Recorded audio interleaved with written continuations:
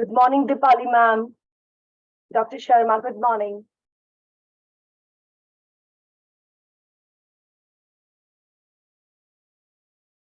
Good morning, Ritu madam. Good morning. Good morning, ma'am. Good morning, sir. Good morning, ma'am. Good morning, sir. Respected sir. Good morning, ma'am. Good morning, ma'am. Good morning, ma'am. Good morning, sir, and good morning, ma'am.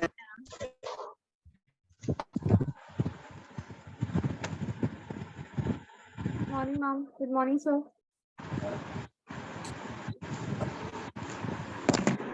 Good morning, ma'am. Good morning, sir.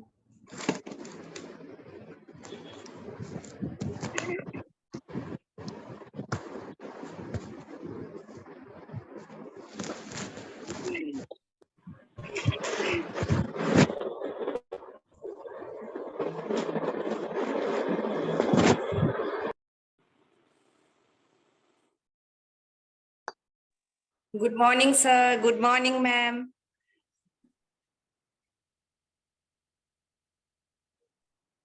Good morning, ma'am. Good morning, sir. Good morning, sir.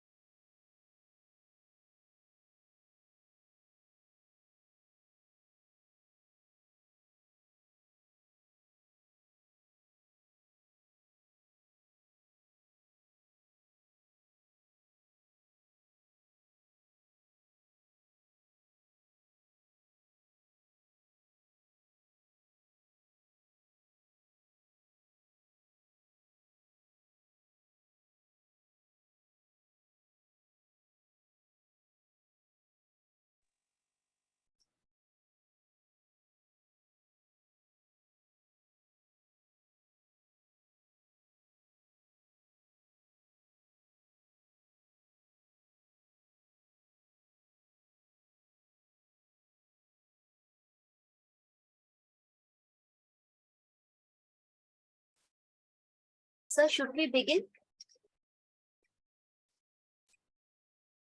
Yes. अभी 50 हैं हाँ 9:50. Yes, sir. So at least we have to wait for 9:55 ना. Okay, sir. 10 बजे शुरू करना है तो थोड़ा 5 मिनट Yes. पहले कर दो. Okay, sir. फिर आ जाएगी. Yes, sir. We'll wait for 5 more minutes. Okay.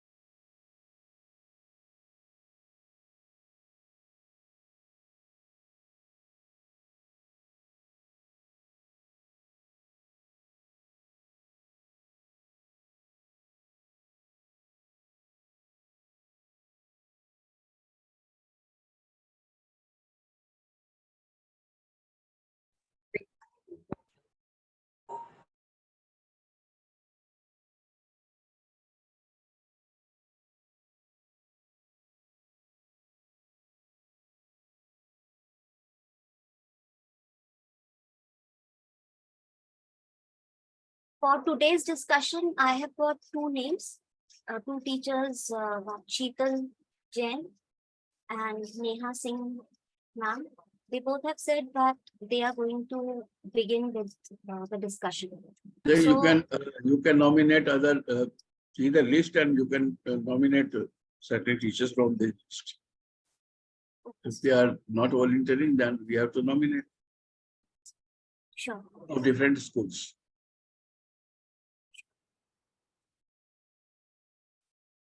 It is better if they volunteer.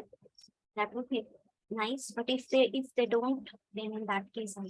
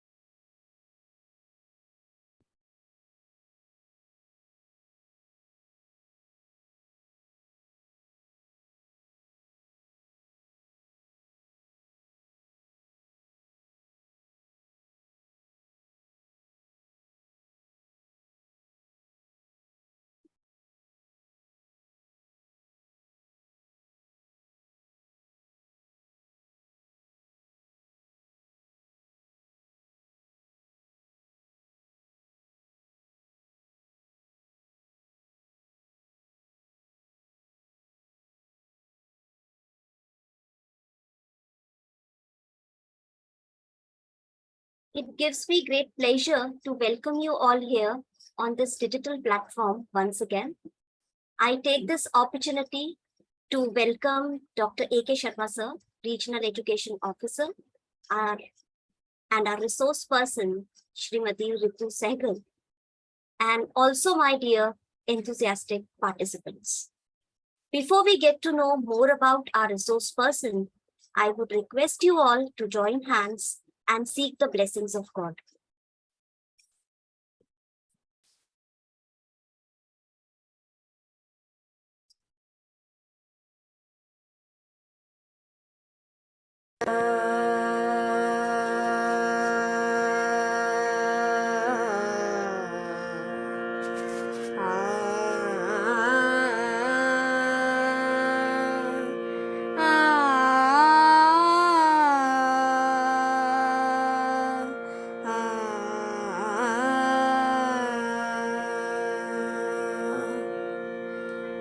Saraswati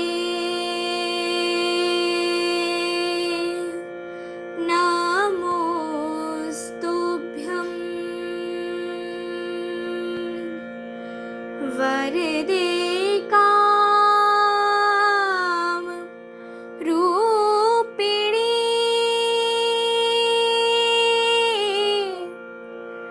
विद्यारम्भं करिष्यामि सिद्धिर्भवतु मे सदा। नमो वेद्यादायिनी नमो वेद्यादायिनी सकल बुध पारिणी सकल बुध पारिणी संचारो हम परमा संचारो हम परमा सुभग ध्यान शुभ ज्ञान नमो वेद्यादायिनी नमो वेद्यादायिनी निसा सा रे रे सा नि सा रे मा रे पा पा मा रे पा मा पा पा नि पा मा पा नि सा सा रे सा नि सा पा नि सा नि पा नि मा पा पा नि पा मा पा नि सा रे पा मा रे सा। सुनो हंस वाहिनी सुनो हंस वाहिनी मधुर वीणा धारिणी मधुर वीणा धारिणी झर झर झर निर झर झर सुर ताल की बान नमो वेद्यादायिनी नमो वेद्यादायिनी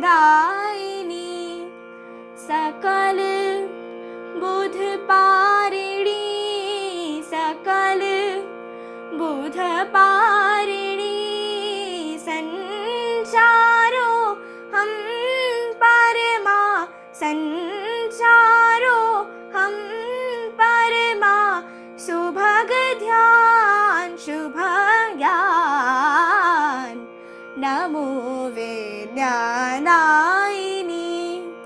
नमो वेद्या नमो वेद्यादायिनी।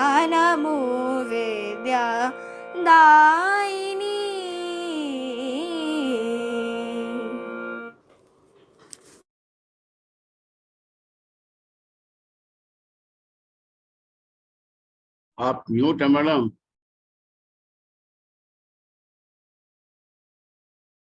Ma Saraswati represents intelligence, consciousness, cosmic knowledge, creativity, education, enlightenment, power, and divine knowledge. May Ma Saraswati bring the wealth of knowledge for all of us.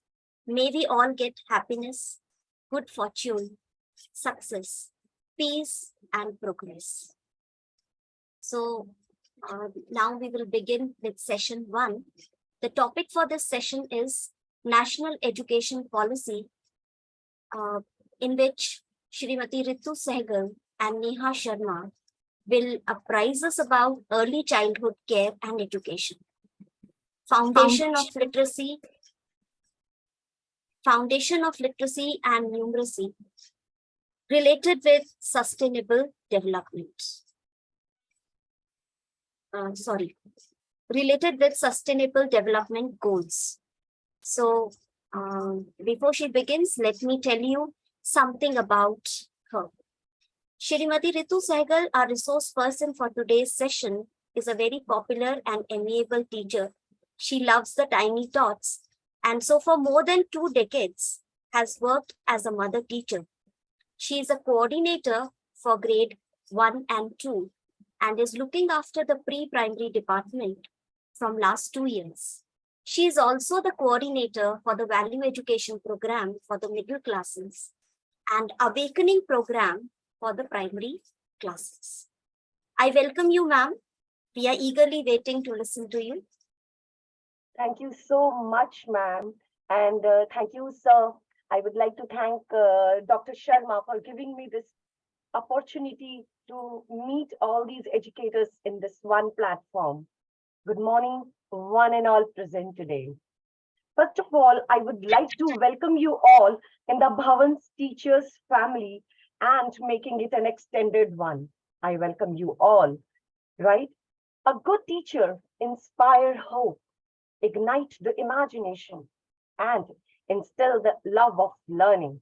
This is a quote by Brad Henry, one of my favorites and close to my heart. Before I begin my session, dear educators, I would like to ask one question from each one of you present. You can put your answers in the chat box and reply.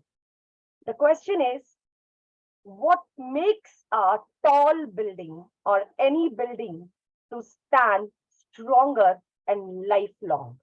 What is that basic thing which is very important to make a building stand stronger?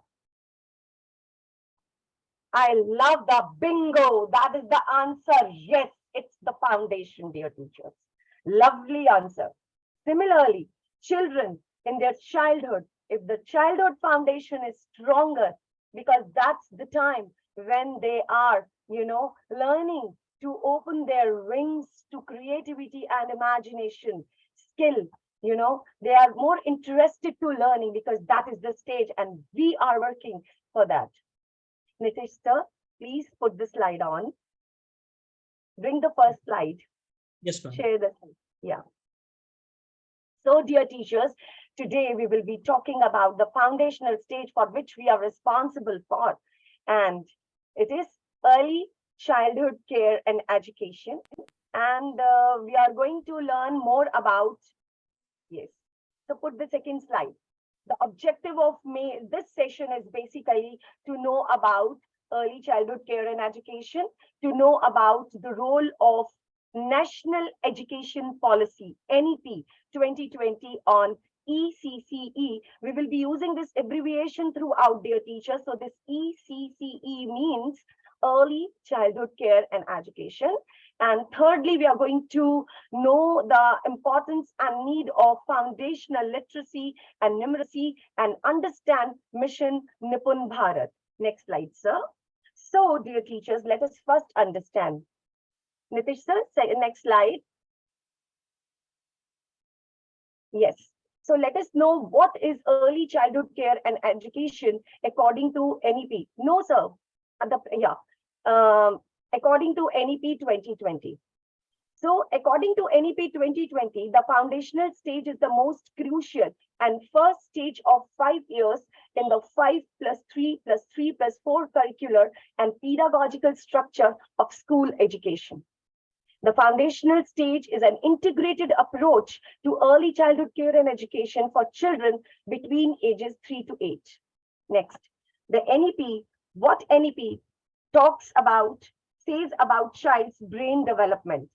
The new education policy 2022 identifies that over 85% of brain development of in a child occurs in the first 6 years and emphasizes giving utmost importance to appropriate care and stimulation of the brain in the early years to ensure a child's holistic development.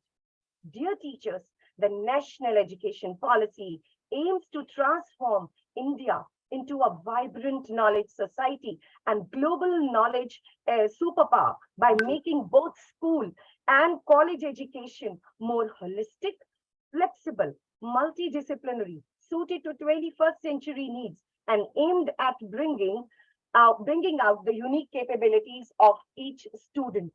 So, my dear friends and educators, for us, we are shouldering a big responsibility in early childhood education is to activate the child's own natural desire to learn. This is a very big responsibility, dear teachers, on our shoulders. We are dealing with the toddlers. We are very small kids. And to ignite their natural desire to learn is not an easy task. Next slide, sir.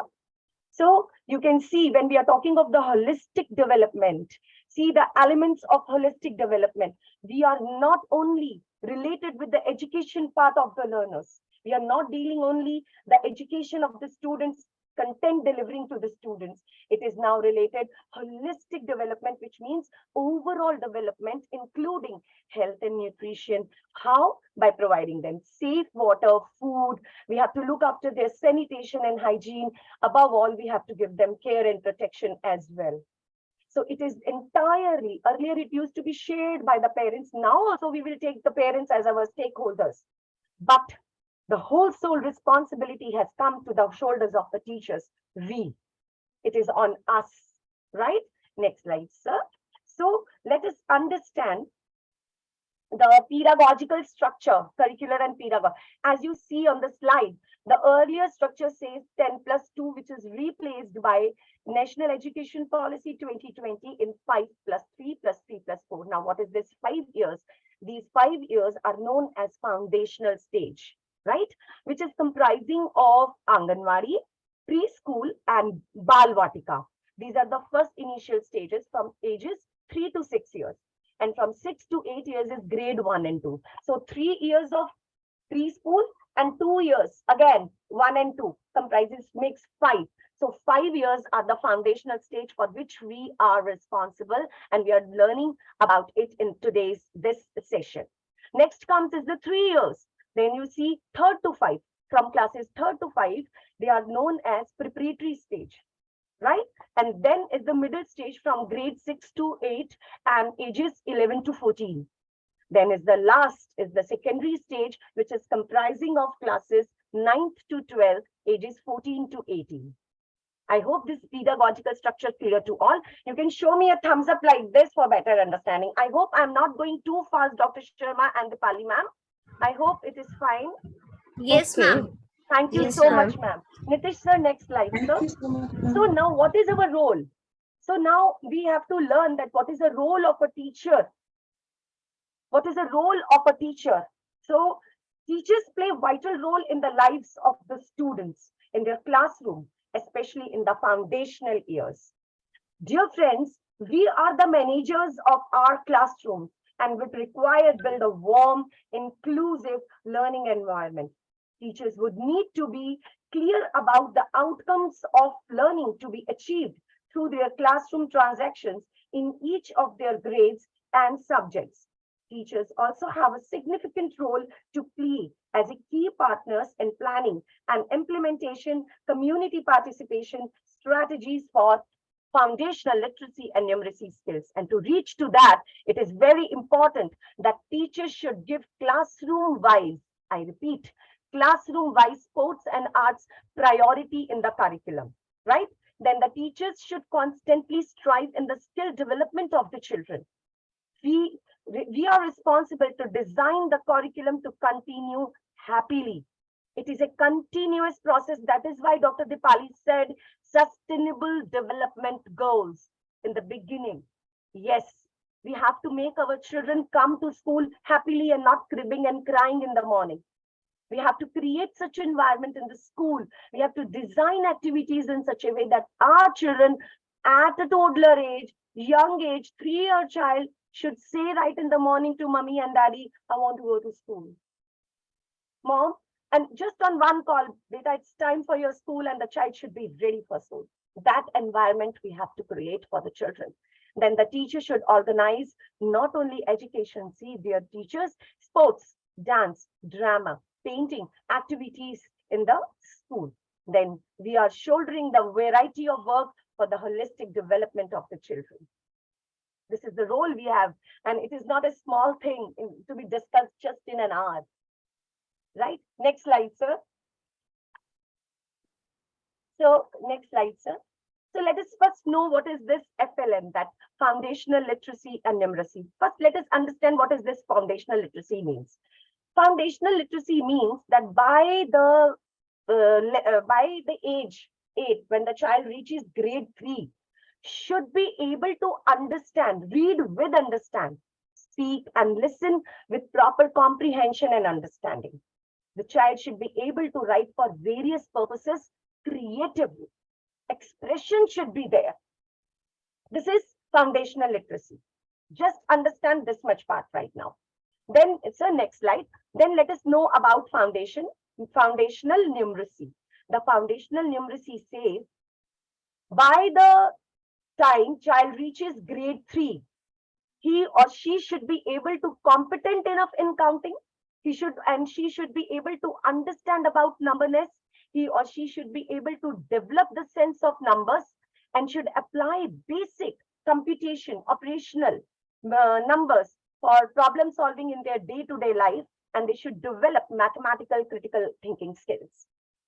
Understood by far? You can show me a thumbs up. If you want me to repeat anything, dear teachers, I will do that wholeheartedly. Please do let me know. Next slide, Nitish sir. Thank you so much for your generous responses, dear friends. Yes, now, why do we need to know about foundation literacy and numeracy?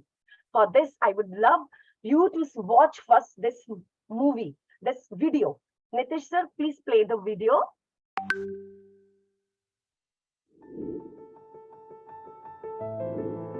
Dear teachers, watch it out. Everything's very, very carefully.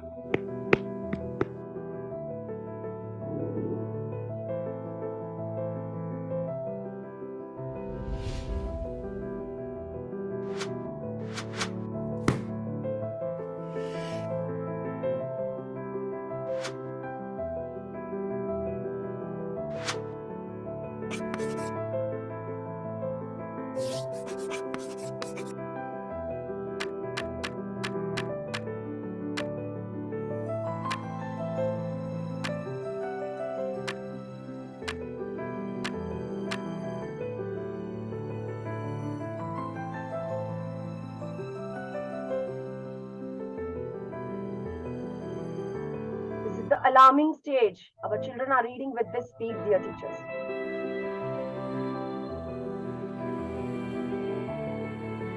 Serious, real serious.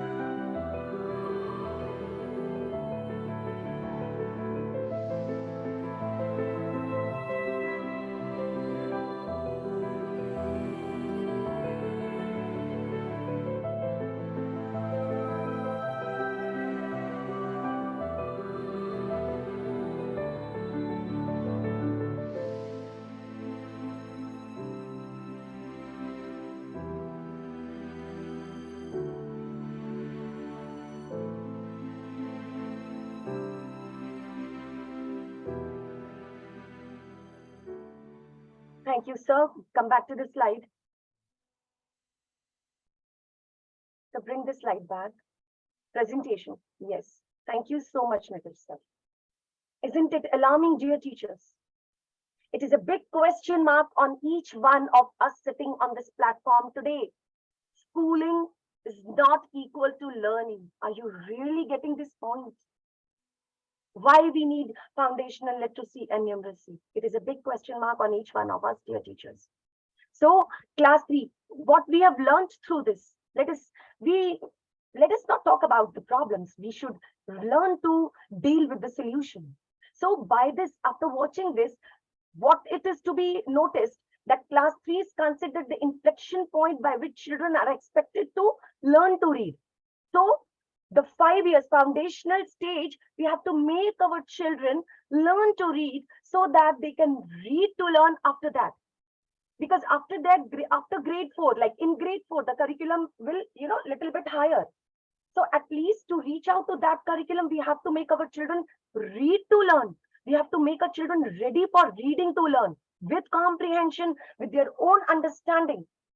And FLN skills enable children to learn more meaningfully. Now, if you are applying it, so meaningfully in higher classes and acquire 21st century skills like problem solving and critical thinking. Those who fail to attain these basic literacy and numeracy skills find it difficult to catch up in later years and risk dropping out of schools. Dropping out of schools, right? So the future of our children and India's ambition of maximizing its demographic dividend depend on whether children attain these basic reading and math skills by class 3, by grade 3. Next slide, sir. Thank you. So, FLN mission under Nipun Bharat. Now let us know what is this Nipun Bharat. Next slide, sir. Here comes the need for Nipun Bharat. Now what is this Nipun Bharat? Nipun Bharat mission or national initiative for proficiency in reading with understanding and numeracy is launched by Education Ministry of India under National Education Policy 2020. The scheme ensures that every child in India gains foundational numeracy and literacy by the end of grade 3. So the first 5 stages, see if the foundation is strong, if we have strong foundation, if we give strong foundation to our kids, they stand sturdy and we are making them lifelong learners. We are making them ready not only for school, but for life. Next slide, sir. Now, I would like to draw your attention here when I said that when a question comes on us, schooling is not equal to learning. Why? You just see, look at the statistics provided here. Why? Why Nipun Bharat is the need of an hour? Why? Nipun Bharat is the need of an hour because 55% of India's school-going children cannot read and understand short, age-appropriate text by class 5. Really? I'm having goosebumps, dear teachers. This is not given. This is a World Bank's Learning Poverty Index shows. And only 13 to 18% children from grade 3rd, 4th, and 5th are below basic learning levels. And only 39 to 53% have achieved proficiency according to National Achievement Survey 2017. So this Nipun Bharat, this research suggests that class 3 can be the inflection point, is an inflection point only if children learn to read so that they read to learn. Why? So that they won't lag behind, they won't left behind in the later stages of their classes. I hope I'm clear by now. Okay, next slide, sir. Now let us understand what NEP recommends. NEP recommends, I would request the participants to mute, please. Participants, be on the mute mode because I would like you to interact with me textually. Thank you so much. So the NEP 2020 recommends the mission will help children read with comprehension, help children understand numbers, measurement, and shapes, use play and activity-based pedagogy.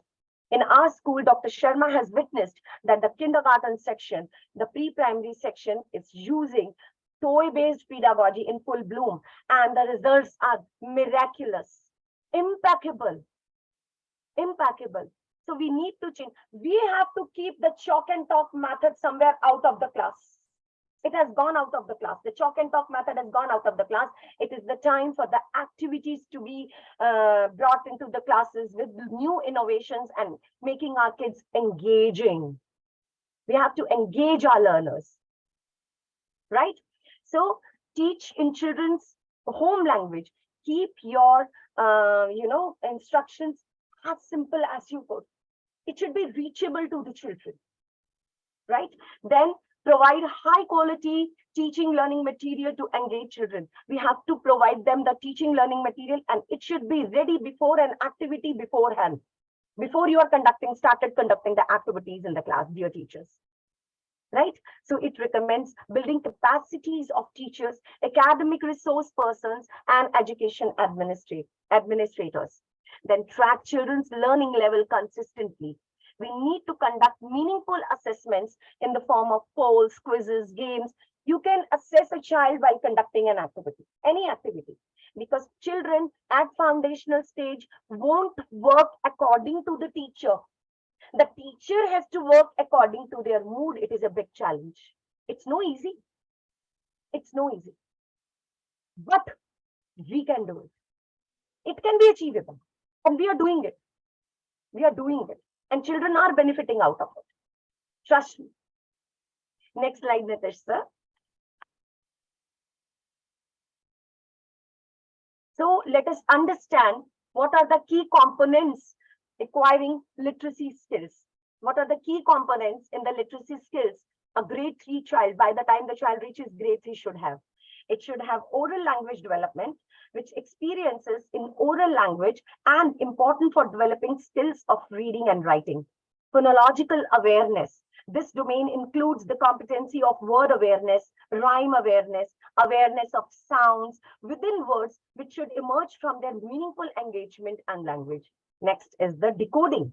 This domain includes competencies of print awareness, akshar knowledge, and decoding and word recognition.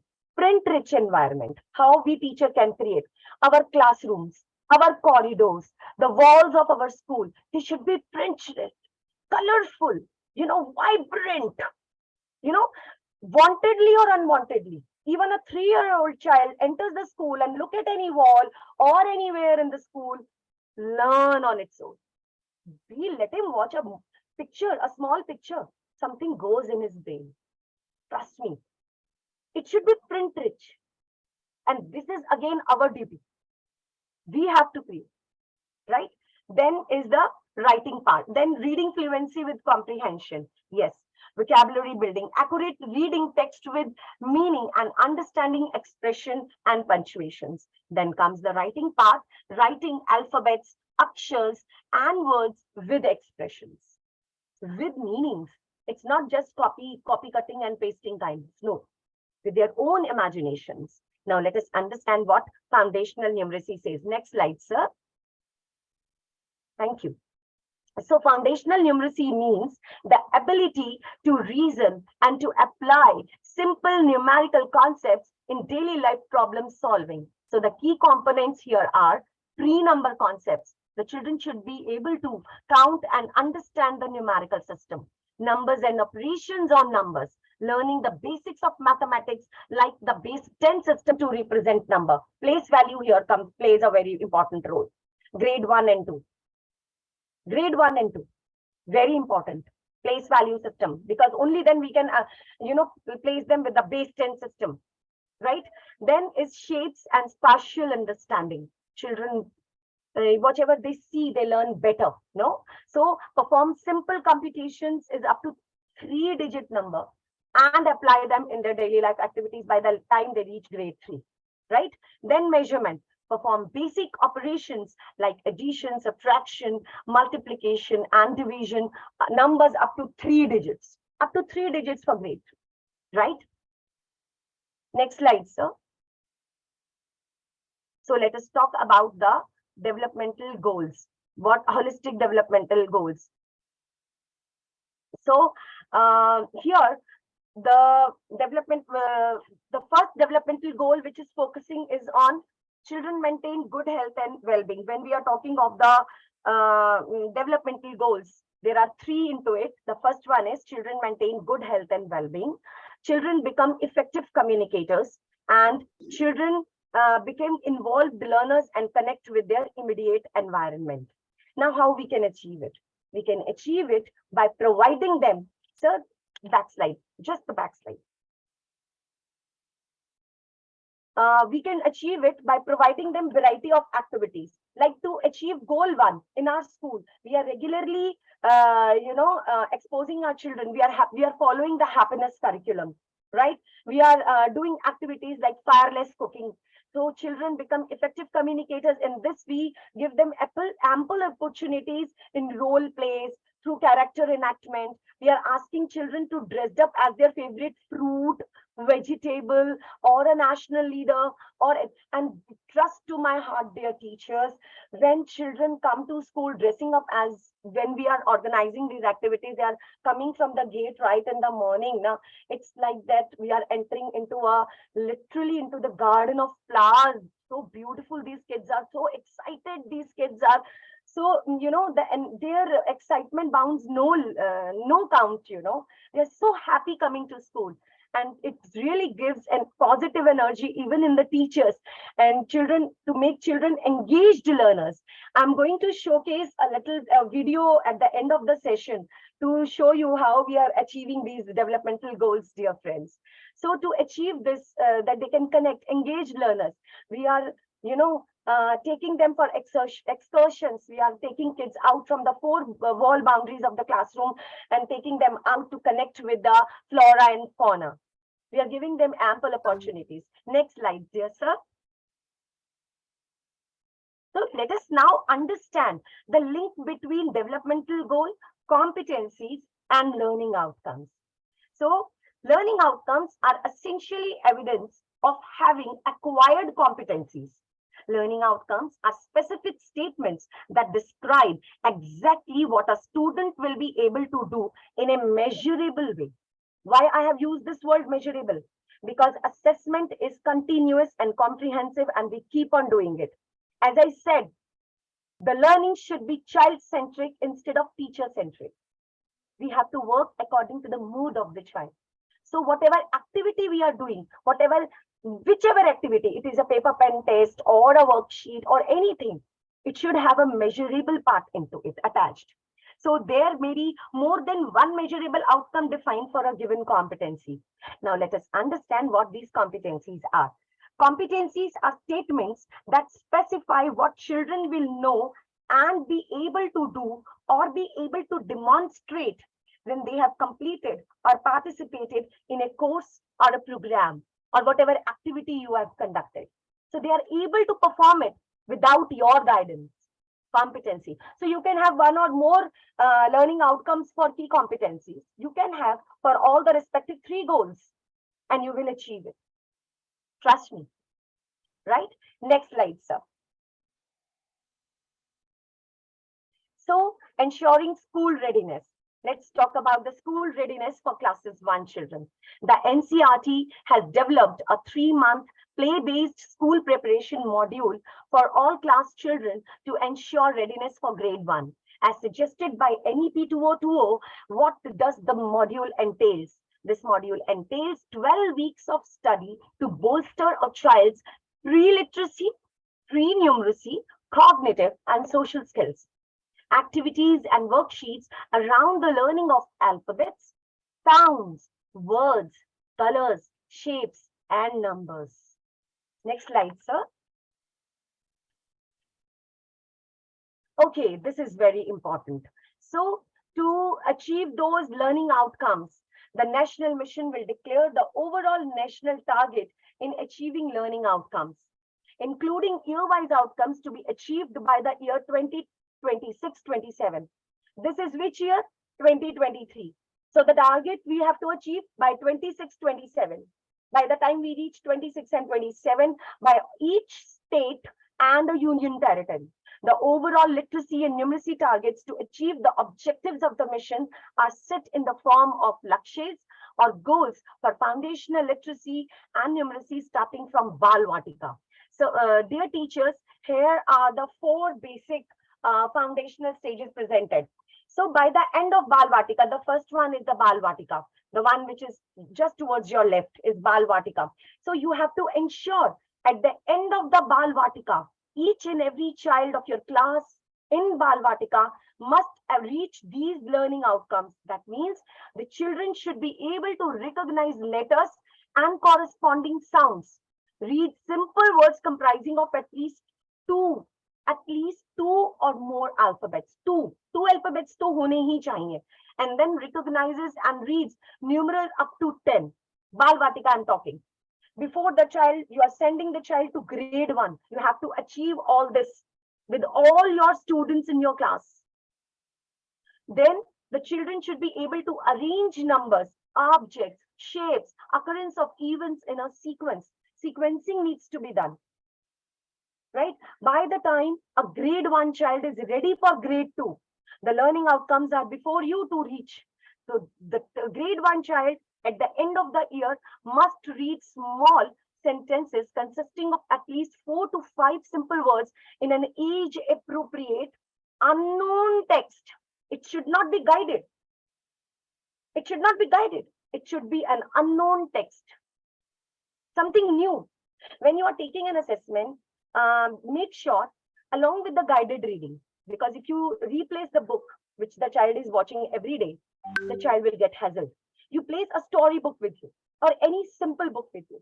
And just after reading that guided reading portion by the child, just ask the child to read 2 lines or say 1 line or say the title of the story from the unknown text. You will get to know where you are. We will get to know where we are and what we have to do. What are our challenges now, right? So regarding numeracy, the child at grade 1 level read and write numbers up to 99 and perform simple addition and subtraction. This is the target to be set. These are the minimum level of learning outcomes provided before the child is entering into the next grade, dear teachers. Then comes grade 2. A grade 2, this is a responsibility of a grade 2 teacher to ensure that the children, but when they are going to reach to grade 3, must be able to read with meaning 45 to 60 words per minute. I would like to stop for a moment here and would like to share one thing with you. Dr. Mrs. Anju Tandon, the principal of our school, and our REO sir, they are, they're visionaries, as we all know. So Dr. Tandon suggested how you are assessing the reading speed, Ritu, in your grades 1 and 2. That was a thoughtful thing to be given to me. So we have made a reading record. And in this reading record, we have taken the key stakeholder, that is the parent, along with us.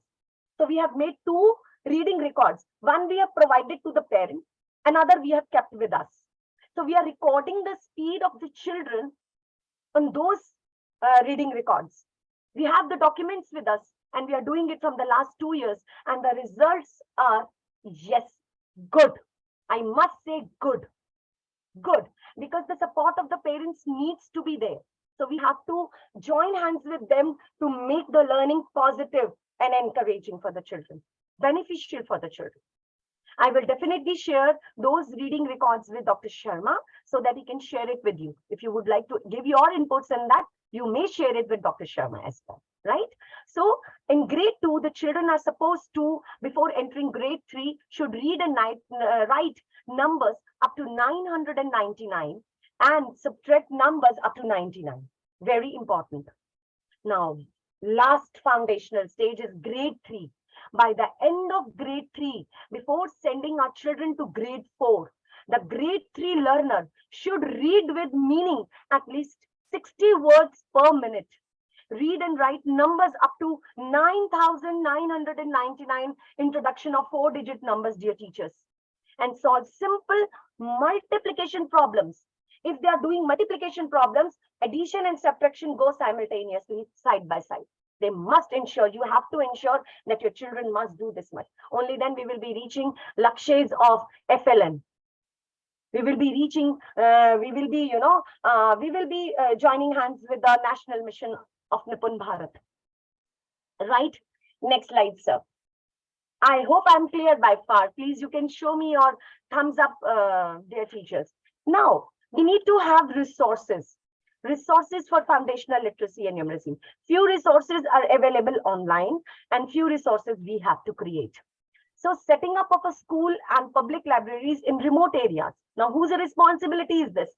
This is the responsibility shared by the school, by the community, and by the local government.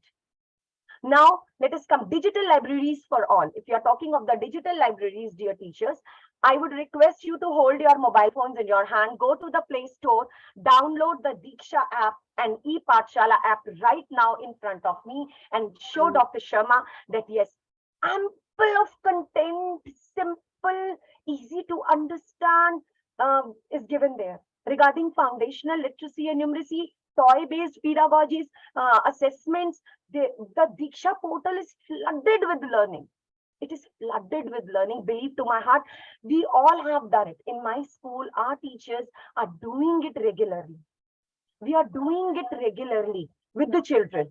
So National Repository of Open Educational Resources also is there online.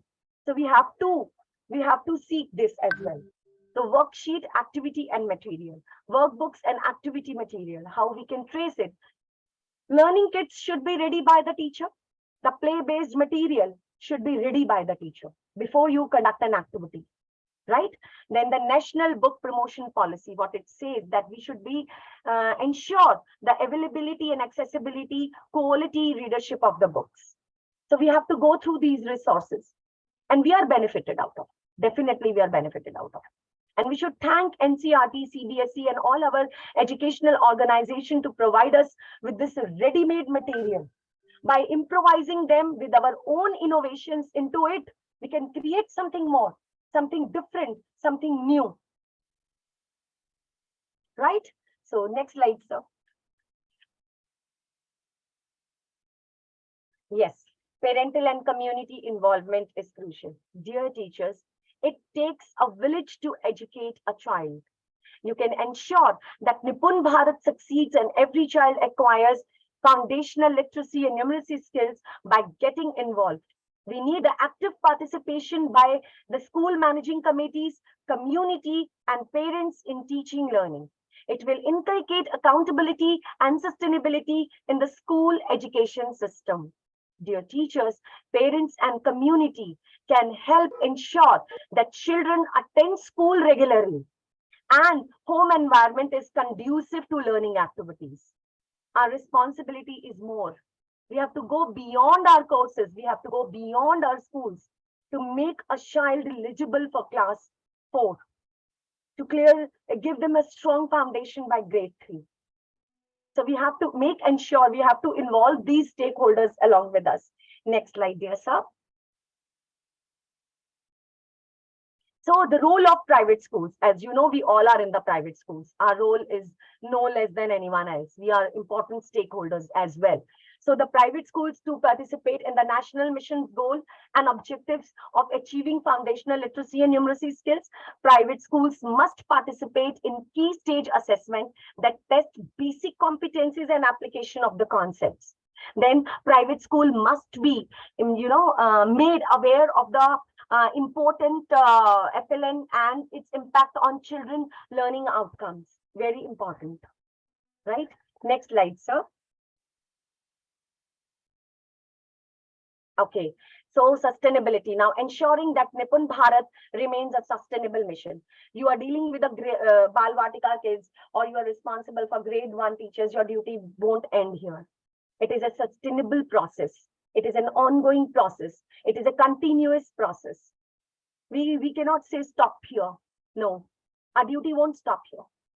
No, that we have taught in one session, we have conducted classes and we have taught our kids, our duty is over. No, it is an endless process, dear teachers. That is why it is a sustainable process.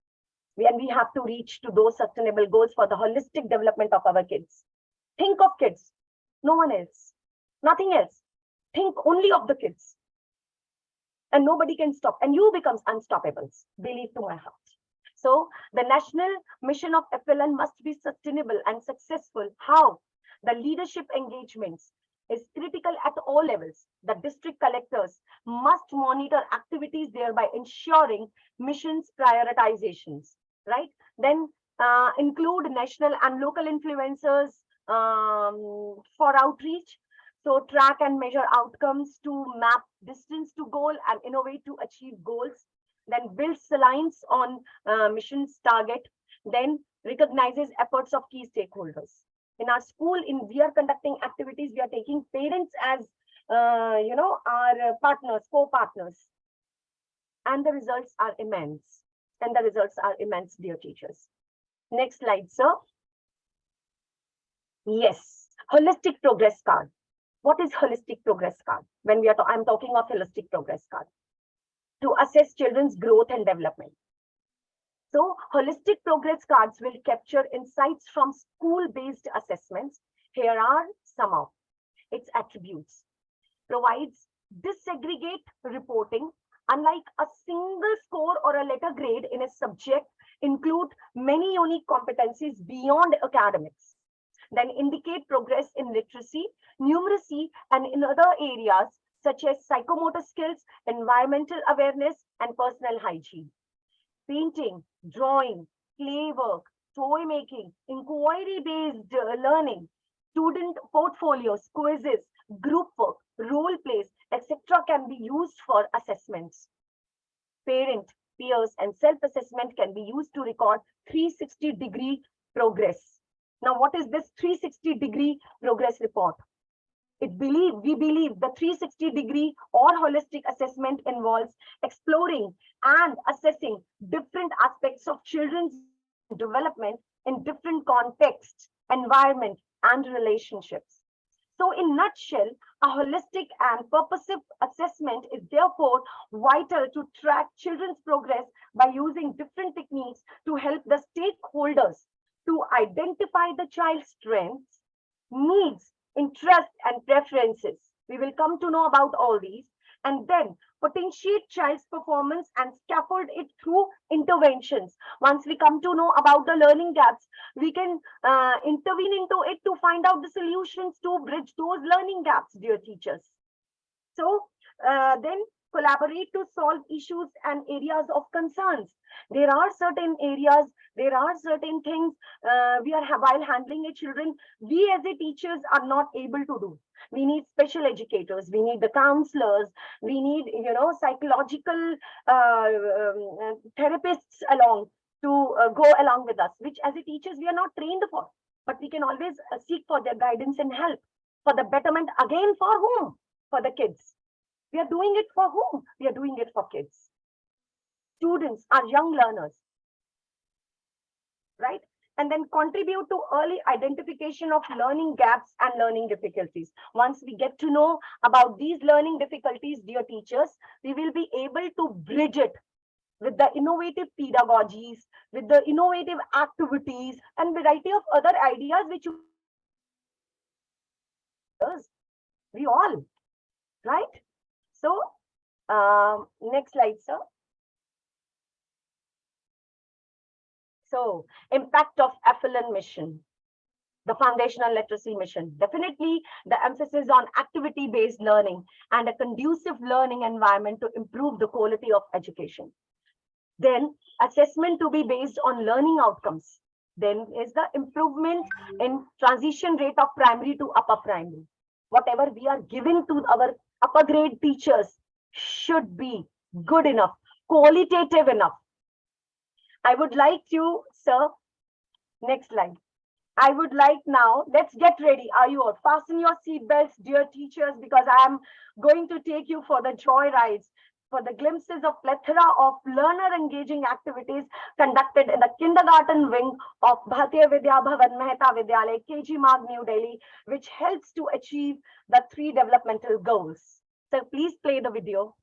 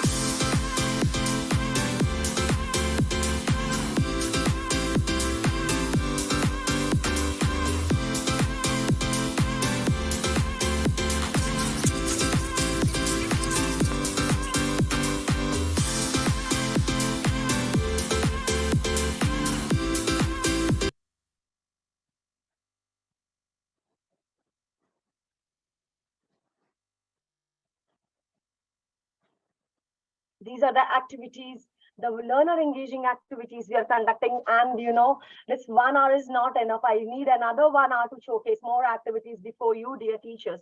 I would like to show you the toy-based pedagogies used by our teachers. So isn't it impeccable? Isn't it lovely, dear teachers? You are just a fantastic audience, I must say. And to conclude, last slide, sir.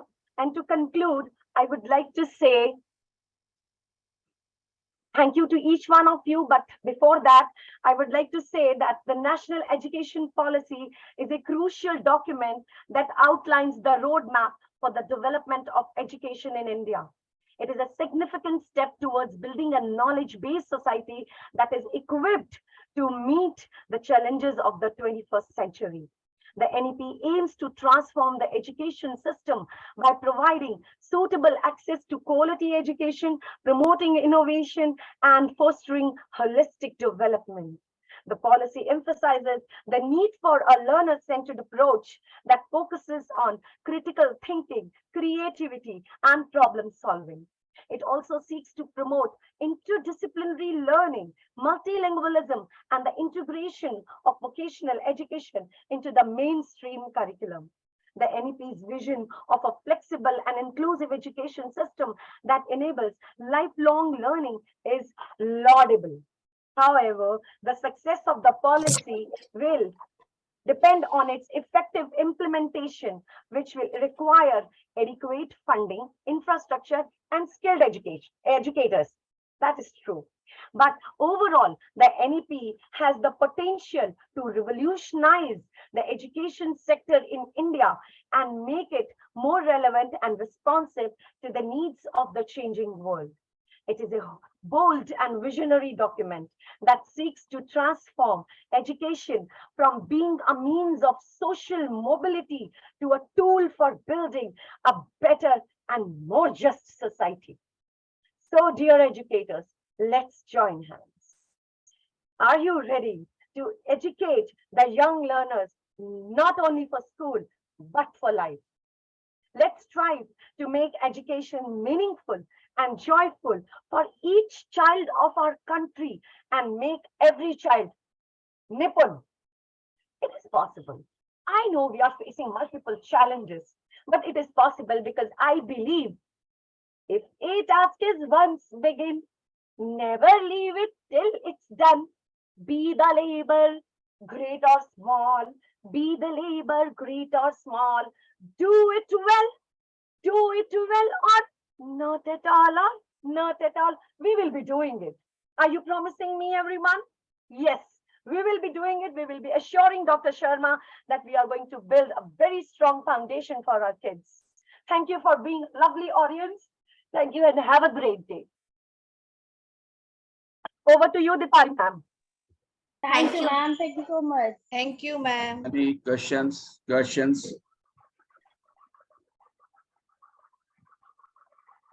Any question, any query you want to ask?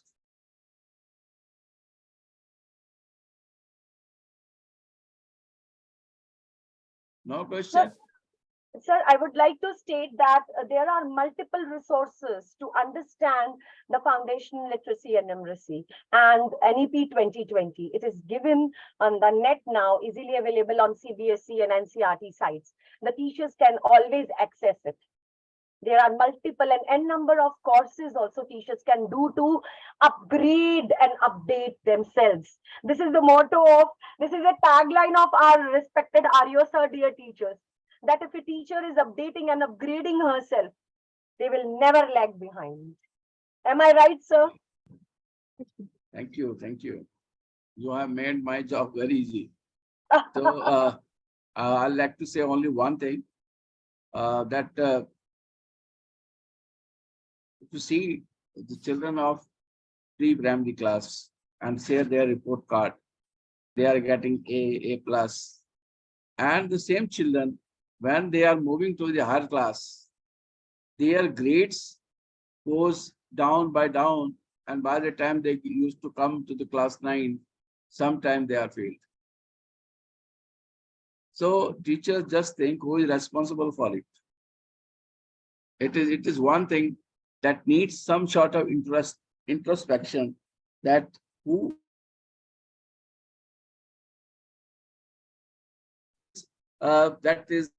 she has told about the learning gaps, and this is very sure that the learning gaps becomes wider and wider, and a time comes that the children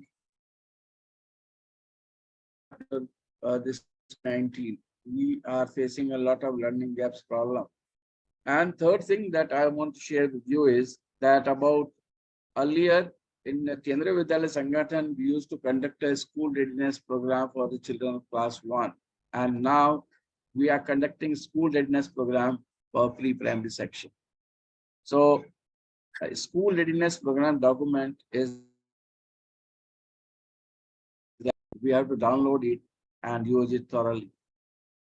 So you have seen one of our passionate teacher, compassionate teacher, energetic teacher, enthusiastic teacher, ever smiling teacher. And these teachers are always present in pre-primary.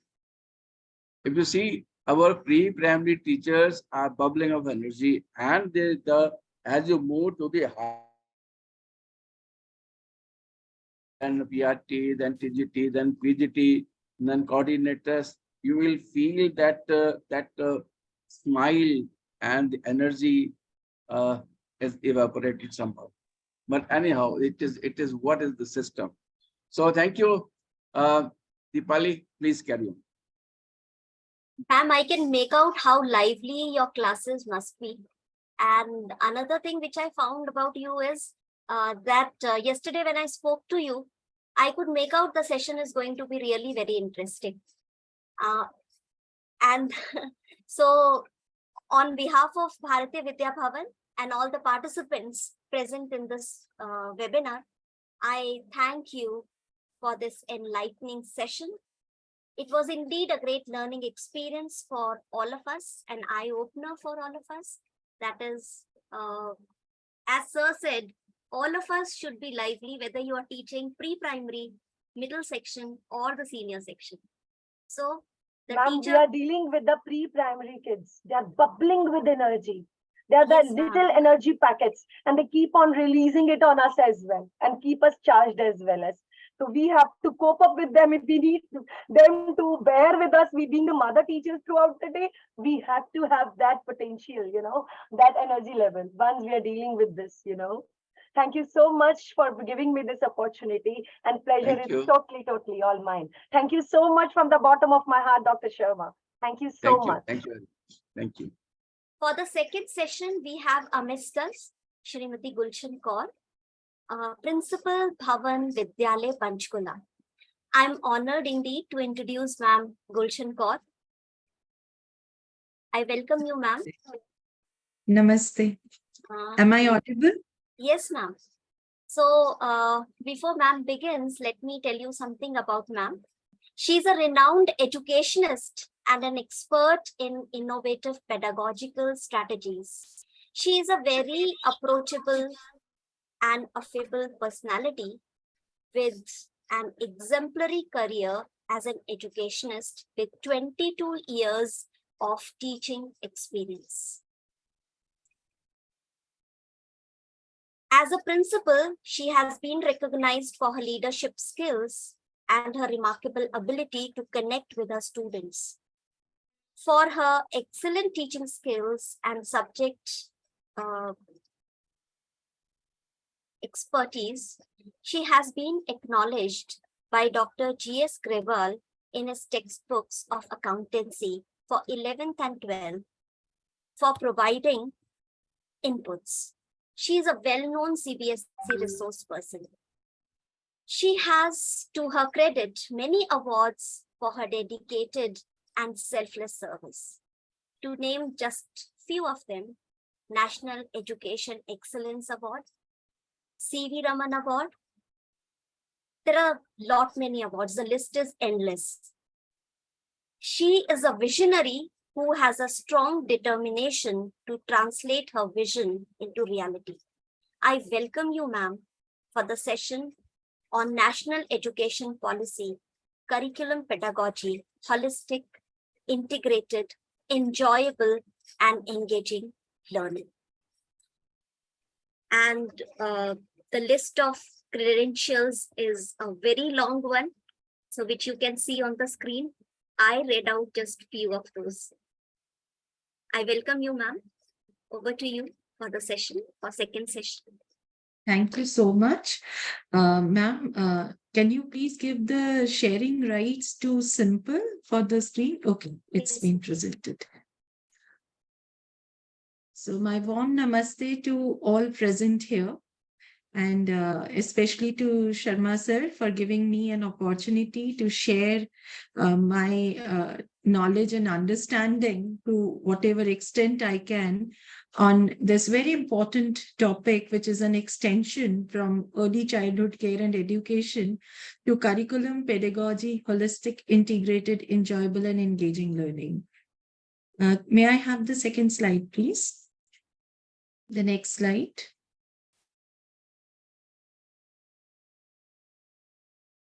I would like to start this session. Just give me a confirmation. Are you able to hear me clearly?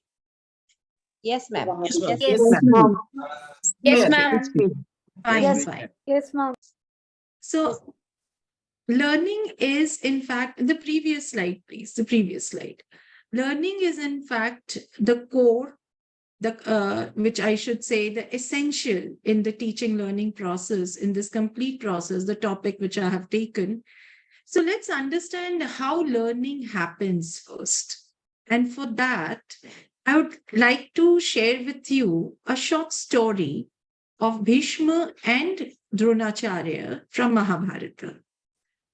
It is said that Bhishma Pitama once asked Dronacharya how learning happens. And Dronacharya had beautifully explained it through this ancient shloka. Acharyata padmadatte padang shishya swamidhya padang sa brahmacharibhya padang kal kramena cha. Meaning that 1/4 of the learning of a child comes from his guru. 1/4 comes by self-study, doing himself or herself. 1/4 comes from his peers, and 1/4 from the environment as he matures. That makes learning as a whole. So if we take this as how the child learns, you will understand that learning is an interplay of many elements. So it's just not the teacher who plays an important role, but the peer, his self-initiative, as well as the environment. That is where NEP is wanting to focus that what should be the key thrust. So they say, NEP has to say that a learner has to be just not a learner, has to be a lifelong learner and has to learn how to learn. That's important. Can we have the next slide, please? So the key thrust of NEP is learning how to learn and be a lifelong learner. Now, when I say learning how to learn and be a lifelong learner, I again refer to the same shlok. Learning how to learn is, as I said, 1/4 from your guru, 1/4 yourself, 1/4 from the peer, and 1/4 from the environment. That is when your learning becomes a whole. And when I say you'll have to be a lifelong learner, because learning never ends. You learn from the environment as you keep maturing, and your learning is always a new learning every passing day. And for learning to happen, it all depends upon the stages you are in. As an infant, as in your early childhood, as in your middle to late childhood, or adolescent, or as an adult, you are learning.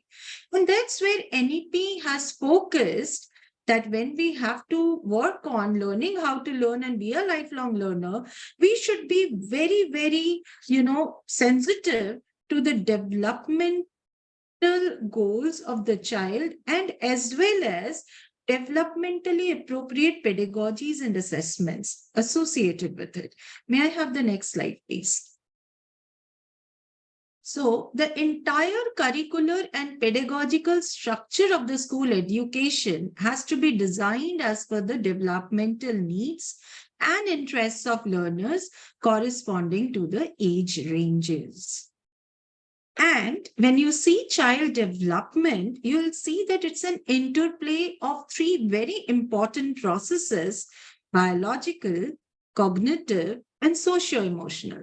And accordingly, you have your age ranges, which starts from infancy, which is lasting till 24 months, and thereafter the early childhood, which is from 3 to 8 years, middle to late childhood, 8 to 11 years, then early adolescence, 11 to 14 years, and finally, late adolescence, 14 to 18 years. This is the span of the school education.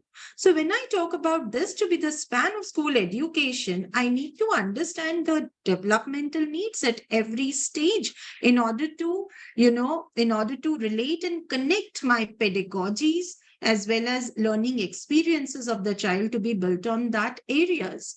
So when I talk about infancy, there the learner, what does a child learn to focus? The child learn to focus their vision and explore. They keep on exploring. They keep on, trying to configure out what's happening around. When it comes to early childhood, the focus changes to intense exploration through play. And then middle to late childhood, exposure to a very wide world around them. And when they land up to adolescent, there is where we say age of conflict, where development of identity is very important and the urge to be independent arises. So accordingly, we will have to focus on their Panchakosh Vikas, that is physical development, which is Sharirik Vikas, development of life energy, Pranic Vikas, emotional or mental, Manasik Vikas, intellectual, Bodhik Vikas, and spiritual, Chaitsik Vikas. So keeping all this in mind is how the curriculum and the pedagogy has to work on. So when we talk about curriculum, the base of curriculum is actually the ages, the age range which you are catering to, and it's an interplay of many other factors as well. May I move to the next slide? So we have understood as what the curriculum depends on and why NEP was so thoughtful about about realizing the significance of this child development, which has led to the development of quality curriculum as envisaged under NEP and manifested in NCF. So let's understand what a curriculum is. Now for this, I would like you to interact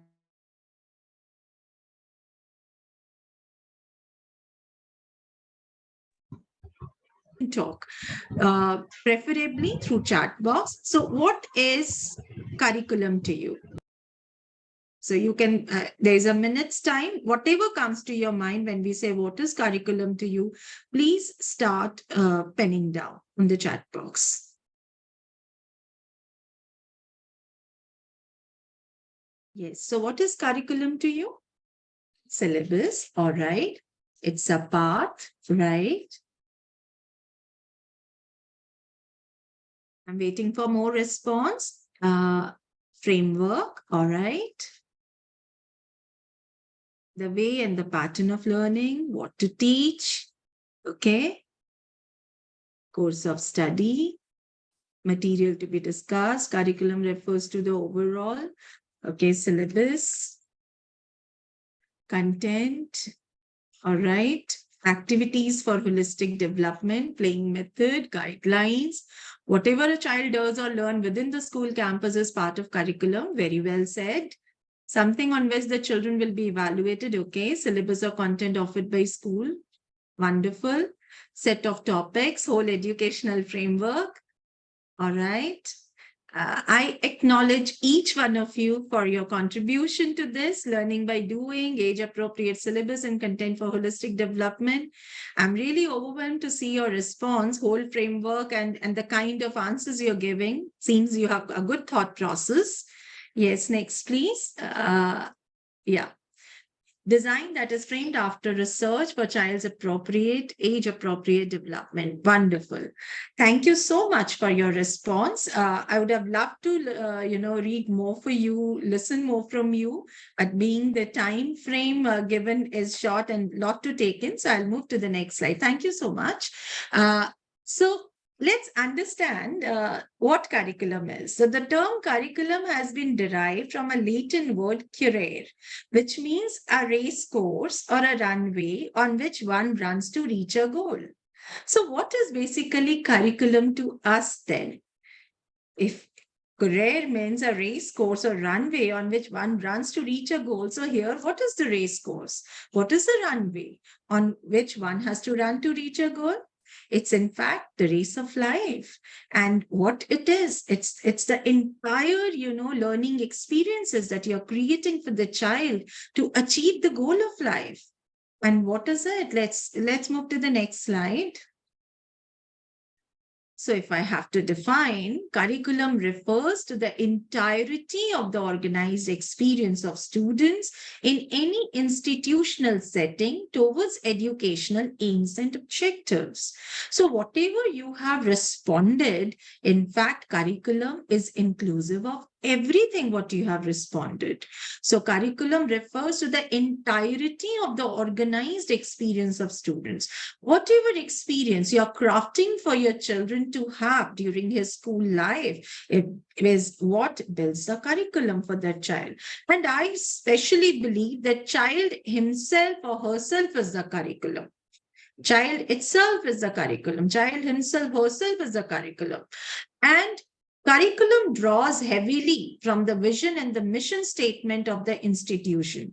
So when I say organized experience of students in any institutional setting and towards educational aims and objectives, that means the institution has to draw out its aims and objectives, which comes from their vision and mission, the policy standards in the country where they are, maybe with certain novelties. So when you keep that in mind, the objectives, and you frame out the organized learning experiences for children, organized or inorganized at times. But organized, why? Because curriculum is generally very well defined. So curriculum has got different elements attached to it. So what a curriculum will cover? Now, this list is just an inclusive list, not exhaustive. It may go beyond. So generally, elements of a curriculum includes the goals and objectives, which are drawn from the vision, the mission statement of the school, as well as the policy and the standards which the government has prescribed, as in, like for us, it's NCF, it's NEP. Then syllabi is a part of the curriculum. It's not curriculum. It cannot be simply, taken as a synonym for curriculum. Syllabi is just a part of the curriculum, as in it prescribes the course, what is going to be taken up. The content to be taught and learned, again, is a part of the curriculum.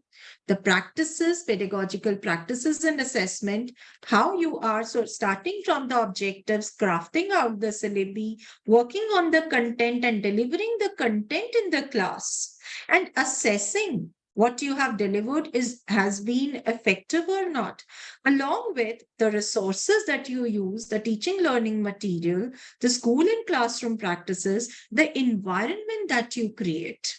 It's very important, teachers, that you create a beautiful learning environment for the children. The other day, I was going through one of the research study, how beautifully they have mentioned that in a class, a teacher's role is, number one, to create a positive learning environment, then connect prior learning to new learning, make learning meaningful, foster reflective practices, and cater to individual differences. All this together is what you are going to build in for the children, the environment. And that defines the culture of the institution. And the entire list, which I said, is just not exhaustive, means it may go beyond. In fact, the NCF has added a few more elements to it when they say the teacher capacity building, reaching out to community, involving of parents in the teaching learning process of the child. That also comes as an element of a curriculum. So I hope I'm understood as what curriculum is and what are the elements of a curriculum.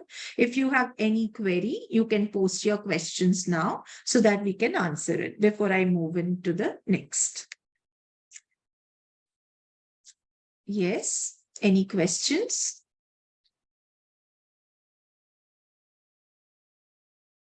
Fine. So let's move to the next slide.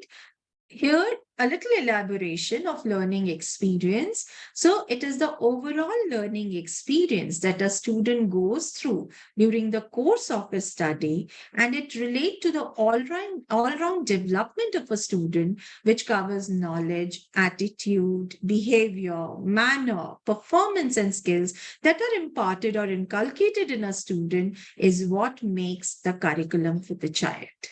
May I have the next slide, please? So keeping this in mind, what my annual curriculum planner will be like?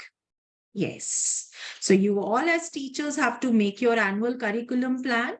So keeping all the elements of the curriculum in mind, so you can have this kind of template. If you feel you want to add or delete anything out of it, you're free to. So we have the topic, concepts, and skills. The learning outcomes. Now here, learning outcomes are so very important. Understand the difference between learning objectives and learning outcomes. Learning outcomes are statements which are measurable, as well as, they are talking about very granular achievements of the child. Right? So what you are expecting of the child once you deliver the thing. So learning outcomes, they always start with an active verb. And learning objectives are what is the purpose that you're setting forth for. So everything, remember, has to be mapped. Learning objectives to learning outcomes, to how to measure those learning outcomes through assessments, and how to deliver those outcomes to the pedagogy that you apply. So learning outcomes, threshold concepts, that is for a particular topic, what should be the concept, the basic concept the child should carry. So that means the previous knowledge on which you'll have to build up the current knowledge. And then, of course, you'll have to integrate it with the values, the culture, and attitude of Bharatiya Siksha, because we at Bharatiya Vidya Bhavan, we promote that. And also, we want our children to be equipped with 21st century global skills. And that we believe in Vasudhaiva Kutumbakam. So all those kind of values, all those kind of, skills, the attitude, the knowledge, what you want to give to the children, you cannot give it, discreetly. You'll have to weave it through your deliveries in the classroom, through your course. Right? So that should also be a part of it. And along with that, the pedagogy that you're going to apply in the classroom. That is the methods through which you will be reaching out to the children to make learning happen. The progression and activities in the classroom, how will it be planned? The assessments, how are you going to assess the learning outcomes, whether they are achieved or not? Evidences of those assessments. The strategy for diagnostics and interventions where you find that your children are not able to. And of course, the scope for community and parent engagement, whereby you may ask them to be a part of your process of teaching learning. So that's where your annual curriculum planner includes and should be made up of. Next slide, please. So the heart of this curriculum is the teaching learning process, right? So the heart of the curriculum is teaching learning process. So first, let's understand what's the difference between teaching and learning. So let's discuss. I would like you to answer me on the chat box. What is the difference between teaching and learning? What do you understand by teaching and what do you understand by learning? Can I have your responses on the chat box, please?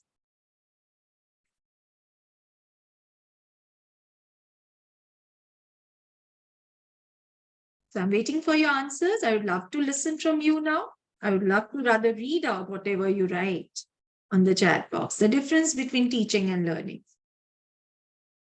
Yes. Teaching is imparting knowledge. Good. Teaching is to inculcate values and concept. Teaching is to make students learn. Teaching means providing a path, and learning is to walk on that path. All right. Teaching is motivate students to learn things. Teaching means providing a path, and learning is to walk. Okay, teaching is learning together. Imparting and getting knowledge. Teaching is one's passion of imparting knowledge. Okay. Teaching, learning is to grasp values and concepts. Fine.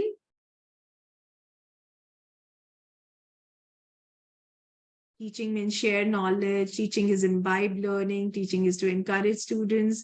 Teaching means providing conducive environment for the learners. Teaching means sharing knowledge, imparting knowledge, refers to delivering. Oh my God, I can understand you all are teachers, so you're writing all about teaching. What about learning? What about learning? What is learning?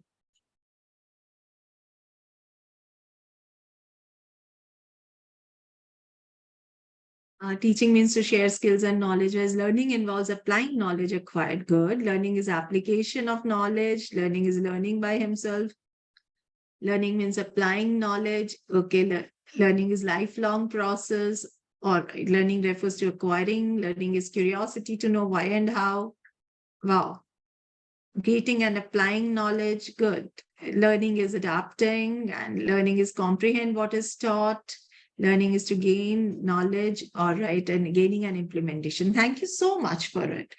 So the difference between teaching and learning, I understand that most of you have a very good knowledge about the difference between the two. Yes, teaching is to share knowledge. The question is, how do you get knowledge? As a teacher, you are teaching means you're sharing knowledge. So you're sharing knowledge of what you have gained in your own context and what you have developed as per your own learning schema, right? And learning is whereby the child acquires the things from you people, from what you are giving him, what kind of experiences you're building up for him. So the learning is basically acquiring as per the schema of the child, right?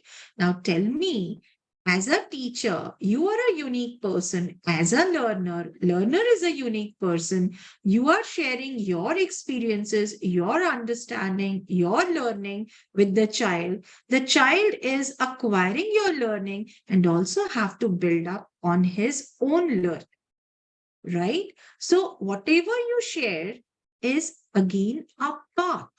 It's not a whole of learning.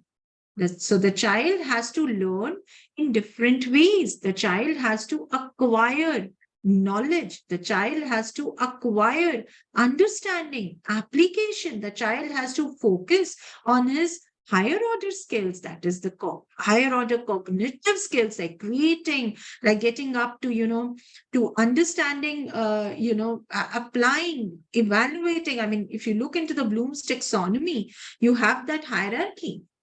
Remembering, you have application, remembering, understanding, applying. Then you have analysis, evaluation, and creation. So you will have to make the child climb the ladder of cognitive development. How do you do it? Will it be sufficing by you only teaching all the time, sharing your experiences? No. In the first shloka, what we have seen, 1/4 of the learning comes from the Guru. And the Guru, 1/4 what the Guru delivers is out of his own experiences, whatever he has earned, whatever he has added to his learning schema. But how much the child will be able to grasp it, it's a question.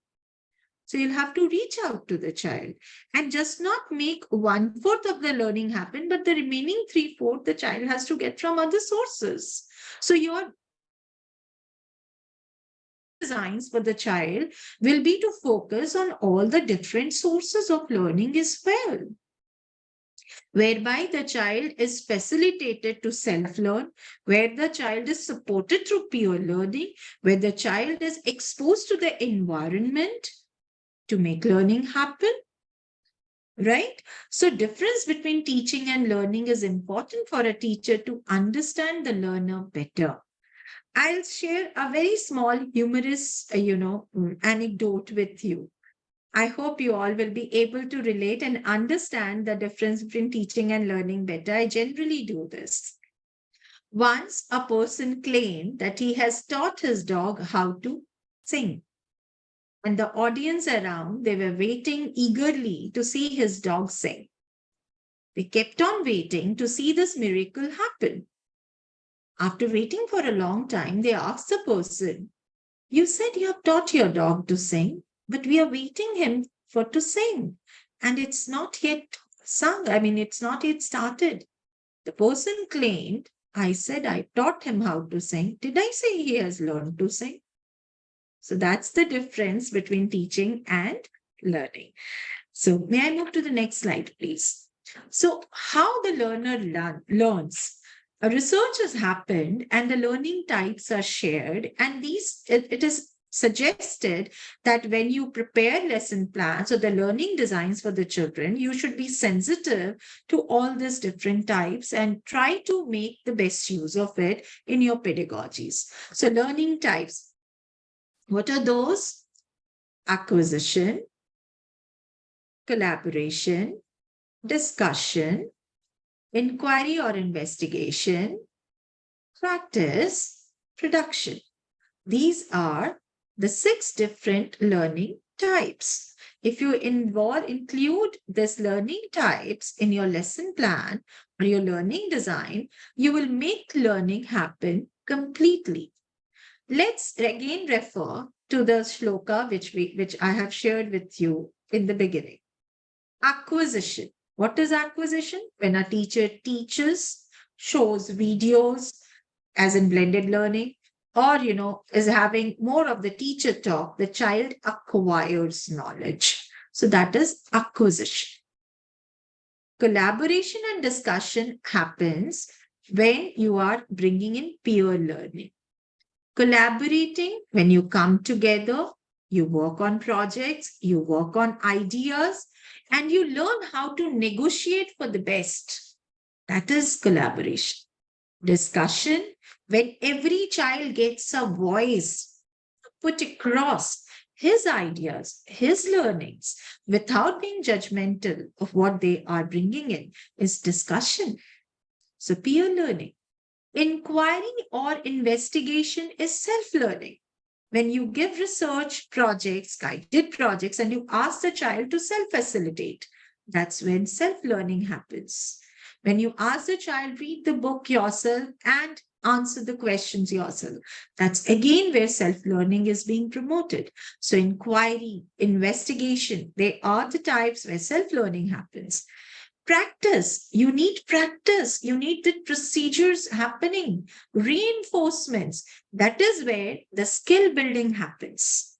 And production is the outcome of all these learning types when the child produces his learning in the form where you can assess it. So these are all learning types. And if you include all this, or some of it, in your learning processes, in your teaching learning processes, imagine how beautiful the learning environment will be created and how learning will happen, in fact, for all the children. Can we have the next slide, please? So I have something for you to reflect on now. Pedagogical dimensions are not a single formula that teachers need take into account without thinking. And effective teaching is about what students learn and not simply what students do. So the focus is on learning rather than just seeing them do the things mechanically. So I would all like you to reflect and give your reflections on the chat box. You have a minute to do it. Please, I'm waiting for your reply on the chat box.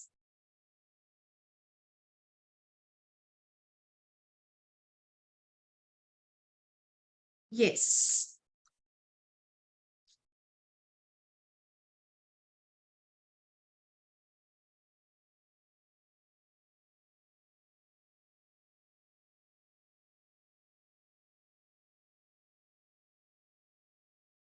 Yes, I'm waiting for your answers, please.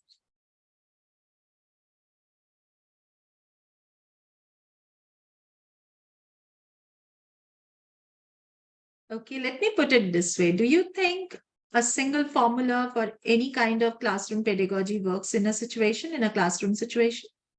Yes or no? Answer in yes or no? No. Okay. Why do you think it's no? You all are writing no. We have to design. Yes. It should be flexible. All right. Now you see every child is different. Now you see what are you answering? Individual differences. This is what NEP is wanting you to understand. That you cannot have one prescribed formula for all. One size fits all. It's not a mechanical process. And students are not the products that you have to have a uniform, size for each one of them. Yes, students understand each and everything. Oh, wow, you have understood the essence of NEP. You all have understood the essence of NEP. I'm so happy for it. The differences should be recognized and not erased into a homogeneous structure. Yes, homogeneity in education should be strictly prohibited. What we have been following over the years. Anthony Sheldon in his book has brought in a beautiful insight of the education system, what we were following, and that was homogeneous education system. Homogeneity in classrooms, which we should not. Customized teaching. Now, you see, when you say all this, meeting individual differences, bringing in diversity in your classrooms, bringing in a number of pedagogies, it's challenging at times. If you have a class of 40, 50 children, it's very challenging. There is where the teacher has to go innovative. Teacher has to go innovative. Right? I'm so glad that you are giving me wonderful answers and you're understanding it so well. May I have the next slide, please? So, the teacher matter, isn't it? So, the quality of an education system cannot exceed the quality of its teachers. Teacher matter, no matter even if AI replaces everything, AI cannot replace teachers. The quality of an education system cannot exceed the quality of its teachers. Hence the need for empowered teachers. Hence the need for quality teachers. Hence the need for innovative teachers. And so when we say innovative teachers brings in what?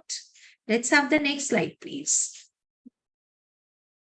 So innovative teachers makes learning holistic, integrated, enjoyable, and engaging. So when I say holistic, what do I mean? UNESCO has given a very beautiful definition for holistic. It defines holistic learning as a learning approach that activates the learner's intellect, emotions, imagination, and body for more effective and comprehensive learning. In other words, when you make learning happen at cognitive, affective, and psychomotor level, as well as when you make learning multisensorial, you say you have brought in holisticism in it. So learning has to be holistic as a complete, has to be integrated. Now, integrated is a very confusing term.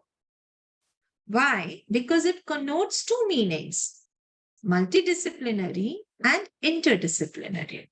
Now, what is multidisciplinary and what is interdisciplinary?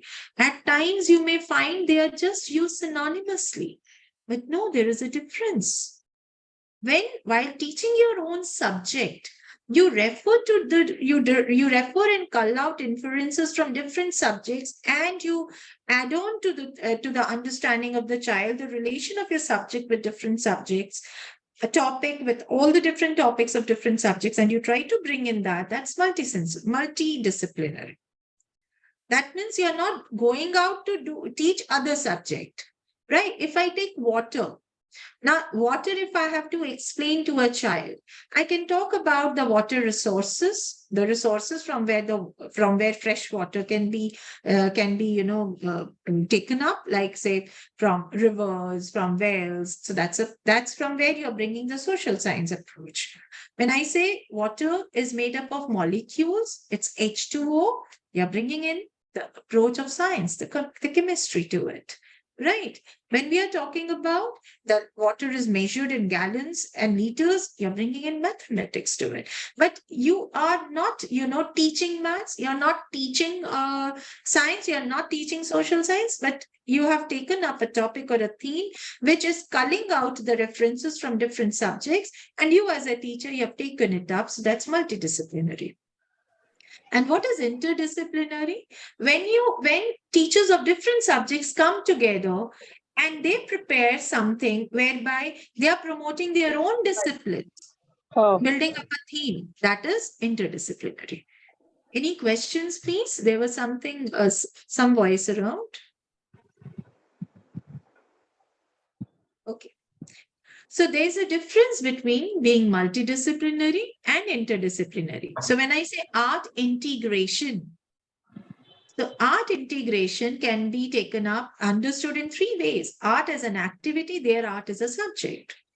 Art is an enabler, whereby you ask the children, make posters, write slogans. That's art enabler. Art is an enabler. But when you say art integration, there you develop the concept of your subject by making the concept of art built into it. So there is the art teacher comes to help you out to develop a certain project which leads to the concept building of your subject. There is when we say that the two subjects have come together to integrate. So that is art integration. Right? So there is always a kind of, a confusion between art as an activity, art as an enabler, and art integration. So that's where we say holistic, integrated, enjoyable and engaging. The learning has to be enjoyable. If learning becomes a burden, then is learning happening? Yes, please answer. If learning is a burden for a child, do you think learning is happening? No, ma'am. it's not happening. So learning has to be enjoyable. It's only then the child carries his experiences. And it has to be engaging, because when you will engage the child will build up on his learning. On his previous concepts, he'll build up the present. He'll be able to relate and connect. Thank you so much for your reply. Can we have the next slide, please? Now, I want some anecdotes from you participants as certain incidents whereby you would like to share, your experiences as a teacher and any kind of innovative teaching that you have done in your class, and you've seen that big smile on the faces of your children and how satisfied you were. So any of you, please, can you please share? Now here, since you have to share, writing on the chat box will be difficult. I will invite 2 participants, because I would have invited 5, but since I am running short of time and I have to cover more, so I will take up 2 participants, any 2. First, one will mute and share, and then the second.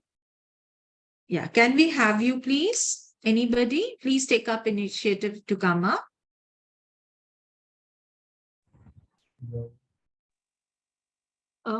Good morning, ma'am. Good morning. Ma'am, when I was in my previous school, I have taken a topic of science in which we were teaching about animals, and we were teaching the topic of camouflage.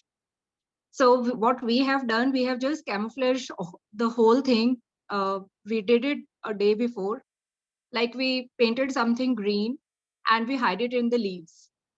And then we painted something brown and we hide it in the soil. And next day, it was a treasure hunt for children. So they tried to find out the things and they understood the concept so very well. And wherever they were seeing the mixing of 2 colors, they were, ma'am, camouflage, ma'am, camouflage. So we did not need to teach them theoretically anything. And the concept was imbibed in their minds. Wonderful. So your pedagogy has been holistic, has been integrated, has been enjoyable, has been engaging. Now you see what exactly you have done. You have made the child engage and explore the things on his own. So learning happened automatically because the child has built it up on his learning. Now here you see your pedagogy had three key elements. Every pedagogy to be effective should have at least three key elements. One is knowledge. So you have built up the knowledge, you have helped the child understand the concept of camouflage so well. Secondly, the procedure, the capacities, that is abilities and skills. So when the child is going out, hunting, trying to find out, and then, understand that why is it a particular thing hidden in a soil, which is brown in color, is camouflaged there. So you see, you're building that procedure as well. You're building the ability, the skill to discern it, to understand it. And of course, in the whole process, certain values, certain dispositions also have been added, right? So it Yes, has ma'am. made your pedagogy complete. Thank you so much. It's Yes, Rupinder. ma'am. Yeah, thank you, Thank you, Rupinder. ma'am. You're from which school?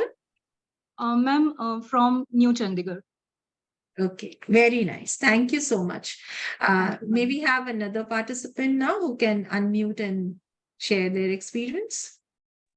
Good morning, ma'am. Can I try? Yeah, why not? Each one of you can. Ma'am, sorry because my laptop camera is not working. I cannot, uh, I cannot be available on video. No issues. I can hear you clearly. You can share your views.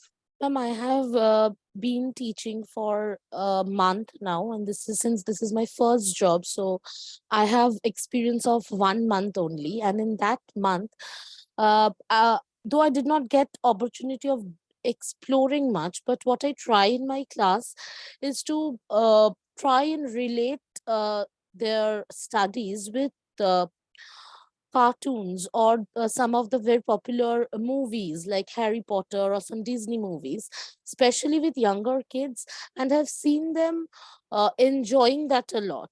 Suppose, since I teach English, when I am teaching them some new meaning to the words or a new concept, I try to, if possible, I try to relate that if an object, like when I was explaining the meaning of cloak, I gave the example of Harry Potter's invisibility cloak, and all of them were very excited.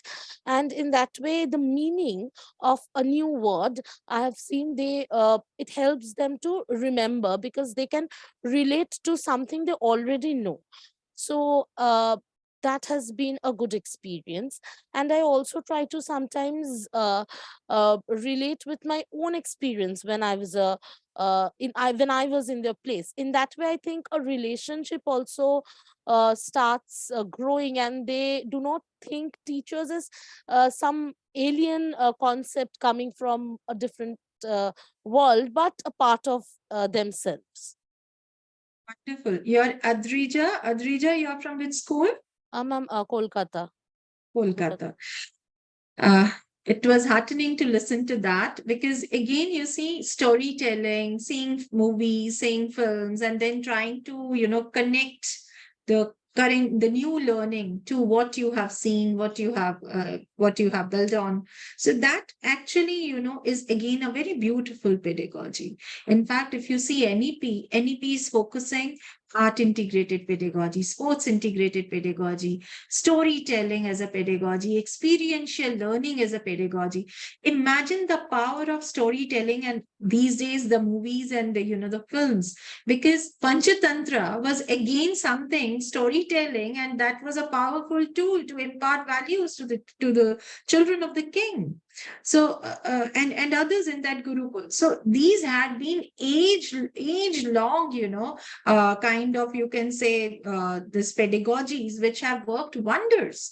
And again, the concept you have built on, your pedagogy involved around knowledge, around capacities, the abilities and skills, the procedures, the values and dispositions. So these are the three important key elements of pedagogy. And if they are there and they are working and interplaying with your learning process, learning becomes very active. Okay, can we have the next slide, please? So here I will be sharing with you certain innovative pedagogies, which we have gained out of our own experience. Can we have the slides, please? Now here, class 6th, subject social science, topic stereotypes and prejudice with art integrated learning as a pedagogy. So what has happened in here, of course, now stereotype is a very difficult kind of concept to be taught to class 6th children. And here, just simply reading out the book, the material, or, making them build on just by, developing on the concepts theoretically, it's not making sense to many of them. So what happened? The teacher, she asked the children, she gives just a few minutes, hardly 4-5 minutes to the children. And she said, whatever comes to your mind, draw a scenery. And when the children, she began with the class with a 1-minute time-bound activity, the students were asked to draw any scenery stemming from their past learning experience. So when the children drew that scenery, can you imagine what the children might have drawn? What did you have drawn for that sake? I mean, we are so ingrained with scenery means mountains, sun rising from the back of the mountain, the river, the tree, the hut, the birds flying. I mean, it's so much, ingrained in us. So most of the drawings made by the students were similar. Next slide, please. There, the teacher questioned the students, why do you think such similarities have occurred? And then the introduction of stereotype. Now, this was art integration. Why? Because from the drawing of a scenery, the concept has been led to the introduction of stereotypes. So this was integration. And the teacher introduced the topic of stereotypes and explained that these are set norms which we blindly follow without any logical reasoning. And then the teacher asked them, now, after explaining them the stereotypes, she said, draw the scenery which must be based on your experiences from your immediate surroundings. And now when the child drew the scenery, there was a difference which the teacher explained them, a comparative difference, and made them understand the concept of stereotypes. May we have the next slide, please? So by comparing the displayed artwork for better understanding of stereotypes and helping them break it by logical reasoning. Again, you just cannot impart the things because you felt that way. You'll have to give the logic behind. So that's how, by logical reasoning, the teacher explained them how to break their stereotypes. Next, please. And it was a very simple activity which anybody can do. And of course, as an extension to that, guess the gender game and assessments happening side by side, because assessments are a very important and an integral part of the curriculum. Next, please. Please move to the next. Now, I'll show you something with sports integration. Again, sports integration is very important. Now, this sports pedagogy in teaching learning process enables the students to enhance their imagination, develop psychomotor skills, it kindles their visualization, and it also hones their skills. What we did in here was the teacher has asked the children, about the angle of elevation. So instead of taking it up in the class, the teacher has taken them to the basketball ground. Yes, please, to the basketball court. Next slide, please. And there the children were made to play basketball. And when the children were made to play basketball, they were explained the concept of what is angle of elevation. Next slide, please. And they were being asked to measure the distance from the pole to where the child was standing, so that they can understand what the critical angle they have to make, what is angle of elevation, what role it plays when it comes to basketing the balls, how come the teams in basketball they win if they have better strategies built up around the critical angle and all. So this is how you see the sports was integrated with concept of trigonometry of class 10th. Next slide, please. So that is what was again sports pedagogy. We have endless, in fact, each one of us have endless experiences which we can share, and we can say, yes, this pedagogy worked and this pedagogy did not, so I have to reform it. So what makes great pedagogies is a question that, yes, a teacher has to be innovative and a teacher has to build in great pedagogies. So what makes great pedagogy, please? Yes, so effective pedagogies give serious consideration to pupil voice. Very, very important. I don't have time to deliberate much on it, but yes, I hope you can all understand and relate. If the teacher is talking all the time, it's teacher who is learning, not the child. There has to be sincere consideration to be given to the pupils. 80% of the time in the classroom should be the pupil's voice, not the teacher's voice. Teacher should act more as a facilitator for learning. Next, please. Second, effective pedagogies depend on behavior. What teachers do, their knowledge and understanding, what teachers know, and beliefs why teachers act as they do. That is why I said, when you're teaching out of your own experiences, your own understanding, your own behavior. And if that is balanced, your students will be balanced. So that is where we said that, yes, the entire education system runs around the quality teachers. Next, please. Effective pedagogies involve clear thinking about long-term learning outcomes as well as short-term goals. It's important that you should have learning outcomes placed before you. Effective pedagogies build on people's prior learning and experiences. You just don't, bring discretely the learning. It has to be connected to what the children have learned prior. Next, effective pedagogies involve scaffolding people learning. You'll have to give that support and scaffolding. Next, it involves a range of techniques. It cannot be just one pedagogy fits all. It has to be range of techniques depending upon the learning styles of the students. So it includes whole class, structured group work, guided learning, individual activity, etc. Next, effective pedagogies focus on developing higher order thinking and metacognition and make good use of dialogue and questioning, retrieval questions. Very important. Next, it embed assessment for learning. And yes, when I say pedagogy, assessment has to be mapped through the pedagogy to the learning outcomes. Competency-based assessment has become an essential part of the board examination these days. And competency-based assessments are all the more important because it's just not your remembering or understanding or application we are focusing in. It's focusing more on analytical skills, evaluation skills, creative skills. So competency-based assessment has to relate your learning in real life context. So the real life connect is important. So assessment, again, as learning, of learning, for learning. When I say as learning, when you are conducting your teaching learning process, you are assessing the children as you teach. That is very important. That's as learning. For learning is formative in nature, whereby you take in feedback for understanding whether your learning process is reaching out to the children or not. If not, relook into it. And off learning gives you a criterion-based, assessment, which makes you promote a child from one category to the other.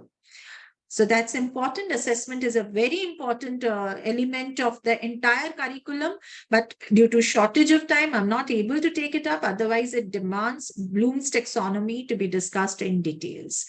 Effective pedagogies should be inclusive because no child should be left behind. It should take into account the diverse needs of a range of learners as well as matters of student equity into account, not equality, equity. Next, please. So we have a case study for you. This was a study which was conducted by Wei Lun Ko Chi Lee and V Hun Lim of the National University of Singapore. They were from the Department of Psychology, and they taught a class of students about the Doppler effect. And then they divided the class into 4 groups. The first group was asked to teach Doppler effect to the class without referring to their notes. Second group was asked to write down their answers to a set of questions. Third group was asked to teach Doppler effect to the class by referring to their notes. Fourth group were asked to solve some multiplication problems, that is arithmetical problems relating to the Doppler effect. Who do you think have performed better? So in the end, all the students were asked to take a test. So which 2 groups do you think must have fared better? You can put your answer on the chat box, please. The group 1 or 2, 1 or 3, 2 or 3, or 3 or 4. Yes. May I have the answers? Quick answers, please.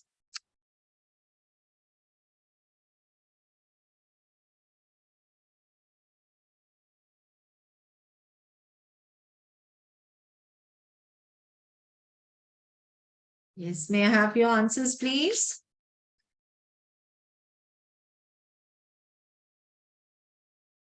One or 2. Okay. 1 and 2. 1 and 2. Good. So most of you have landed up to right answer. Why? Because group 1 and 2 were involved in active learning.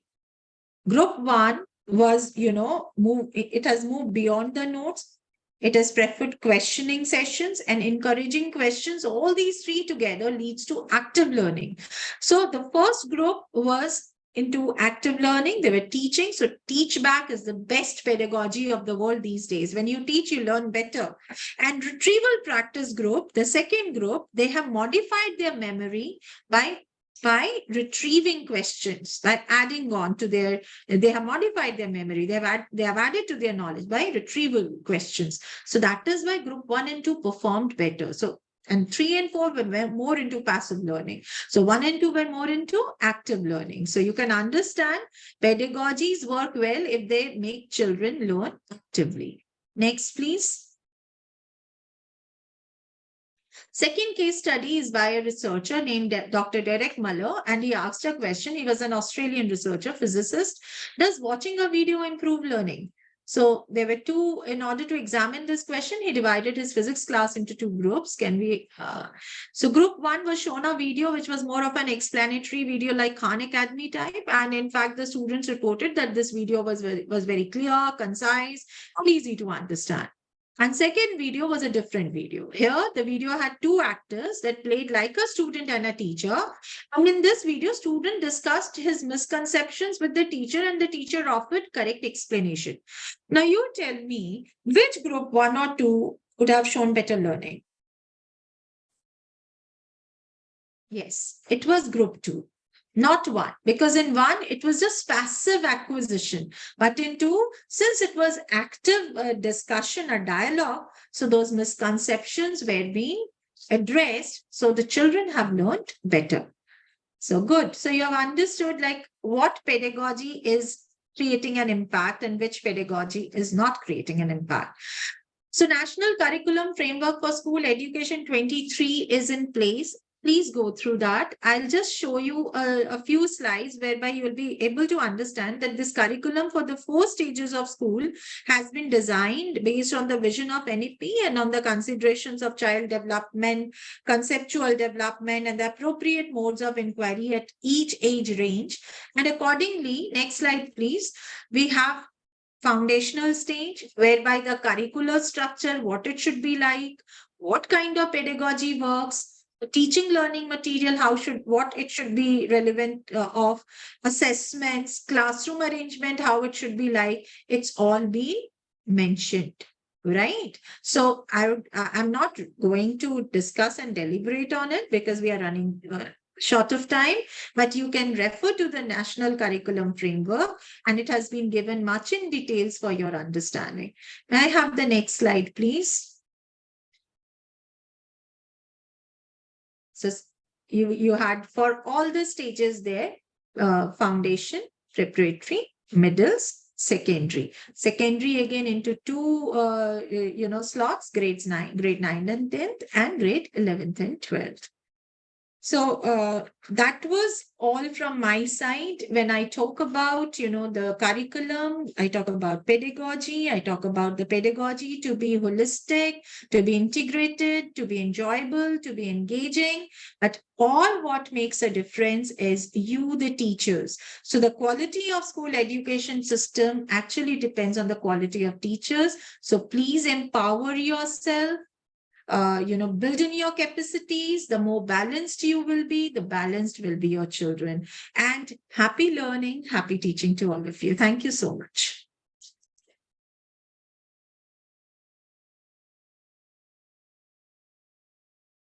Thank you, ma'am.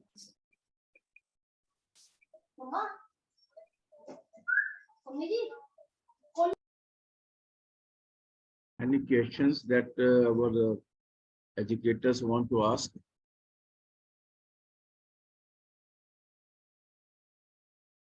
Most of the educators don't know Mr. Gaur, Madam Gulshan Kaur. Madam Gulshan Kaur is actively associated with so many activities of NCRT, making of different programs. So it is very difficult to name those programs here. A long list is there. If you want to ask anything related to this topic, you are most welcome. Good afternoon, ma'am. Myself Gargi from Bhavans, Kolkata. I just wanted you to ask that I'm very much in agreement with the fact that you said that 80% voice should be given to the pupils while we are interacting in the class. But ma'am, since we are in a rat race, so there is often a shortage of time. So how can we balance that? You are Kalyani. No, ma'am. BGKV Kolkata. Bhavans, Kolkata. What's your name? Gargi, ma'am. Gargi. Yes. Okay. Gargi, in this rat race, we shouldn't forget one thing, that we are working on children. That's number one. Right. Number two, if the children's concepts are built better, and if their learning is profound, they'll be able to answer any kind of question being put up. In the rat race of the teacher, always talking, do you think you are to go and take the exams? It's not you, it's the children. And the board pattern has changed from rote learning to competency-based assessments. And competency-based assessments needs better understanding of the concept, application of the concept, relating it to higher levels, and building a real-time connect. So for all that, if the child doesn't learn, if a child doesn't understand, how much are you going to mug up and make the child mug up the things? Because at the end of the day, if he gets a twisted question, he'll not be able to even relate to it. Correct. Always focus on the process. The product will be beautiful. When you focus on the learning process, the outcome is happen to be the best. So your children will do the best. No need to worry for this rat race. Go at your pace as a teacher and make the child enjoy learning. When you will build in that enjoyment factor in your learning, you will find better outcomes. So even if time doesn't allow you, take out time in a manner. We have given in, these questions were there even when we were working on art integrated guidelines, art integrated learning as a guideline. There we thought of like how you can use different pockets of time in a day in a school. Your assembly. For example, in your assembly, you take up the concept which you are going to take up in your class and put it up in your assembly. Now, when you are in a form of a play or anything, relate it in your class when you are taking up the class, related to what the things have happened in the assembly. So you are like, saving time on it. That is, you are not making the play or the role play or whatever happened in the classroom. So you have got enough time to relate it to that, what has happened in the assembly, to what you are going to do in the classroom with. So that way, somehow you'll have to innovatively work out. Okay, I hope I answered your question. Yes, ma'am. Thank you so much for your kind words, and it was an amazing and very enriching session. Thank you so much, ma'am. Have a good day. Thank you. We have some more questions. Excuse me. Yeah, ma'am, just I want to ask a question from you. Hello, am I audible? Yes, sir. Be little bit loud. Okay. Ma'am, just I want to ask a simple question that in class 11th and 12th, I'm the teacher of physics. What are the better ways to involve the students in the discussion? Because at that time they are very shy and they avoid discussion. You see, Is in there any that some? case, yeah, I understand what you have said that the children, they don't open up. The first thing is, Yeah. reaching out to children is very important at this stage, and giving them that acknowledgement of, that they matter is important to build up that rapport with the kids. Try to bring in, start your things with kind of case studies. There's so much happening around in the field of physics related to real life situations. Try to build in ideas from there, reaching out to children, giving them some kind of an under flipped learning. Send them a case study. Tell them you're going to talk about it tomorrow in the class. And try to relate and connect with every child. Even if a child is not opening up, go to the desk of that child and say, child, I want to listen from you today. And I don't think so any child will be like, that stubborn to zip his mouth or her mouth. It's important that you go and reach out to children. And then when you reach out to children, try to make your learning very interesting and interactive by giving them current things and relate it with the classroom studies. Means what I felt when I've seen into this physics classrooms and all, you have got a syllabus which is so technical, and at the same time it's very exhaustive. And you'll end up doing those numericals, you'll end up doing those theoretical questions and then numericals one after the other, whereby the child may lose interest because they have got some coaching centers, they have got some help outside, so they may lose interest, they may feel we are not able to connect or relate. So try to make your learning in the classroom happening in a manner whereby you involve more of students, bring in peer learning and self learning in that. So when you will bring in the concept of peer learning and self learning in your entire pedagogy, you will find that the children will start slowly opening up. I hope I have answered your question. Yes. Thank you. Thank you very much.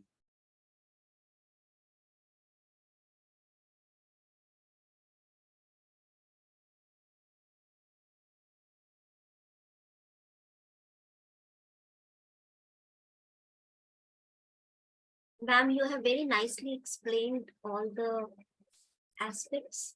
And so I think everything is clear to the teachers, and that's why they don't have more questions. So should we move on to the next session now? Thank you, ma'am. Thank you. Thank you very much. Wonderful session. Thank you, sir. Thank you, sir. Thank you so much. It was really good listening to you, ma'am. I only heard about you, and it was nice to meet you today, maybe virtually, but still, it's good to see you. Thank Now, you. Thank you, Dr. Dipali. Thank you so much.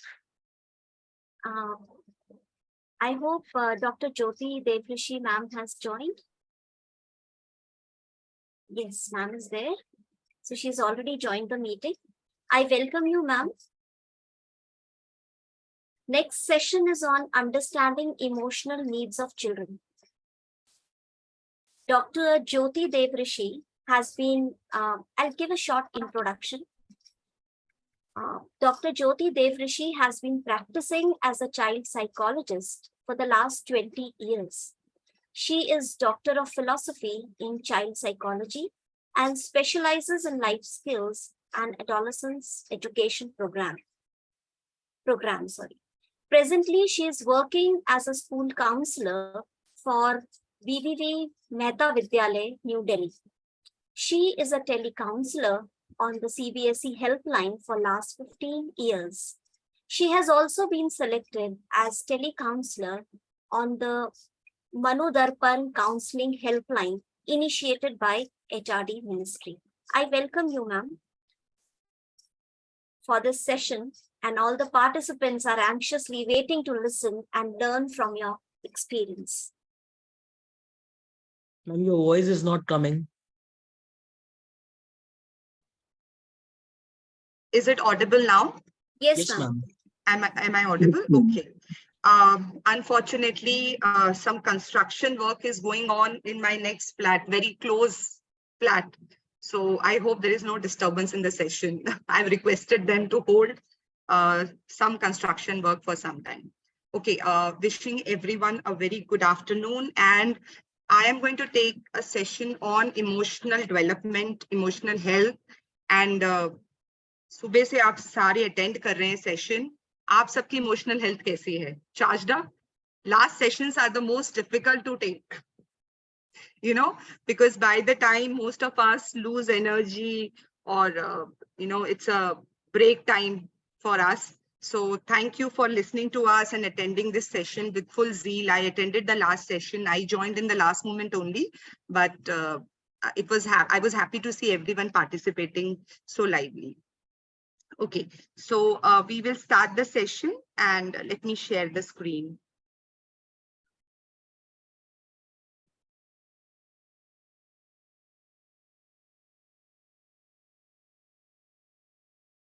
Okay, so my screen is clear? Yes, ma'am. Yes, ma'am. Okay, now, topic is understanding emotional needs of children. Now, I'm sure you all will agree that it is easy for us, to identify a child's physical needs.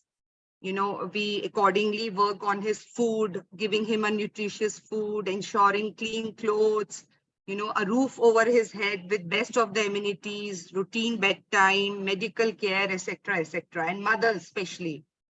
But a child's mental and emotional health is something which is hard to identify, and we don't even talk much about it. The World Health Organization, I was reading an article in the newspaper, and this article was somewhere in 2020, which said, this was before the pandemic. The article said that statistics given by World Health Organization says that 50% of emotional health problems are established by the age of 14 and 75 by the age of 24. So I think it is very important for parents, for teachers to know and understand these emotional needs of children at different age brackets. Because हमें physical needs तो पता है, और इनके बारे में हमें दादी, नानी, घर के बड़े बहुत सारे, हमें they keep on suggesting us, ये खिला दो, ऐसे करो, ये करो. But emotional और mental health एक ऐसा issue है जिसके बारे में हम ज्यादा बात नहीं करते, and we feel that everything is okay. We don't talk much about it. But I hope after this session, we would get to know some emotional needs of children, and we will accordingly orient our parents also. See, the main purpose of organizing these sessions is not only for us as teachers. We have to take this knowledge ahead to our parents as well. Okay, next.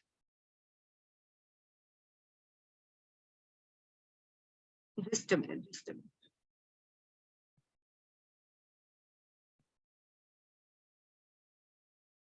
Okay, now the agenda for today, I'm going to cover what are emotions, why it is important to address emotional needs of children, knowing the emotional needs of children, why we are addressing that is also important. Unless we don't know why we are discussing this topic, we won't take it seriously. Then understanding what are the emotional needs of children, what are the signs of poor emotional health, which ultimately leads to poor mental health. Role of teachers, parents, and school in nurturing emotional intelligence of children. See, if a child would have strong emotional intelligence, he would have good emotional health, which would ultimately lead to good mental health. So they all are interrelated.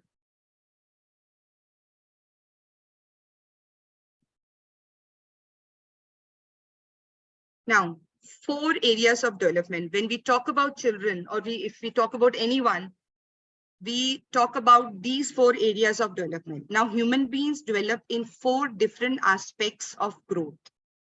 The areas are all interconnected So if one is affected, it may influence others also. So these areas are social, physical, intellectual, and emotional. You know, there are more additions also, spirituality, wo sare bhi areas of development hai. But right now, I would focus on main core 4 areas of development, especially when I'm talking about children. So when I say physical development, कब हम कहेंगे कि बच्चे की physical development है? When his fine motor skills are intact, when his gross motor skills are intact, high hand-eye coordination is there, he's able to balance himself, height, weight, everything is age appropriate. कोई physical deformity नहीं है. We say that the physical development is going on. Now, intellectual development. If the child is able to learn and process information, we say that intellectual development ठीक चल रही है. When he is able to imagine, do critical thinking, do problem solving, is able to, give reasons, has a good memory. So we say that the intellectual development is perfect. Then the other aspect is social development. Now, if he is able to make friends, he is able to get along with everyone, he enjoys peer group, then we say that the social development is okay. He is socially mature and the development is okay. Similarly, emotional development. When do we say that the child's emotional development is okay? When he is optimistic. Negative nahi sochta, mostly he is thinking optimistic. He is able to understand and express his emotions. Feels good about self. See, very important part of emotional development is, अगर मैं confident हूँ अपने बारे में, if I think good about myself, I think my emotional development is in progress. Secondly, if the child, as I said, he should feel good about himself, and most of the time, if you see that the child is confident in day-to-day life, we say that emotional development is going on. Sometimes during exam or during some competition, hota hai ki, the child becomes little nervous or anxious, then it's okay. Otherwise, in day-to-day life, if he's enjoying his social circle, he's making friends, he's enjoying his peer group, he's confident, he has a good self-image, we say that the emotional development is going on. And all these 4 areas are interconnected. Agar physical development affect hoga, wo kahin intellectual, social or emotional development ko bhi affect karega. Similarly, if intellectual development is affected, it will affect other areas of development as well. Now, what are emotions?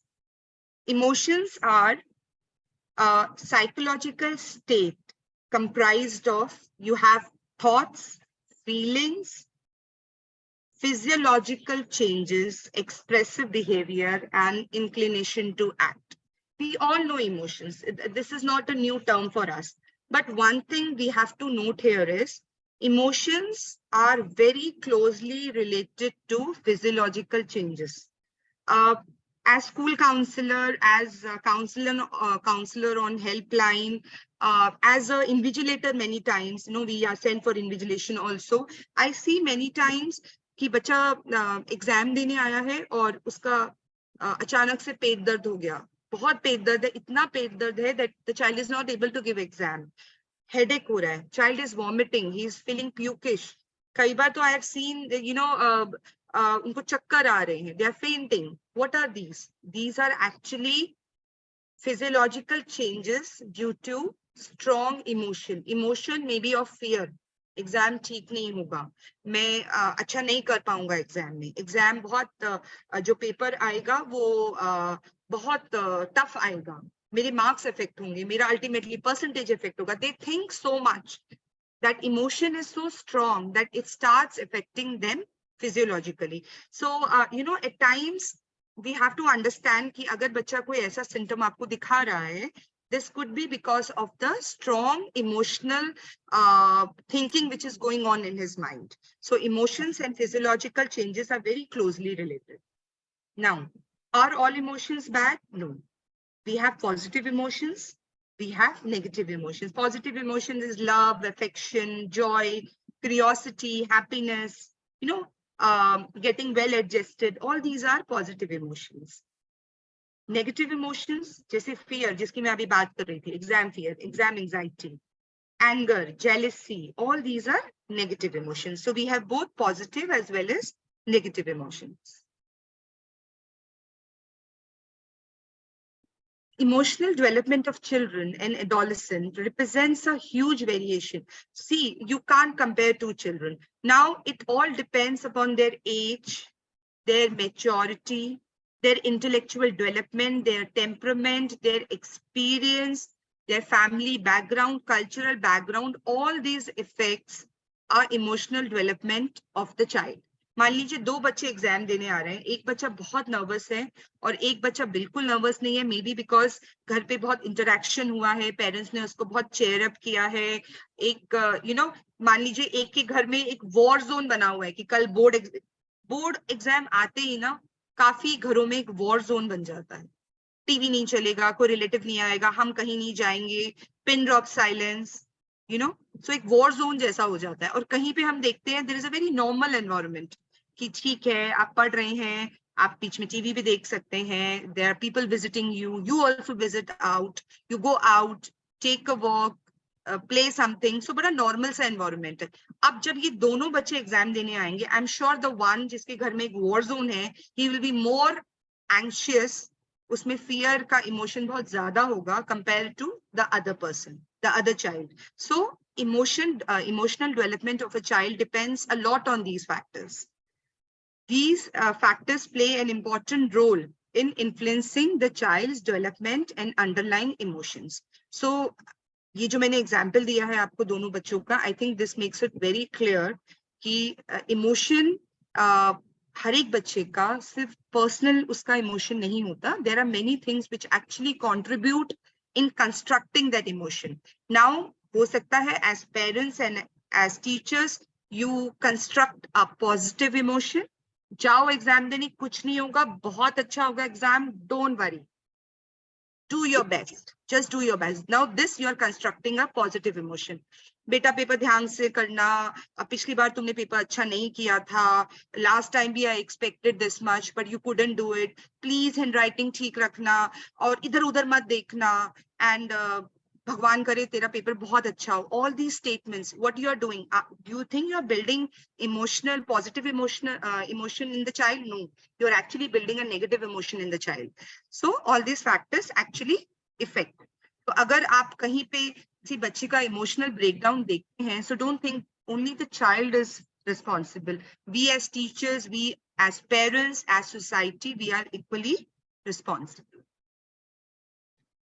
Now, is it normal to express emotions?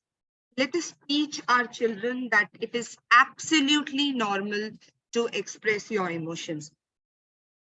You know the statements like मर्द को दर्द नहीं होता, लड़के थोड़ी ना रोते हैं.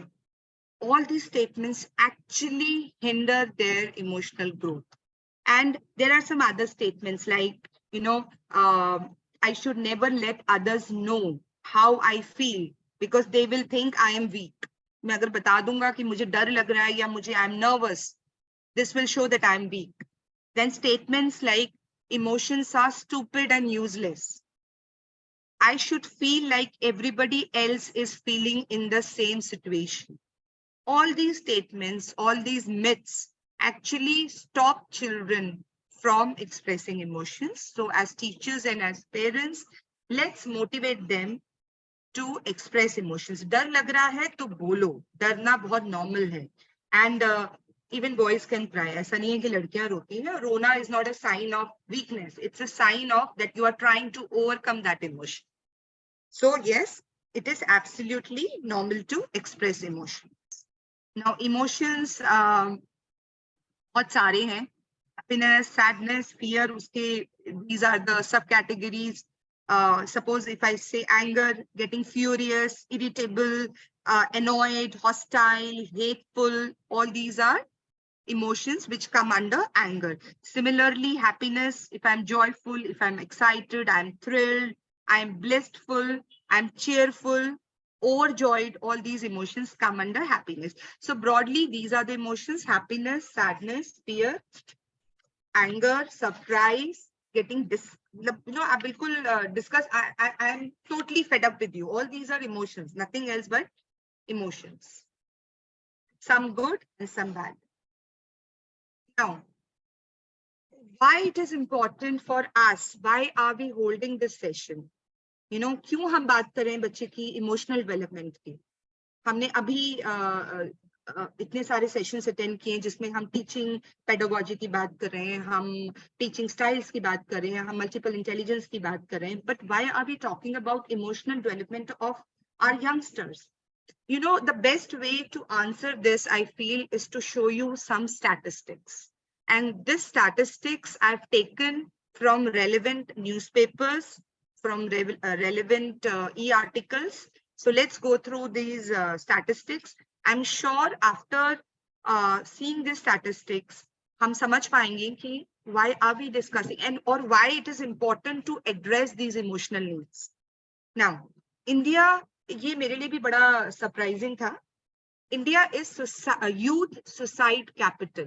India records more suicide than any country in the world. India is topping the world in teens suicide. Every 90 minutes, a teenager tries to commit suicide in India. Many of these attempts are half-hearted and some are successful. कुछ को रोक लिया गया, कुछ नहीं रोक पाए, and they ultimately lost their lives. In India, I'll quickly go through the slides. Suicide and self-harm are leading cause of death among youngsters between 15 to 24. As per Indian Council of Medical Research, ICMR, in India, as many as 12.8% adolescents suffer from psychiatric disorders. In India, children with mental health disorders usually go undiagnosed. And these cases were more, I'm sure, more after pandemic. And during COVID pandemic, again, the number of cases were more. I'll just rush through these slides. Now, this one I have from India Today magazine. I've picked this slide, this picture from India Today magazine, which says that according to an estimate, a fifth of Indian adolescents have emotional, learning, or developmental issues, while an eighth have serious mental health issues. Mental illness rates are highest in the age bracket of 15 to 34. And again, this is clipping by India Today. The use of drugs in children has increased by 30%. And again, a report, I have gone through this report. This was submitted by Ministry of Social Justice in the year 2019, which again reported that number of children emotional problems have drastically increased. Now, this is little again shocking. I took this from Hindustan Times. Indian schools became the new drug heaven, with New Delhi leading the state.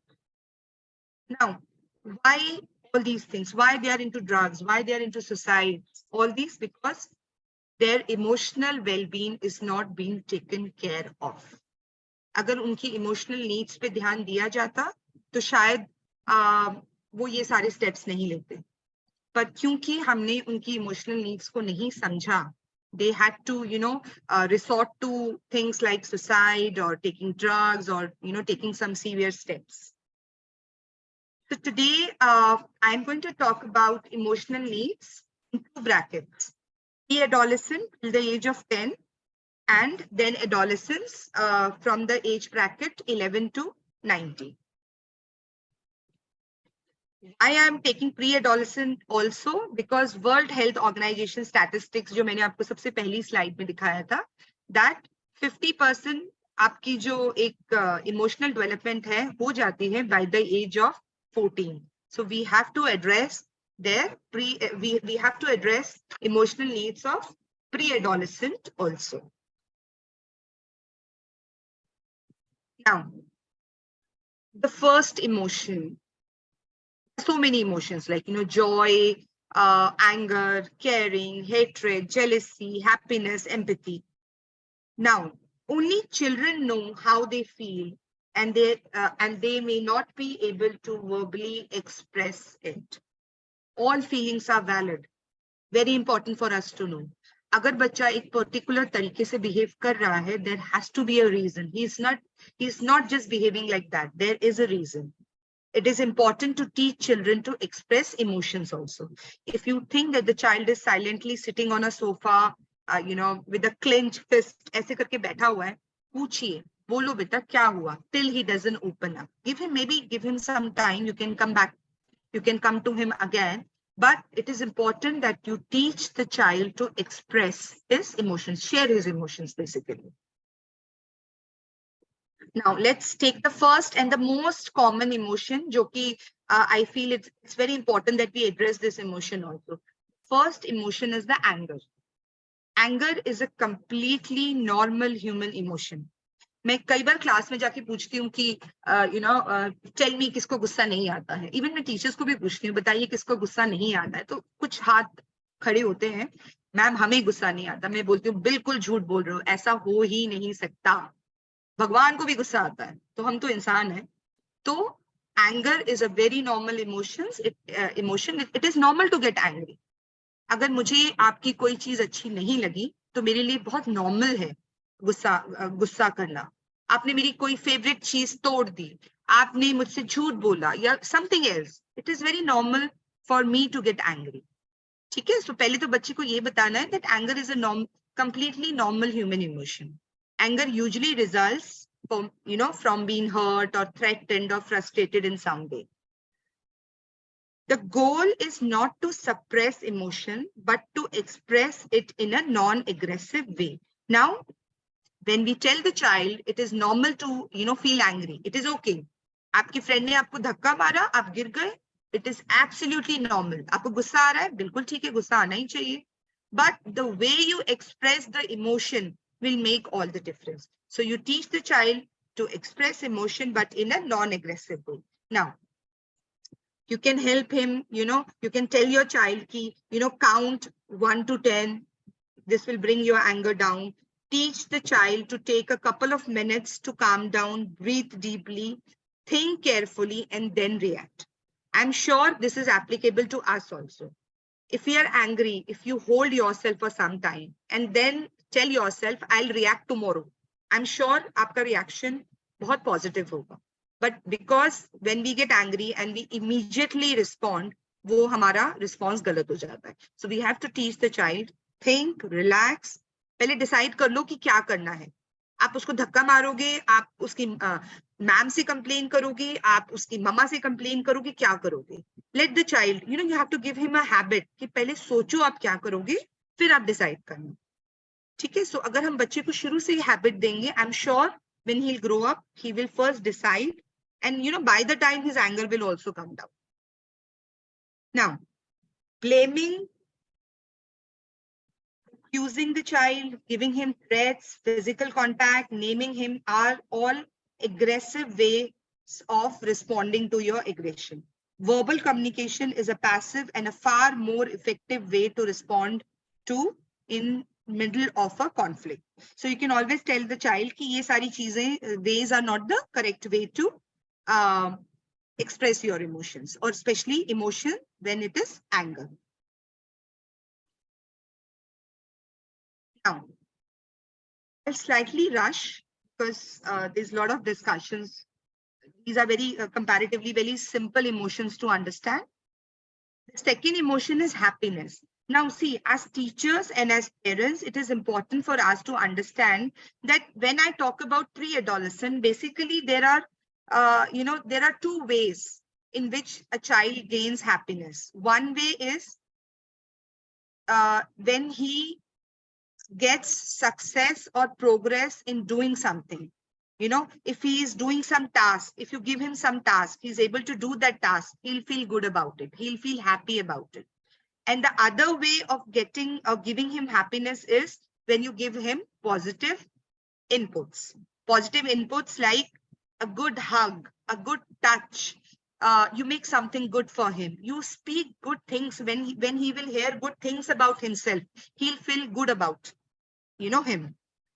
So अगर आप actually किसी बच्चे को खुश करना चाहते हैं, उसमें एक फीलिंग इमोशन ऑफ हैप्पीनेस को डेवलप करना चाहते हैं, give him lot of activities, help him doing that activities, because the moment he will do those activities, he'll feel good about himself, क्योंकि वो जो आपने उसको टास्क दिया है वो उसने कर लिया है. There will be a feeling of, you know, self-worth, self-confidence, which will give him happiness. So give him lot of activities to do. And secondly, give him lot of positive inputs in form of hearing, smelling, vision, touch. Show him good things. Give him good things to eat. Tell good things about himself. Tum to sachmuch, maybe he's just cycling. Tell him, तुम ना best cycling करते हो, really. You take care of the traffic also. You don't disturb the the people who are walking on the roads. So nice, so nice. You're such a responsible boy. Positive input. So it is important you give a lot of positive input to the children. Now, why it is important to give positive inputs? The satisfaction they feel stimulates the pleasure center of the brain, which in turn releases chemicals that sustains the feeling of elation. So when you get that feedback, biologically also some chemicals are released and you feel good about it. Now, other emotion, I'm talking about the prominent emotions only. There could be more emotions. So one, we have covered anger, happiness, and sadness. Now, periods of sadness are to be expected in children and are normal. बहुत normal है. But most are resilient and memories of de-stressing situations fade over time. Most, I have highlighted, but most. You know, most of the time, अगर कोई trauma हुआ है बच्चे के साथ, या the child has gone through a phase, lost a dear one, or some, bad thing has happened, or he has faced a situation which was not very good. Most of the time, the memories will fade out, but sometimes they don't, and the effect stays there for long. So we need to check that. See, agar bacha पूरे दिन उदास है, it is sad for some time, it's absolutely okay. Maybe 2 दिन, 3 दिन, maybe a month. I know some children who lost their parents during pandemic, and they were into this phase of sadness for couple of months, but finally they are coming out of it. So remaining in that phase of sadness for some time, it's absolutely okay. But what are the alarming signs? But if you see these signs, then you have to really raise the alarm. Now, what are these signs? Frequent sad looks, cries often, frequently talks about sad thoughts and memories, trouble concentrating, anger outburst बहुत ज़्यादा है, difficulty finding enjoyable activities. He doesn't enjoy any activity. Changes in eating habit, exhibits attention-seeking behavior, develops, the child has developed sleeping disturbances, suffers unexplained daytime fatigue. हमेशा सोया रहता है, लेटा रहता है, सोफे पे लेट जाएगा, बेड पे लेटा रहता है, sleeping on the chair. Difficulty in peer relationships. जैसे ही बाहर जाता है खेलने, लड़ाई हो जाती है, friend से he comes back. Avoids school. Changes in home relations. Wants to be alone. Chronic physical complaints. Decline in school performance. Poor self-esteem. If you see these symptoms, please consult the school counselor, consult a psychologist, talk to their teachers, as family discuss about him in detail. These are not normal symptoms if they are there for a long time. Long time in the sense if they are there for, I think, more than a week, I think you should discuss about this. Now, one thing you have to note that inconsistent parenting as teachers, this is for teachers, inconsistent parenting, exposure to negative ways of viewing the world can lead to increased incidence of sadness and prolonged sadness or excessive sadness in children. Now, as teachers, हो सकता है बच्चे के साथ कुछ भी नहीं हुआ है, कोई ट्रॉमा नहीं हुआ है, कोई ट्रेजिडी घर पर नहीं हुई है, कुछ नहीं हुआ है, बट पेरेंटिंग गलत है, parents are always fighting, or the home environment is not good, or parents always talk negative. They talk negative about each other. They talk negative about the society. They're talking negative about other people. So children who are coming from such environment will also show signs of sadness. So कोई environmental reason नहीं है, कोई biological reason नहीं है. Maybe inconsistent parenting or exposure to negative ways of viewing the world can also cause feeling of sadness in children. And especially this is the reason I always tell parents, जब भी आप आपस में बात करते हैं ना, make sure what you are talking, especially when your child is there. Maybe you're talking politics, maybe you're talking about India. I remember long back, a child came to me and he said that, and child in the sense he was in class 5th, he was in 5th. He told me, ma'am, hamara kya hoga? I said, what happened? He said, ma'am, India to some other country will, take away India, और ये school भी नहीं रहेगा, और हम slaves हो जाएंगे, और मम्मी पापा भी नहीं रहेंगे, मैं कहीं और. I said, what are you talking? नहीं ma'am, ऐसा ही होगा. I called the parents. And बड़ा simple था, ma'am, हम तो generally politics discuss कर रहे थे. तो कई बार हम ऐसी बातें घर में करते हैं, बच्चा रिलेट नहीं कर पाता है उसको, वो समझ नहीं पा रहा है, बट उसने अपना अलग ही कंक्लूजन निकाल लिया, दैट पता नहीं क्या होने वाला है इंडिया को, और मैं स्लेव हो जाऊंगा, और पेरेंट्स कहीं और चले जाएंगे. So be very cautious whenever you are discussing anything in front of your child. Try to make it as positive as possible. Now, I would share one more case. This child, in fact, adolescent, he came to me. He had his, phase of emotional outburst. Man lijiye, he just came to me and he told me that, ma'am, this was during pandemic. Jab first pandemic hua tha, uske baad beech mein we started going to school. So this student was of class 10. He came to me that, ma'am, second pandemic wave आएगा, और जो बचे हुए लोग हैं वो भी they all are going to die. This world is going to come to an end, and I don't feel like studying. I called up parents. What are you discussing at home? And this was the time जब तक second wave का ऐसा कुछ नहीं था. I'm talking about this first wave. First wave आई थी and we were just out of this first wave. So अभी हमें घर में positive बातें करनी चाहिए, but हम negative बातें कर रहे थे, और unfortunately वो सही भी हो गया कि वो second wave आ गई. But be very cautious whenever you talk negative things in front of the child. उनका एक अलग से thinking process शुरू हो जाता है. Okay. Another very common emotional problem we see in children is fear. Now, being fearful and learning to cope those fear is a major part of emotional development. Fear may be real or perceived. Now, fear नहीं होना कि नहीं ma'am मेरे बच्चे में कोई fear नहीं है. That is also not normal. Fear is a very normal emotion. So let's expect that emotion in children. Now, kids may fear. I'm talking about pre-adolescents, adolescent children. Okay, so kids may fear the dark, the animals, the stories, the monsters, imaginary creatures, storms also. They learn about or are afraid of the supernatural. This is the time you monitor their TV watching. Very important. Children must learn to talk about fears and learn to understand the real and the reasonable fears, such as strangers, fire, and height. So, ऐसा नहीं है कि मेरे बच्चे को किसी चीज से डर नहीं लगता. It is important to teach the child to be fearful. Fear किससे डरना है आपको? आपको stranger से डरना है, cautious रहना है. हमको fire से भी डरना है.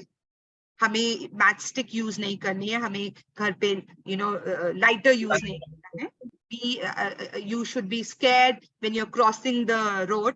So, reasonable fears हमें बच्चे को बताने हैं. Definitely उनके बारे में बात करनी है. But yes, other fears like, stories and supernatural powers, इनके बारे में, of course, you have to keep talking to the child.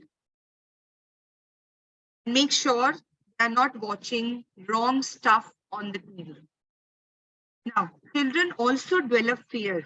जो हमारी life realities है, उनका भी fear होता है. It is important that we address those fears also. Now, fear of war, this pandemic, divorce, death.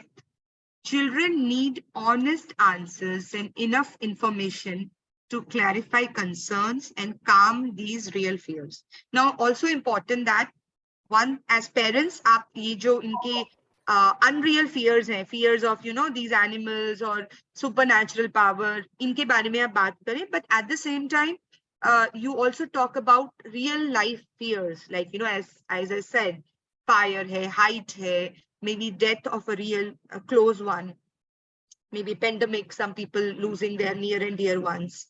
Again, I'll share one example. One child got really scared very recently. Now, this boy of our school, he's in class 8. He joined the school and very unfortunate, he lost both his parents in pandemic, both his parents. So he joined school after a year. Now he shared this story with another friend of his in the class, and ye bacha itna dar gaya that when he came back home, he was like, Mama, Papa, let's go out of Delhi. Or, Delhi mein meri friend ki jab pandemic hua tha, he lost his parents. We took a lot of time to bring him out of that situation. So make sure you give them right information, talk to the children about these fears. The best part was, at least इस बच्चे ने आके घर पर बात की, that I'm scared, Mama, Papa, I may lose you people. So let's leave Delhi. Delhi में pandemic cases बहुत ज़्यादा है. What if अगर इस बच्चे ने बात ही नहीं की होती, fear अपने तक ही रखा होता? So it is important that you keep telling to the child that बेटा कोई भी डर हो, कोई confusion हो, किसी चीज आपको समझ नहीं आ रही हो, please talk to us. Don't keep it to yourself. Now, always be alert to their fear signals. Very important. As parents and as teachers, it is important that we should know some serious fear signals. What are these serious fear signals? Increased heart rate, sweating, even bedwetting in some cases, chest pain or discomfort, shaking, sweating, shortness of breath, numbness, chills or hot flashes, upset stomach, you don't feel like eating. So all these are signals of fear. Whenever you see these signals, it is important that you talk to the child. बच्चा अचानक से school नहीं जाना चाहता, या park जो आपकी colony का पार्क है जिसमें बच्चा रोज जाता है, कुछ दिनों से वो नहीं जाना चाहता. If you drag the child, आप जबरदस्ती नहीं बेटा जाना है, he gets nervous, उसका चेहरा लाल हो जाता है, या हाथ ठंडे हो जाते हैं, या अचानक से हांफने लगता है. Please address. Definitely कोई कंसर्न है, किसी चीज का फियर है, इसलिए वो नहीं जाना चाहता उस पार्क में. Now, I share this case history, और ये भी एक बड़ा कॉमन इमोशन है जो में आप लोग मुझे बताइएगा आपको कौन सा इमोशन लग रहा है, आपको लगता है ये.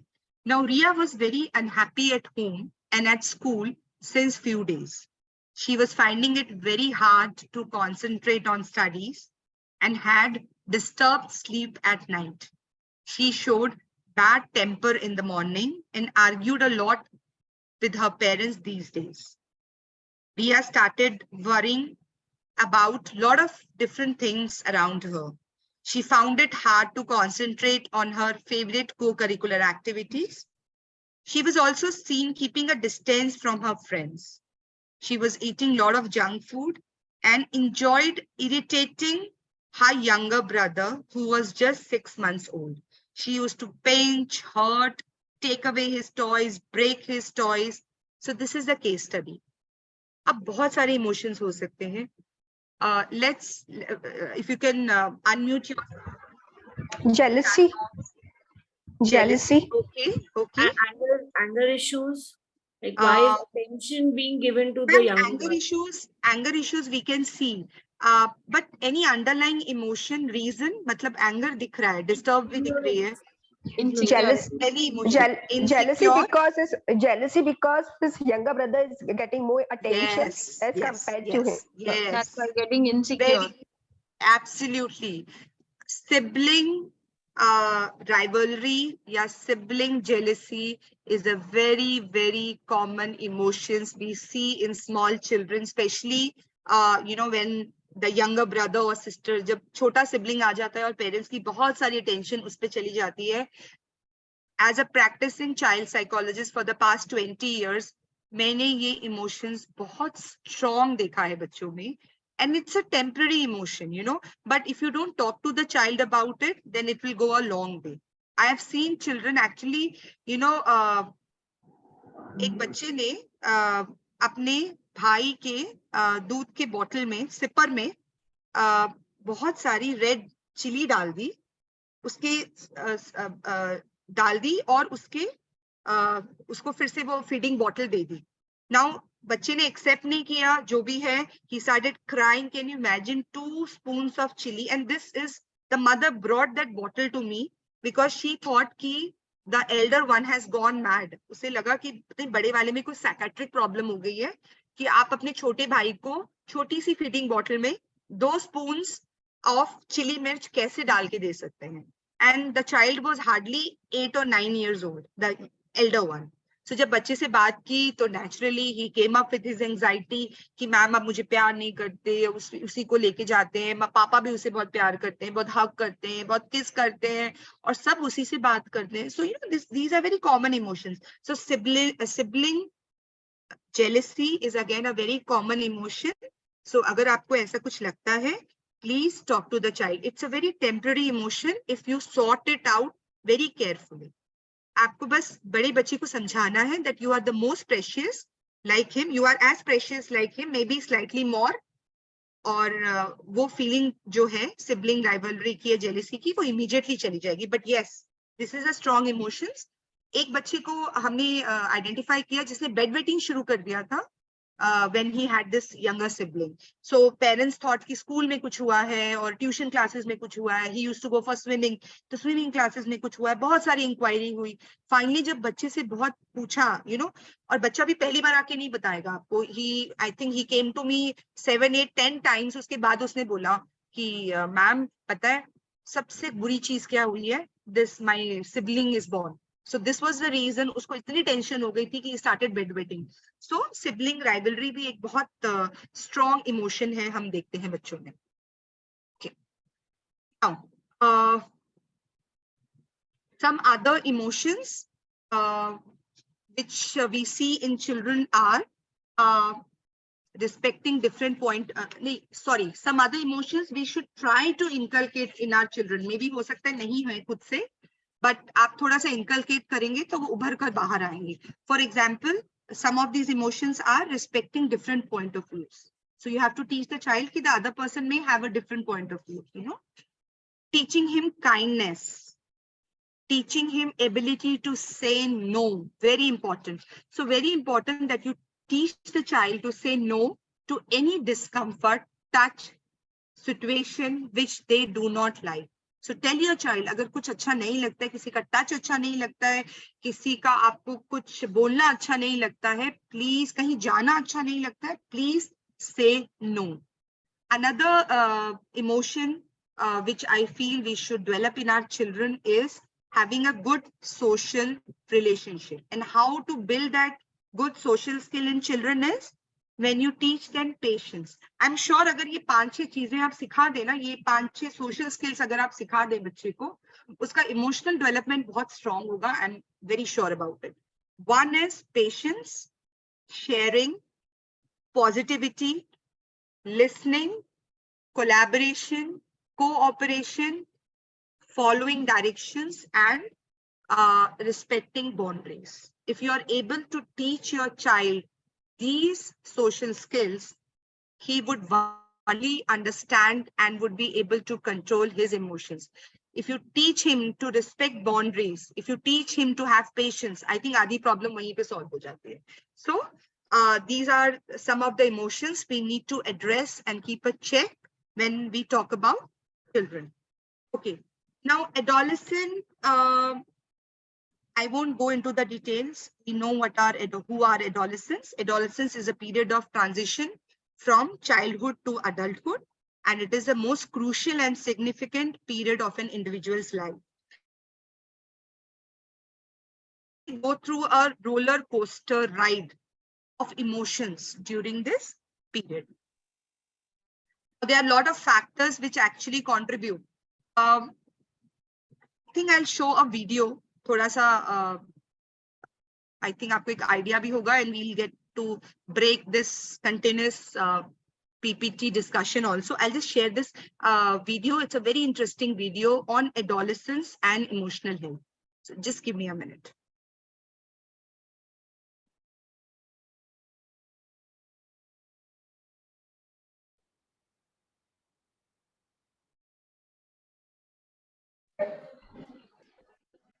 I hope my screen is visible. Yes, ma'am. Yes, ma'am. Okay. Yes, ma'am. हाँ, मैं पूरा दिन अपने फोन पर लगी रहती हूँ। कोई सुनने के लिए मिलता ही नहीं जब सर उठा। It is audible? Is it audible? Yes, ma'am. Yes, ma'am. ma'am. Thank you. Thank you. हाँ, मैं पूरा दिन अपने फोन पर लगी रहती हूँ। कोई सुनने के लिए मिलता ही नहीं जब सर उठाकर ऊपर देखता हूँ। अक्सर रात को 3 बजे कुछ एक अजीब सा ख्याल जगाए रखता है। कल को अगर मैं ना रहूं तो किसी को क्या फर्क पड़ता है? Dear parents. Dear parents. Dear parents. Mummy, पापा, I have something to say to you. बहुत टाइम से सोच रहा हूँ, आज सोचा क्या ही देता हूँ। भले समझने के लिए थोड़ा वक्त ले लेना, पर आज इत्मीनान से बैठकर मेरी बात सुन लेना। आपके सामने खुश रहने की एक्टिंग अब और नहीं हो पाएगी। पढ़ाई से डिस्ट्रैक्ट भी मैं अपने आप को कितना ही करूँगा। ये कोई फेज नहीं, ये मेरी फीलिंग्स और इमोशंस हैं। लोग क्या कहेंगे से इन भावनाओं को कोई फर्क नहीं पड़ता। हाँ, मैं पूरा दिन अपने फोन पर लगी रहती हूँ। कोई सुनने के लिए मिलता ही नहीं जब सर उठाकर ऊपर देखता हूँ। अक्सर रात को 3 बजे कुछ एक अजीब सा ख्याल जगाए रखता है। कल को अगर मैं ना रहूं तो किसी को क्या फर्क पड़ता है? ऐसे में गिनती के कुछ दोस्त हैं 2-4 जिनसे मैं बात कर लेता हूँ। हमारी डांट में ही प्यार है, तब नहीं सुनना चाहती। कभी कभी सोचता हूँ कि काश ये ओवरथिंकिंग रोक पाता। आप अगर एक बार सुन लेते तो आपके कंधे पे सर रखकर रो पाते। चिट्ठी लिखूं या मैसेज करके फटाफट फैमिली ग्रुप छोड़ दूं? असली बात बताऊं या सब ठीक है कह के जाने दूं? सच बताया तो आप डांट कर फोन तो नहीं छीन लोगे? अपने बचपन की कठिनाइयों से हमारी प्रॉब्लम्स कंपेयर तो नहीं करोगे? क्या आप फिर से मेरी मुश्किलों को नकली कहकर नकार तो नहीं दोगे? एक बार बताने से मना किया तो क्या आप दूसरी बार पूछोगे? जानती हूँ स्टार्टिंग में थोड़ा ऑकवर्ड तो जरूर लगेगा। इस जनरेशन की प्रॉब्लम्स समझने के लिए थोड़ा वक्त देना पड़ेगा। बचपन में आपको भी बात नहीं, सिर्फ रिस्पेक्ट करना सिखाया था। 2 आंसू बहाए तो दुनिया वीक बोलेगी बताया गया था। ये मेंटल हेल्थ की बातें तो दरअसल हमारे लिए भी नहीं है। पर आप जरा सा इंटरेस्ट दिखाओ, हम क्रैश कोर्स देने के लिए रेडी हैं। हम आपसे इन चीजों के सोल्यूशन और एडवाइस चाहते ही नहीं। पर पहला कदम उठा के कमरे की चौखट पे खटखटाओ तो सही। भले ही समझने के लिए थोड़ा वक्त ले लेना, लेकिन आज इत्मीनान से मेरी बात सुन लेना। सुन लेना जब मैं कहूँ मेरा मन नहीं है। और मत कहना मुझसे बेहतर तो मासी की बेटी है। सुन लेना जब किसी बेमतलब सी छोटी सी बात पे रो पड़ूं। और मत कहना कि मैं तो बहुत सेंसिटिव। सुन लेना जब मैं कहूँ कुछ चीजें मुझे ट्रिगर करती हैं। और मत कहना कि इन सब के लिए अभी मेरी उम्र ही नहीं है। सुन लेना जब मैं कुछ डिसीजंस अपने लिए सेल्फिशली लेना चाहूँ। और मत कहना कि कभी आपके बारे में सोचती ही नहीं हूँ। दुनिया अपने आप में काफी मुश्किलों से भरी है और इस सब में आपकी सपोर्ट की कमी सबसे ज्यादा चुभती है। अपने घर में तो मुझे कुछ भी बोलने की आजादी होनी चाहिए। असली लड़ाई तो मेरी बाहर की दुनिया से होनी चाहिए। बहुत मुश्किल था आपसे आज ये सब कह पाना। पर ये सुनने के बाद एक बार आके हाल पूछ जाना।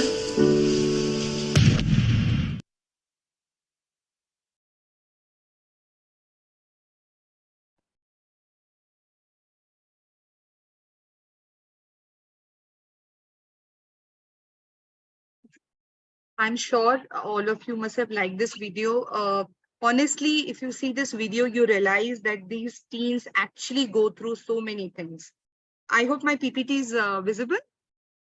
Yes, ma'am. Yes, okay. So, itna kuch they are actually facing, and there are so many things which actually contribute, and we know about it. You know, the puberty changes, the academic grades, the peer pressure, comparison with siblings and friends, pressure to excel on social media, parental expectations, career uncertainties. Itni sari problems ke saath, aap maan ke chaliye that the child would have a roller coaster ride when it comes to emotional development. Now, every teen will deal differently with these concerns. For some, the matter may be insignificant while it becomes a crisis for another.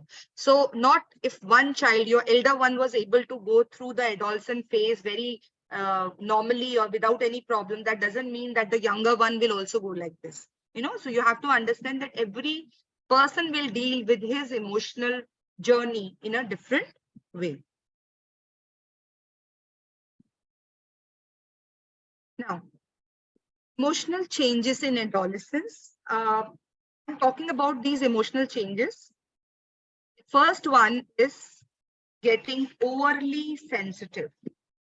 Now, during puberty, since our body undergoes many changes, it is common to feel uncomfortable about ourselves and become overly sensitive over our physical appearance. So the first thing, they become over cautious about their looks, how they look. And, you know, it is developmentally normal for adolescents to experience such insecurities. But if it is interfering with their ability to enjoy social interactions or other activities, then definitely you need to address. See, as teachers and as parents, we should know that due to puberty changes, many teens, they show irritable behavior. They lose their temper, they feel depressed. So it is important that you talk to your teen about these changes. कई बार बच्चे को लगता है ये मेरे साथ ही हो रहा है या मेरे साथ क्यों हो रहा है या मेरे इतने सारे पिंपल्स क्यों हैं या now my face doesn't look good, my hairs are not as silky as my friends' hairs. So it is important that you talk about these puberty changes. Very important, because इस समय physical appearance is very important for them. हम कई बार बच्चों को बोल देते हैं कि पढ़ाई पे ध्यान दो. हम कई बार देखते हैं कि बच्चा बार बार अपने आप को शीशे में देख रहा है, कोमिंग कर रहा है, तो पेरेंट्स का बच्चे आके बताते हैं. बच्चे कहते हैं मैम मैं सिर्फ कंघी करने गया था, मम्मी ने कहा बस हीरो बनना, पढ़ाई में तो तुम zero. Now all these statements really hurt the child. वो शीशा देखेगा, वो अपने आप को बार बार देखेगा. He is trying to adjust to those puberty changes. Help the child instead of passing negative comments or telling them कि ये पढ़ाई लिखाई की उम्र है. Don't be so cautious on how you look. It is okay. सब ठीक है, पढ़ लो पहले. No. Understand that they are going through this phase. Puberty changes होते हैं and they want to address these issues. Okay. Another very important emotional change which we see in children is looking for an identity. Now, since the teen is in the process of becoming an adult, he may feel inclined to figure out as to what makes him unique as a person. Now, there is also a general tendency that he may associate more with his friends than with his family members. Now, psychologically and as counselors, we know why he's doing it, because he is able to relate with his friends more. Now, it is important for us to note here that their identity develops as teen tries out different roles and attitudes in different settings such as home, school, or social atmosphere. So it is important that you give them opportunities to enroll himself in different roles. घर के बाहर नहीं जाना, friends मत बनाओ, कोई responsibility मत नहीं देना, बस पढ़ो पढ़ो पढ़ो, that's it. No, don't do that. They are looking for an identity. Let them make an identity. और identity कैसे बनेगी? Identity आधार कार्ड पे नहीं बनेगी. Identity तब बनेगी जब आप उसको explore करने देंगे different roles in the life. Give him some duties. Let him explore his confidence, his self-beliefs, his values, his personal ethics. So give him more opportunities to explore.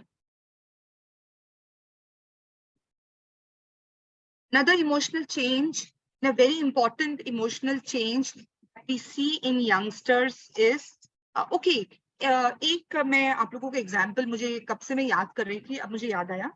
When I was talking about this, feeling oversensitive about body, I'm sure आप लोगों ने सुना होगा इसके बारे में, anorexia nervosa.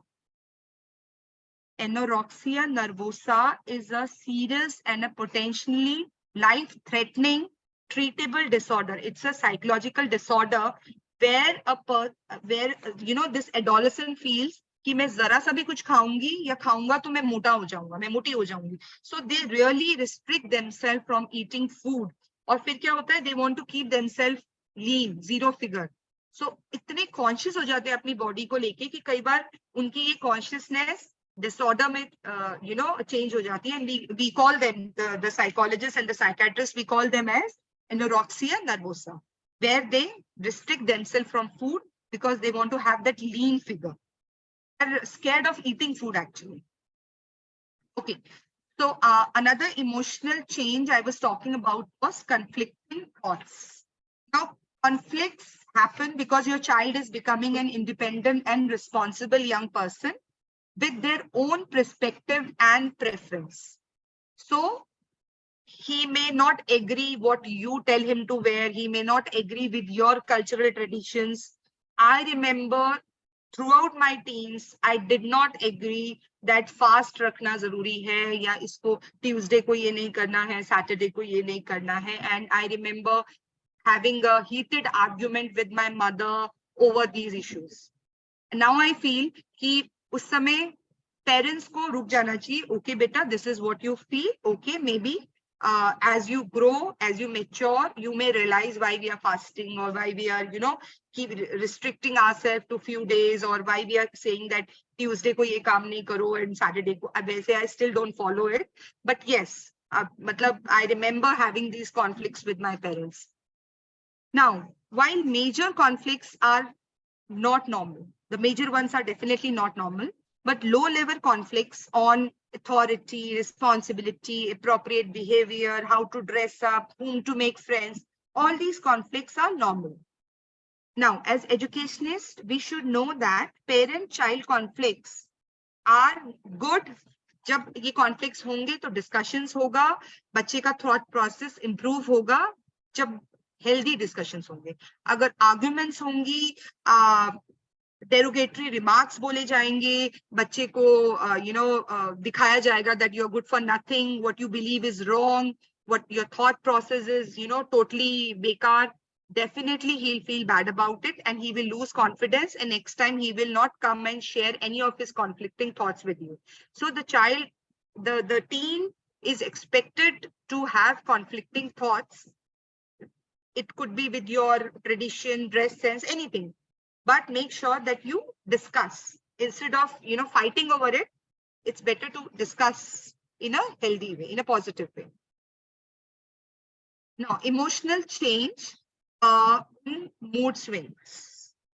Mood swings, again, there could be a number of things fueling a child's emotional roller coaster.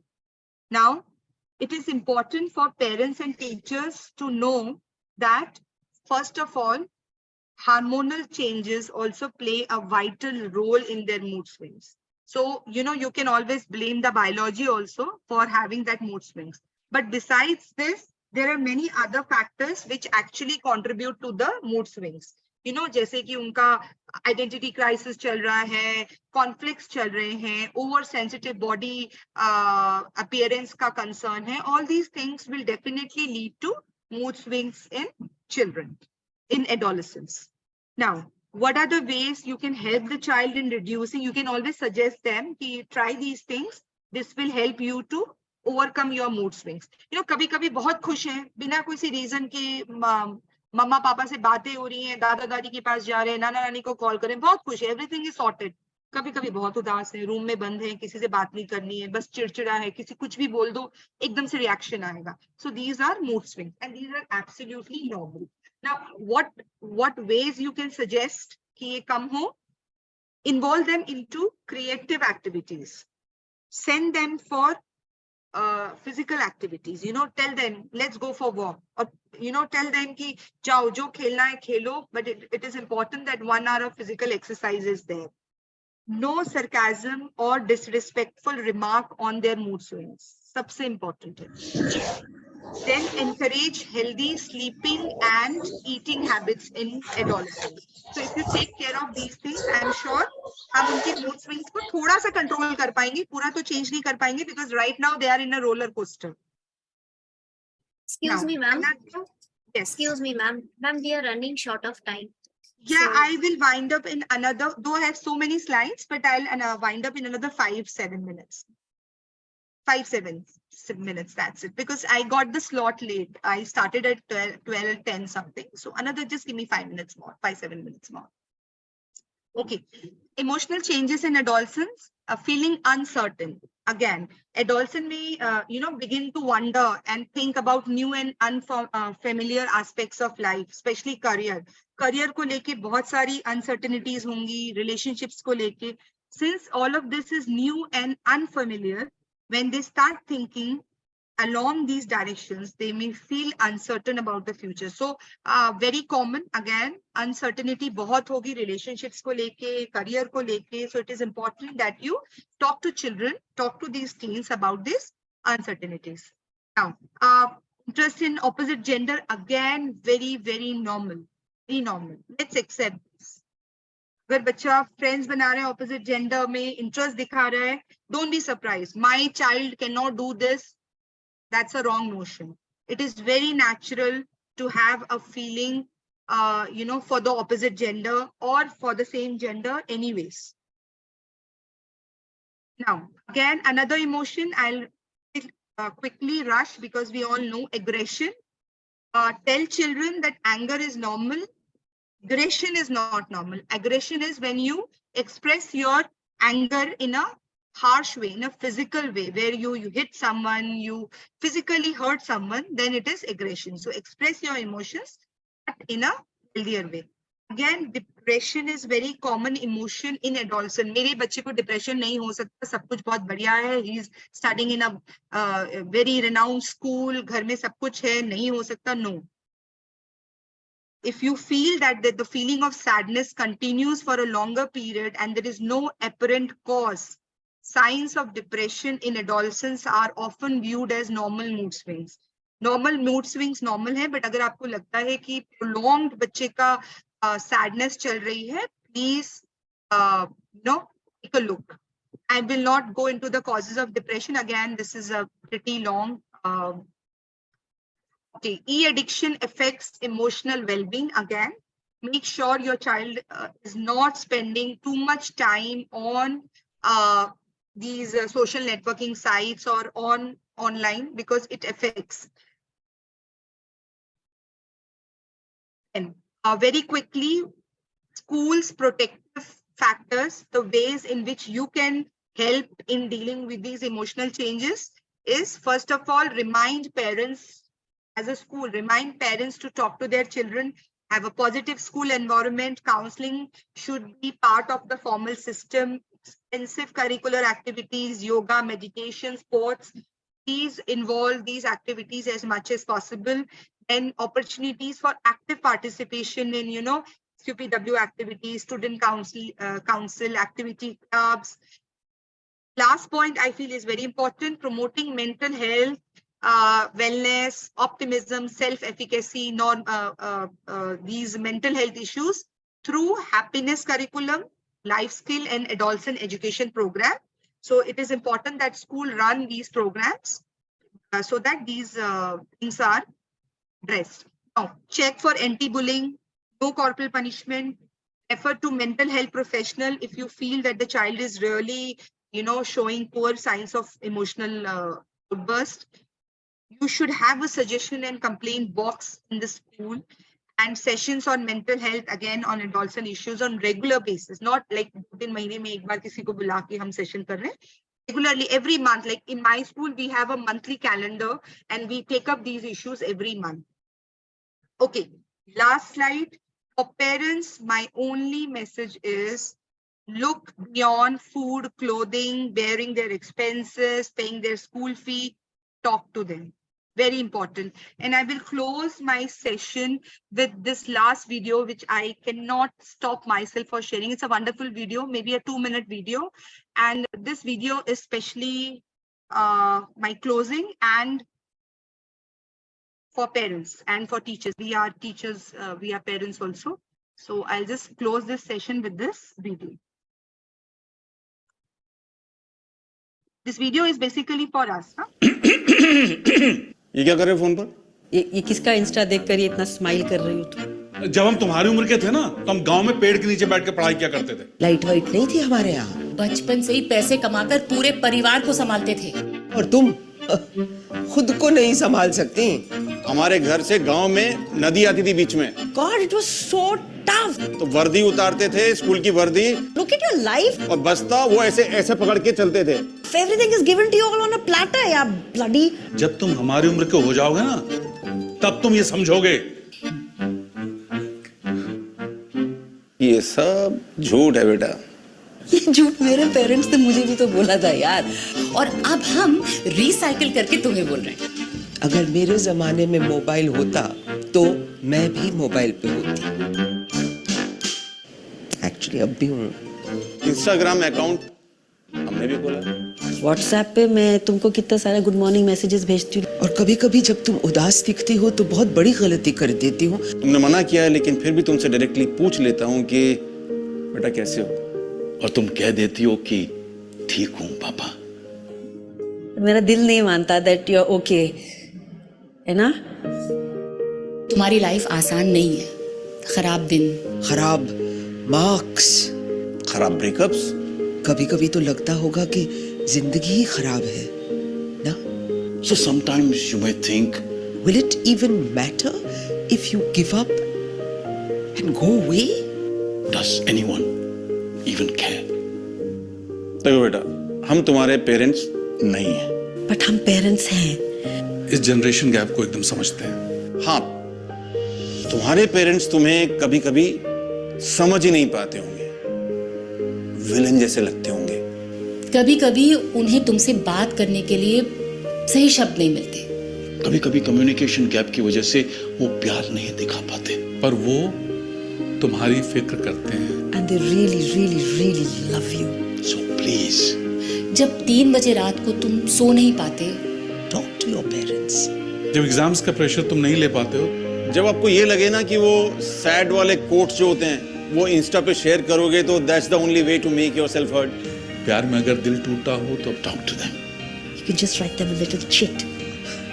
थोड़ा awkward जरूर होगा, पर बात करके तो देखो। Sorry, time constraint है, but my message was tell your child to talk to them.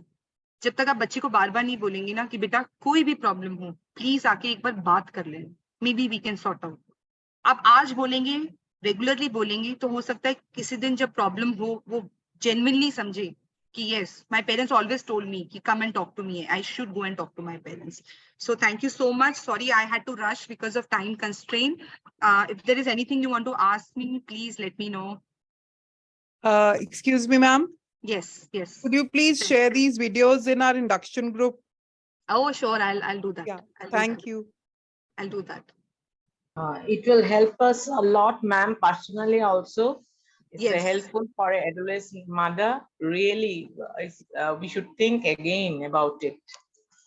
Thank you so much. I'll share these videos. In fact, you can show these videos in your classes because children relate more with these videos. And I always use these advertisements and videos to, give my message. वो ज़्यादा relate कर पाते हैं इनसे. Yes, ma'am. Very true.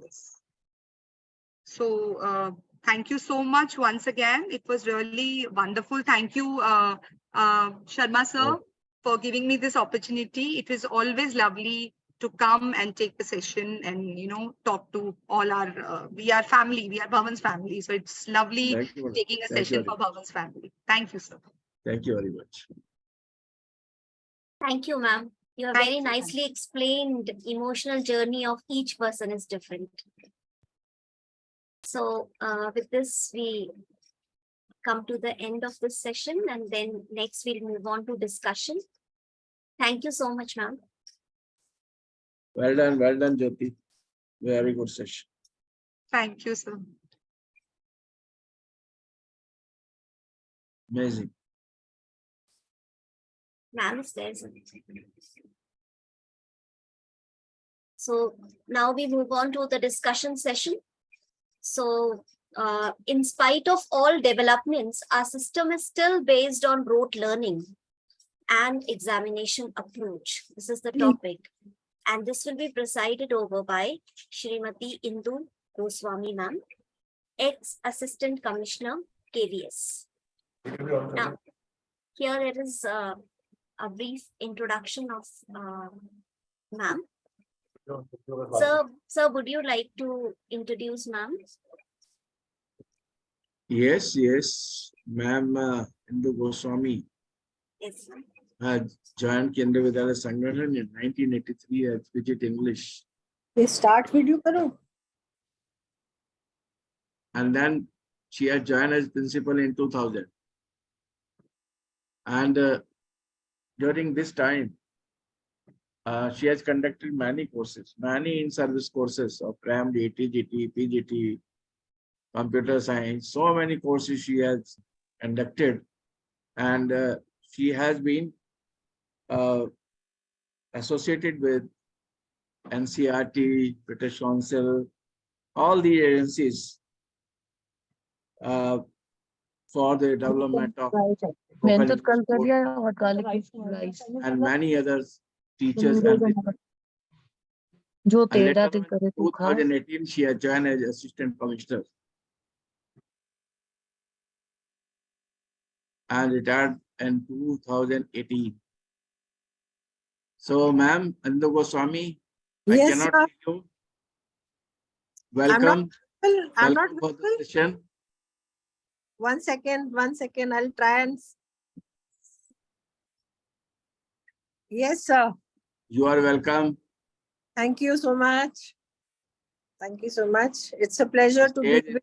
Stage is all set for you. Thank you. Yes. Well, then. So, madam, start. Dipali, madam, start, please. Well, today's Yes, session. sir. Yes. Should I speak or will this? Please. If you want to say, Yes, you ma'am. can speak. Yes, ma'am. So I just want to say that this topic is very much important, keeping in view the new education policy, which talks of inclusive education. And this is a cause that we all should debate upon, that in spite of all developments, we have gone online, we've got so many technical things of assistance, we've got artificial intelligence now, but still we continue to be on rote learning and examination centered approach. So I hope that in today's session, we are able to debate on this and find a way through that how can we change talk from the chalk and talk method, which we were used to as teachers.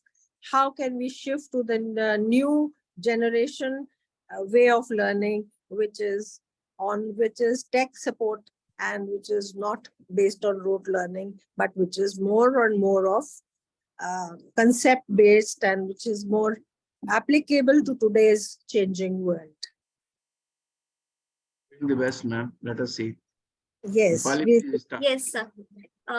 Savitri Negi from Bhavan Vidyalaya, Chandigarh would like to say something. Yes. Am I audible, ma'am? Yes, ma'am. Yes. Good morning, ma'am. Good morning, teachers. Ma'am, I'm Savitri Negi from Bhavan Vidyalaya, Chandigarh. So rote learning has been found to actually change the structure of brain. By practicing rote learning exercise, we are able to recall more information overall and we can retain it for life. But it hampers the lack of critical thinking, application, and students may face trouble applying the facts they have learned to real world situations. Rote learning does not allow children for deeper understanding of subjects. It doesn't inspire children to use their social skills. Students who learn with meaningful learning are able to problem solve better than those who learn by rote. So the exam evaluation, next one is, ma'am, is exam centered. The exam evaluates the student ability of learning. It is an effective way to analyze the knowledge of students, but scoring high in an examination becoming the be all and end all of our education system. The focus is back on rote learning and mugging as the race for marks gets crazier. Children are not exposed to the actual implementation of the concepts which they theoretically read and write in exams. That's it, ma'am. Thank you. Thank you so much. Okay, next we have Shubhadita Sarkar. Are you there, ma'am? Good afternoon, ma'am. Good afternoon, sir. And good afternoon to everyone present over here. Thank you for providing me this opportunity. Ma'am, I would like to say that in today's fast-paced world, the education system is still stuck with the age-old rote learning method and exam-centered approach. It plagues our education system and needs to be eliminated. Students are introduced to this system in their initial school years, which they adopt as a habit of learning. Students are made to memorize information through the method of regular repetition, referred to as the rote learning method. They are never introduced to its evils. In fact, throughout their life, many do not realize that they embraced this kind of learning. The broadcast of information from teacher to student that takes place in this method prevents any healthy discussion, and that ultimately leads to the blockage of creative minds. They shuts the door of cognitive capabilities. Likewise, even when they appear for exam, they depend on memorizing, which causes stress, anxiety, and this reflects the student's disability of understanding a topic. There should be a meaningful learning, but not based or centered on just one goal, how to score more and get good marks in examination. This instrumental approach denies the students joy of learning and restrains them and makes it impossible for them to go deeper into any issue. Where critical thinking is required, students lack in that. It's high time we make the technology, AI, and concepts like machine learning part of the classroom curriculum. The learning procedure should be activity based so that they can learn from experience and can face any sort of questions or queries in their day-to-day life. Alternative assessments are wide ranging and includes competency based assessment, project-based assignments, problem-based assignments, presentations, reports, critical analysis. The whole learning process should be holistic, integrated, enjoyable, and engaging, and concept-based. Thank you, ma'am. Well said. Very well said. Thank you so much, ma'am.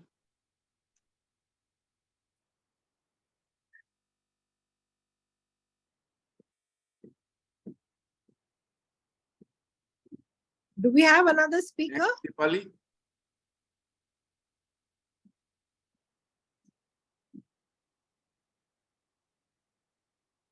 Dipali ma'am, you're on mute. So now next we have Neha Solanki from Bharatiya Vidya Bhavan, KM Munshimar. Neha ma'am. Yes, ma'am. Good afternoon, ma'am. Good afternoon, sir. Good afternoon, everyone present here. Ma'am, what I want to say here is both the teachers said whatever is right, but what I feel is that the core of education is rote learning. We need to recall, we need to remember, we need to retain whatever we have learned. And like in today's world, whatever is done by our scientists and whosoever is working today, they have been learning all those things in past and they are able to regain. So what I wish and what I feel here is, with the advancement of technology and with the basic concepts, we should focus on learning by different ways and analyzing, but the basic concept of learning should not be missed upon. Like actually constructive education, learning in the relevant context, self-directed education, collaborative learning. These are the parts of rote learning or the initial old school pattern. But when we talk about the artificial intelligence or the coming technologies, so short-term memory, the moment we ask children that in the corona times that what is the answer, they just used to copy paste the answers from the Google. They were not using their minds to read the sentence and reframe it according to their understanding. No development, no use of like brain, where they have to at least change the sentence according to the question. Erosion of ethical values, because now people are more focusing on monetary terms and short-term benefits. So at least some rote learning is also needed, with some advancement and changes according to the time. This is my stake on this. So you believe that rote learning is important? No, ma'am, I'm not believing that rote learning is important. I'm just saying it's a basic and important element of today's education. It should not be missed upon totally. And it has its place, but rote learning by itself will not help in the concept, understanding concepts. That is the problem. That it will not help in learning the concepts, and it will not help in the child into developing into more creative ways of expression itself. But ma'am, with So- the help of every time having children phones in their hand, they are See, just rote learning can be only limited to the primary, very early stages of learning. The child beginning to learn things. Maybe at that time when you learn the alphabets and the time at the tables and all arithmetic, the 3 hours that It's also important, ma'am, because that is the base. basically it should be contained only till that level. But ma'am, base is important. That is the base, but otherwise you have to develop from that base. It's a pyramid that should Yes, go up. I'm just balancing the rote learning and the today's technology. I just want to. Yes, Neha, okay. Neha, Yes, rote sir. learning, not rote learning is also learning. Rote learning. Rote learning is also learning. And sir, I would like to quote here one thing. I mean, like when you talk about chemistry and the periodic table, so I think it is necessary to learn that. And the way, just now ma'am said, in primary school, the children are taught tables. So, which is what they remember throughout their life. So, their Dipali, rote for learning your can be information, important. Yes, sir. sorry, continue, complete it. Yes, sir. It's over. Dipali, for your information, I want to say that the periodic table has been dropped from the syllabus. Yes. Okay. From the current session, it is being dropped from the syllabus because of rote learning only. So children used to mug up. Yes, that is what. SDPF orbital, first, second, third, fourth, sodium, potassium, rubidium, cesium, all they used to learn. So that's why they have deleted it. So anyhow, please call the next. Yes, next participant, whosoever is willing to volunteer first. Ma'am, I would love to add on something here. Please, please. Like there are different types of learners and everybody has their own capacity. So I think the assessments are more important, the kind of assessments we are taking. So that should be based on every kind of a learner. Somebody is good in learning and defining rote learning, and somebody is good in application. I think our assessments have changed over the time. And now the application based basically has come up to that only, that we do not encourage rote learning. So application based assessments, when we are taking, obviously we are discouraging rote learning. Yes. That's true. Is Poonam Basra ma'am here? Yes, ma'am. Good afternoon, everyone. I am Good Poonam, Bhavan Vidyalaya, New Chandigarh. I would like to share my view on this. The National Education Policy 2020, with its introduction, multiple changes has been brought in the current education system. It is a forward-looking step for revolutionizing the Indian education system. Among other positive aspects of NEP, its main objective includes transforming the education system into a more holistic and system. By doing away with the rote learning method, NEP has made it compulsory for the in active learning through class participation, group discussions, and focusing more on dialogues exchange between teacher and the students. And also the practical knowledge is and experience on and off campus to make learning more meaningful and fun. Therefore, students should not be judged on their memorizing capacity only. If a student is not results, they must be motivated different method to conclude the target sound understanding. Not know. Thank you.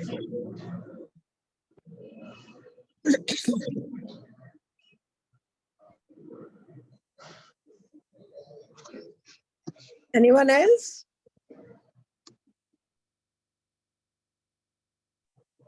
Well, Poonam Basra has talked about NEP. Anyone else would like to put their views on this? Jayashri Sinha. Yes, Ma'am Jayashri Sinha. Are you there? Supriya Devnath.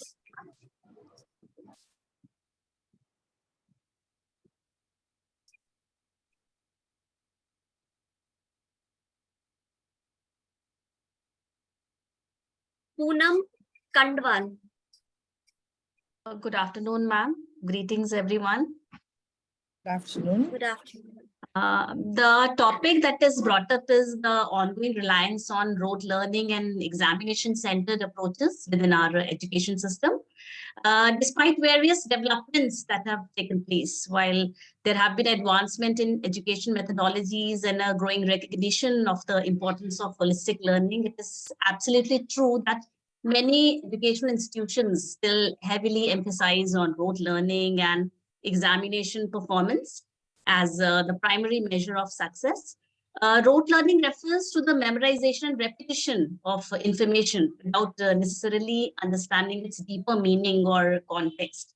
This approach has been criticized for its limited effectiveness in promoting critical thinking, creativity, problem-solving skills, and a deeper understanding of subjects. However, it has been a dominant aspect of education in many systems for a variety of reasons. One reason for the persistence of rote learning, which I feel is the examination-centered approach that prevails in many educational systems. These standardized exams, often they prioritize the recall of specific facts and formulas, which encourage students to focus on memorization rather than comprehension. These exams are frequently used as the primary means of evaluating students' knowledge and determining their academic progression, which puts immense pressure on both students and teachers to prioritize the exam preparation. Another factor which I feel contribute to the continued prevalence of rote learning is the large class size and limited resources in many educational institutions. Teachers, they often face challenges in catering to the individual learning needs of each student due to time constraints or maybe due to lack of support in some cases. As a result, they may resort to more traditional teaching methods that can be easily standardized and assessed. Moreover, societal and cultural expectations also play a role in perpetuating the emphasis on rote learning. In some cultures, academic success is highly valued and students are under significant pressure to excel in examinations. This pressure can lead students to prioritize short-term memorization over the long-term learning aspects.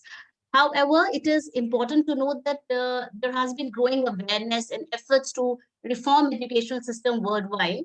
And that is why we talk about NEP and NCF, because it promotes active learning, critical thinking, problem solving, and collaboration. These approaches aim to develop students' skills and abilities beyond memorization. They enable them to apply knowledge in real life situations.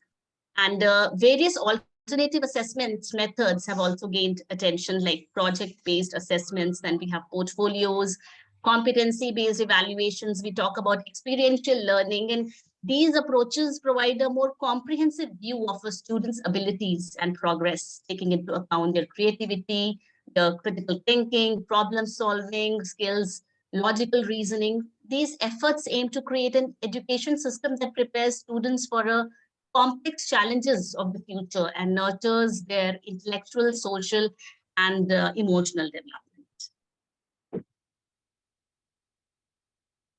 That's it, ma'am. Okay, thank you. Thank you so much. Good afternoon, everyone. Ma'am, I would like to speak something. Yes, you are. Ma'am, I'm Manavjot Kaur from Bhavan Vidyalaya, New Chandigarh. You are? Manavjot Kaur from Bhavan Vidyalaya, New Chandigarh, ma'am. Okay, yes. Yes, ma'am. Ma'am, the teaching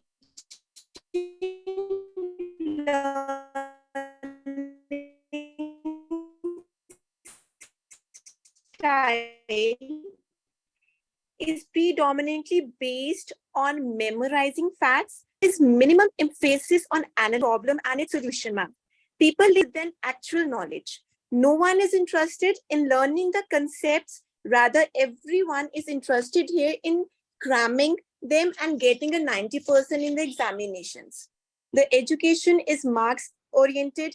Hence, children are not exposed to the actual implementation of the concepts which they theoretically read and write in exams, ma'am. That's it, ma'am. Okay. Next, One more Annapurna. thing, ma'am, I just would Dr. like ma'am. to add here is that our assessment and question papers, we as educators, we really need to, make them very, very innovative. If our questions are closed, what is this? Then the answer obviously demands the rote learning. More open-ended questions, more, the learning will explode. Open-ended questions are very, very important in setting the question papers. More the closed-ended, more the rote learning. Promotion of rote learning. Thank you, ma'am. Yes. Next, we have Miss Annapurna Sharma from Bharati Vidya Bhavan, New Chandigarh. Good afternoon. Good afternoon, ma'am. Good afternoon, all. I am Annapurna Sharma from New Chandigarh Bhavan Vidyalaya, now in Rajasthan, Hanumangarh. और मैं इसके बारे में जो हमारी शिक्षा प्रणाली के बारे में बात चल रही है, रोट लर्निंग एंड एग्जामिनेशन के बारे में, तो उसमें मैं बताना अपने कुछ पक्ष जो है मैं रखना चाहूंगी आप सब लोगों के सामने कि भारतीय शिक्षा प्रणाली में जो वास्तव में रट्टा शिक्षा प्रणाली है, इसमें न तो हम छात्रों को दोषी ठहरा सकते हैं, न ही शिक्षकों को। मूल रूप से जो शिक्षा प्रणाली और नीतियों के साथ एक बच्चे की शिक्षा की जो शुरुआत होती है, वो उस समय से लेकर ही कार्यप्रणाली है जब तक उसे एक नौकरी नहीं मिल जाती।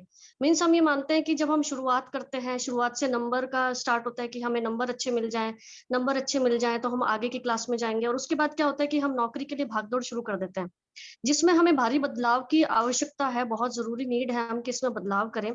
जब हम काफी छोटे होते हैं, यानी हम बच्चे होते हैं, तभी हम सही रास्ते पे होते। क्यों? क्योंकि हम गंभीरता से चीजों को लेते हैं, हम गंभीरता से उस चीजों को जिज्ञासु बन के सीखते हैं कि हम किस तरीके से सीख रहे हैं, क्या हम कितने क्वेश्चनिंग करते हैं, कितने सारे प्रश्न अपने माता पिता से करते हैं, कितने सारे प्रश्न हम अपने अध्यापकों से करते हैं। वो हम बच्चों में जिज्ञासा देखते हैं। जैसे जैसे हम बड़े होते हैं, हम उस चीजों को सीखने का लक्ष्य रखने की बजाय धीरे धीरे उसमें अच्छा प्रदर्शन करने की कोशिश करते हैं। जब हम छोटे होते हैं तो हमारा जो मन होता है वो बाल मन होता है, उसमें हमें कंपटीशन की भावना नहीं होती, हमें सीखने की भावना होती है। बट आगे धीरे धीरे जैसे हम बड़े होते हैं तो उसमें compete करना शुरू कर देते हैं, हम कुछ अच्छे नंबर लाने का इरादा रखते हैं, क्योंकि इससे हम प्रशंसा के लिए एक प्रकार की संतुष्टि मिलती है। जैसे हम धीरे धीरे आगे बढ़ते हैं तो हमें प्रशंसा मिलती है कि अरे वाह, इसके इतने अच्छे नंबर आए हैं, अरे उसने तो 95% लिए हैं, अरे उसने तो 98% लिए हैं। तो उससे क्या होता है, विद्यार्थी उस चीज को अपने माइंड में रख लेता है कि मैं अगर अच्छे परसेंटेज लेके आऊंगा तो मुझे प्रशंसा मिलेगी, मेरे माता पिता भी प्रशंसा करेंगे कि आप बहुत अच्छे नंबर लेके आए हो, आपको अब गिफ्ट मिलेगा। तो इस तरीके से ये चीज आगे आगे बढ़ती है, और ये आग्रह जो है वो धीरे धीरे हम पर हावी हो जाता है, और यहीं से हम समस्या का निर्माण शुरू हो जाता है कि सिस्टम उन चीजों को सीखने के लिए जगह नहीं देता जो हमें चाहिए। यानी किसी विशेष बच्चे की क्षमता और रुचियों की जांच करने के लिए कोई प्रावधान नहीं है, लेकिन इससे पूर्व निर्धारित पाठ्यक्रम का अध्ययन करने के लिए मजबूर करता है। यानी हम अपना पाठ्यक्रम अगर करते हैं तो हम उस चीज को बच्चे पे उस पे हावी कर देता है वो चीज, और उसके बाद क्या होता है कि उसके ऊपर अच्छा प्रदर्शन करने की अपेक्षा करता है। बच्चों के पास अक्सर इस प्रणाली में आगे बढ़ने के लिए रखने के अलावा कोई विकल्प भी नहीं होता। क्योंकि अगर हम ये चीज देखते हैं कि शिक्षा प्रणाली हमें आगे बढ़ा रही है, हमें नंबरिंग भी मिल रही है, हम आगे प्रशंसा के भी अधिकारी हो रहे हैं, तो अब इसमें हमें करना क्या चाहिए? यानी हमारी जो शिक्षा प्रणाली, वैसे एनईपी ने बहुत सारे चेंजेस किए हैं, एनईपी कर भी रहा है और बहुत अच्छे अच्छे चेंजेस हैं बच्चों के लिए।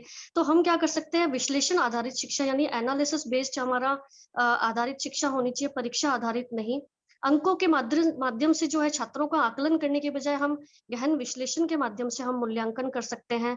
शिक्षा प्रणाली हमारी जो है विद्यार्थी केंद्रित होनी चाहिए, यानी स्टूडेंट सेंटर्ड होनी चाहिए। शिक्षक प्रशिक्षण और सतत मूल्यांकन में प्रैक्टिकल वर्क को ज्यादा बढ़ाया जाना चाहिए, जिससे बच्चा और जिज्ञासु हो और सीखने के लिए और आतुर हो। ज्यादा से ज्यादा हम बच्चों को अभ्यास करा सकते हैं। छोटे बच्चों को हम जैसे खेल प्रणाली के द्वारा शिक्षा दे रहे हैं, कविता या कहानियों द्वारा, इसमें शिक्षा क्या होता है, रुचिपूर्ण भी होगी बच्चों के लिए और ज्यादा प्रभावी रहेगी। और रेमेडियल जो शिक्षण है उसके द्वारा हम बच्चों को बेसिक जो नॉलेज है हम क्लियर कर सकते हैं। क्योंकि अभी जो कोरोना काल के समय जो बच्चों का एजुकेशन सिस्टम डिस्टर्ब हुआ है, जो बच्चों को लैक हुआ है, बच्चे पीछे गए हैं, उसको हम अपने रेमेडियल शिक्षण के द्वारा भी आगे बढ़ा सकते हैं। और उसके बाद एक और है मैं ऐड ऑन करना चाहूंगी, व्यक्तिगत यदि हम शिक्षा अगर हम करते हैं तो विद्यार्थियों के लिए शिक्षा अधिक और रुचिकर होगी, क्रियात्मक बनेगी और उसमें उसी तरह से रुचि पैदा की जाए जो वे उस प्रक्रिया का आनंद उठा पाए। और शिक्षा व्यवस्था की अंतिम सफलता ही हमारे लिए यही है। Thank you so much ma'am, this is from my side. Thank you all. Thank you so much. Thank you. Thank you. Now, is there anybody who wants to present his or her views? Yes, ma'am. My name is Minky. Okay. Ma'am, is it audible? Yes, ma'am. Yes. Good afternoon, ma'am. Good afternoon to all teachers. My name is Minky from Delhi, Kendra.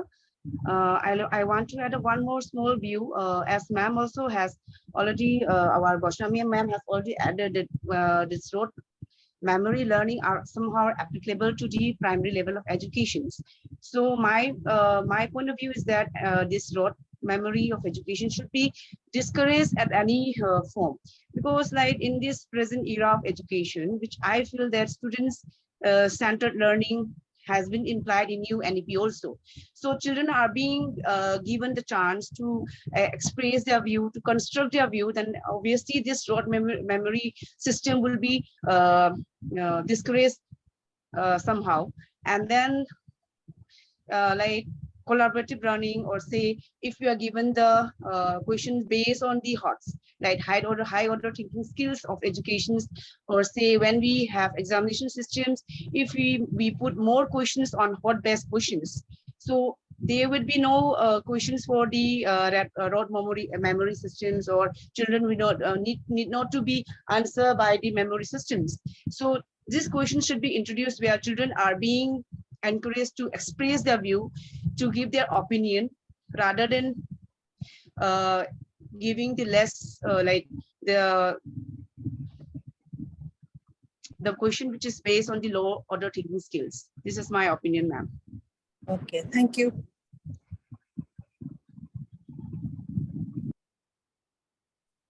Thank you, ma'am. We have many other people in the group who did not say anything.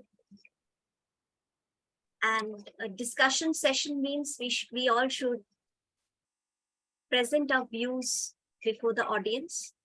Good afternoon, ma'am, and good afternoon, everyone. Good afternoon, sir.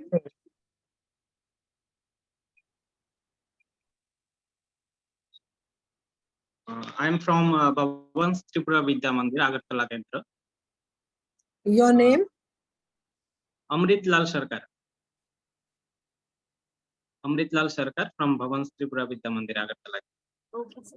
But today's topic is about to, in spite of all developments, but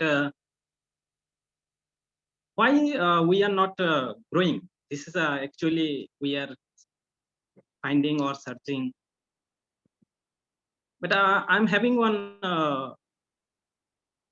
queries, madam, that we are discussing about inclusive, cognitive, this type of learning. That means what we know what is, but we don't know how. I think the society don't knows this one, that how we will develop.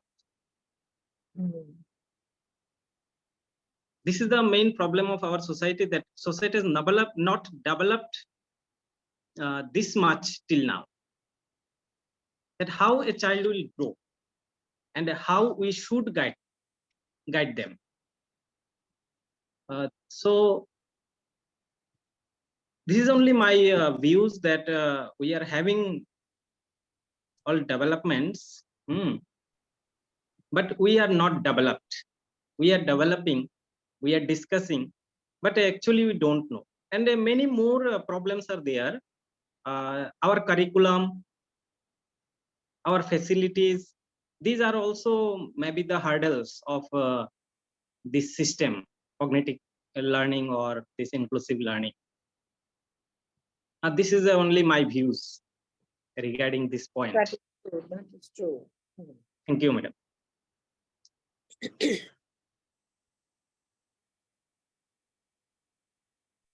Sir, should we continue with the discussion?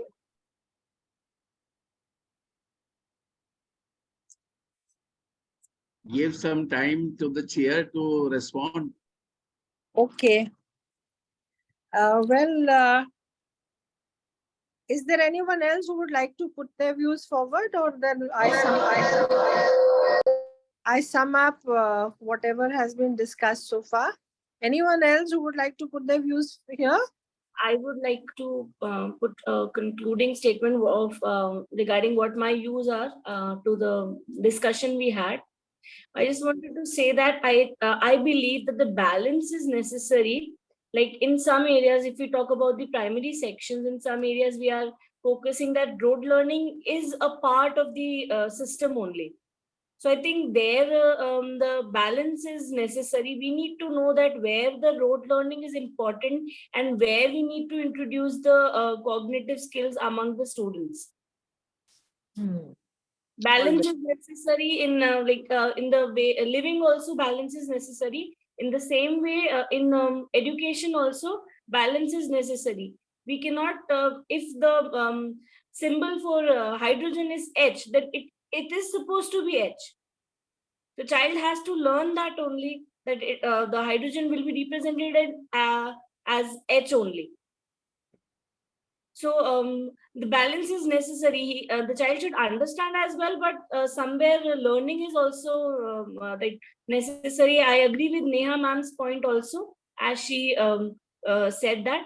And in the other discussions also, I've heard educators saying these things, that it should completely be, demotivated from our curriculum. But I disagree on this point, since wherever it is necessary, we should be promoting that. And wherever we are thinking that the child is only focusing on rote learning, then we should motivate the child on the going opposite on that track. Like we should be motivating the child to understand the concept, and wherever necessary, then the child can learn. Thank you, ma'am. Yes. Thank you. Well, a lot of speakers have spoken about the problems that our system has. The first speaker talked about recall, retain, which hampers learning. Subhadita Sarkar talked about students being introduced to rote learning, and which prevents the blockage of analytical learning. She suggested that competency-based assignments and holistic development is important. Neha talked about focused learning by different ways. It should be self-directed, collaborative learning. But she agrees that she's of the opinion that actually there is no development because children copy from Google. So there is no development in their learning. They are just copying paste from Google and no learning takes place. Poonam Basra talked about the NAP and the multiple changes which are there, which I will talk about later on. Poonam talked about memorization, limiting critical thinking and analytical thinking.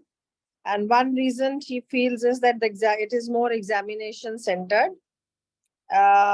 one important point that came out was societal pressures, which are short-term, which encourages short-term learning. And she suggested that project-based learning, collaborative learning will promote creativity.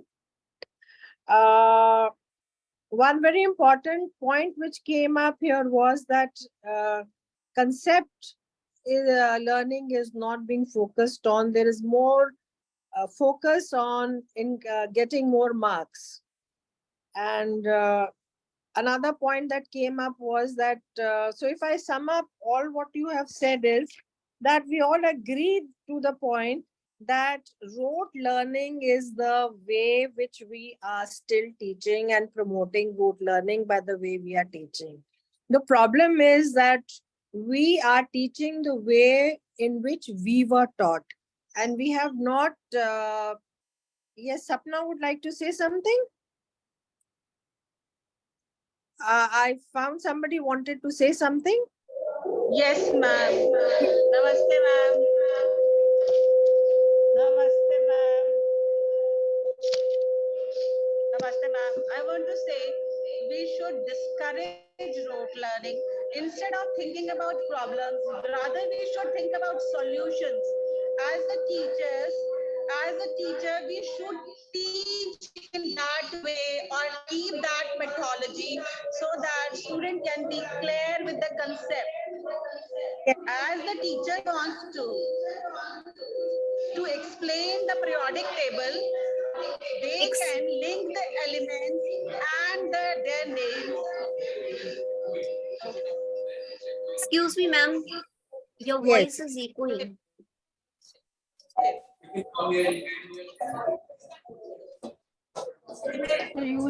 You are using two You are devices. using I multiple suppose. devices, Sapna madam. Yes, yes.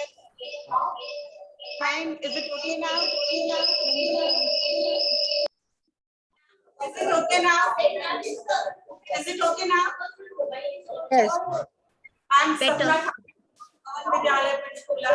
I want to say, instead of talking about the problems, rather we should think about solutions. Over here, I want to, if we want to explain. मेरे class के भी नया बच्चों से ये portal submit करवा दिया इसको ये पोर्टल में कैसे चलाऊं In the methodology of storytelling or associating with the journal things, first we should make them understand. Then only they can learn, they can understand better. Suppose I want to teach kidney system. It's not the thing we have to teach kidney only. We can link the pura system with NCB. They used to do this, used to do. After that, make them understand the terms, then the process, then make them first understand with the storytelling method. We should change our teaching methodologies so that they can understand better. And some of the teachers are talking about periodic tables and all these things. They should understand metals, non-metals, chemicals. Then only we should correlate their names with the element or the metals or the non-metal. Means we have teachers have to change our teaching methodologies so that everything is in very simple way. Thank you, ma'am. So we should think more creative to make them understand, not keeping one way of keeping the same road learning. We should rather change our teaching methodology to make them understand better. Thank you, ma'am. Actually, you're echoing so much that but what I understand from what you said was that we need to focus on the way we teach. And this is exactly what my point was, that we have to change the way we are teaching our children. We focus too much on who, what, when. And if you are already asking questions from the students on who, what, when, then that will promote rote learning only, because that is information based and it does not promote any analytical thinking. It does not encourage critical thinking. It does not give them any deeper learning of any concepts. So the first thing that we must do is to discourage this kind of question in our classrooms. And only when we discourage this kind of questioning in our classrooms will be shift. That will be one major shift from rote learning. The second point I would like to make here is that when we are talking about concept-based learning, the teacher herself should be very clear.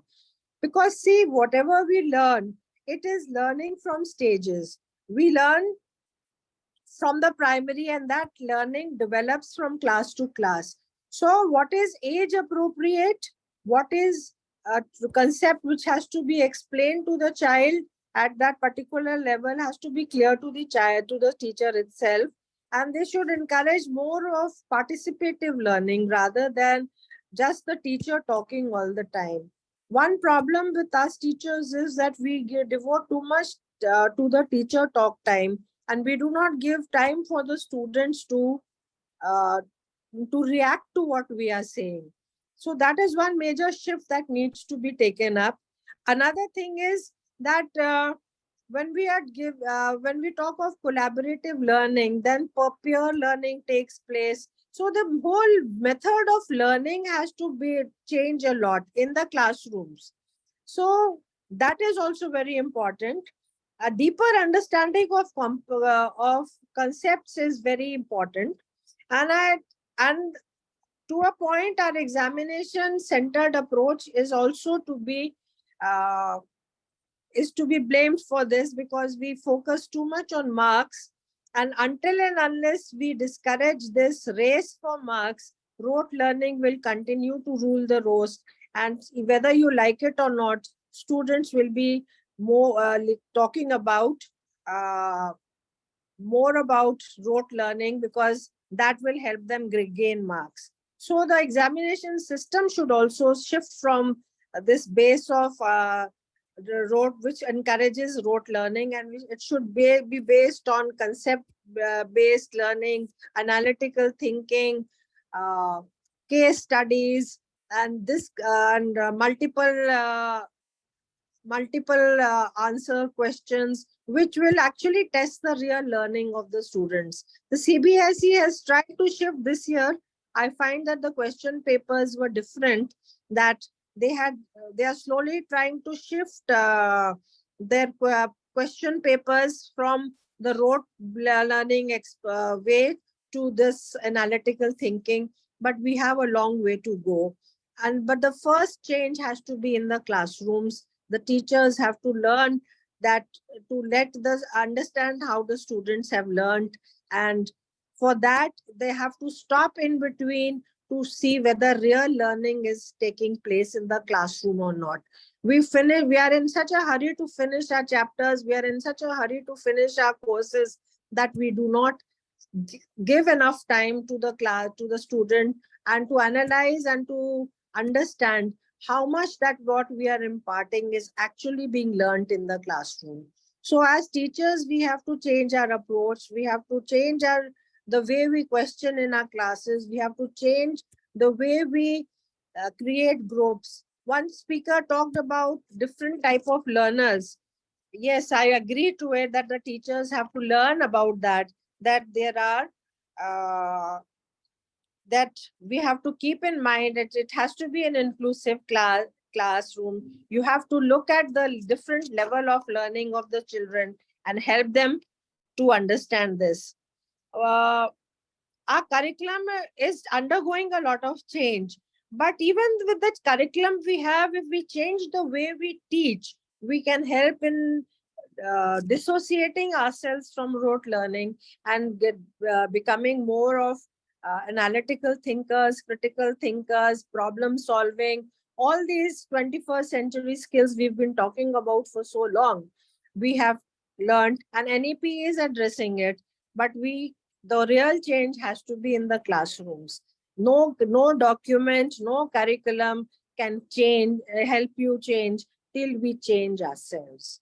So the first and the foremost duty of every teacher is that shift from the way that you have been taught, learn new ways of teaching and interacting in your class, encourage more collaborative learning, encourage peer learning, encourage debating in your class, encourage students to open up what they learn, assess their learning as you are teaching, and give more opportunity to be a child-centered classroom rather than a teacher-centric classroom. Thank you.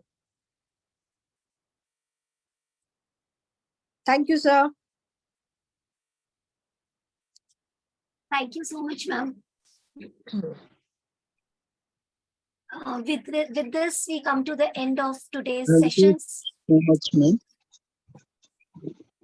It was really a great learning experience for all of us. May I now invite Shri Dhananjay Ghatak from Bhavans Tripura Vidya Mandir, Agartala, Tripura, for extending the formal vote of thanks. Thank you, ma'am. Good afternoon to all. I deem it a great honor and privilege to propose the vote of thanks on this memorable program. Let me, first of all, start by giving the glory to the Almighty God for making today's sessions of the progress a resounding success. First and foremost, I thank to our Regional Education Officer, Dr. A.K. Sharma sir, for organizing such a valuable programs to enhance our knowledge, and for his words for encouragement. His able guidance has always encouraged us. I thank sir for his kindness, his interest, and continuous support. I thank our Honorable Convener Ma'am, Dr. Dipali Pradhan, to help and communicate, coordinate with us. Thank you, ma'am.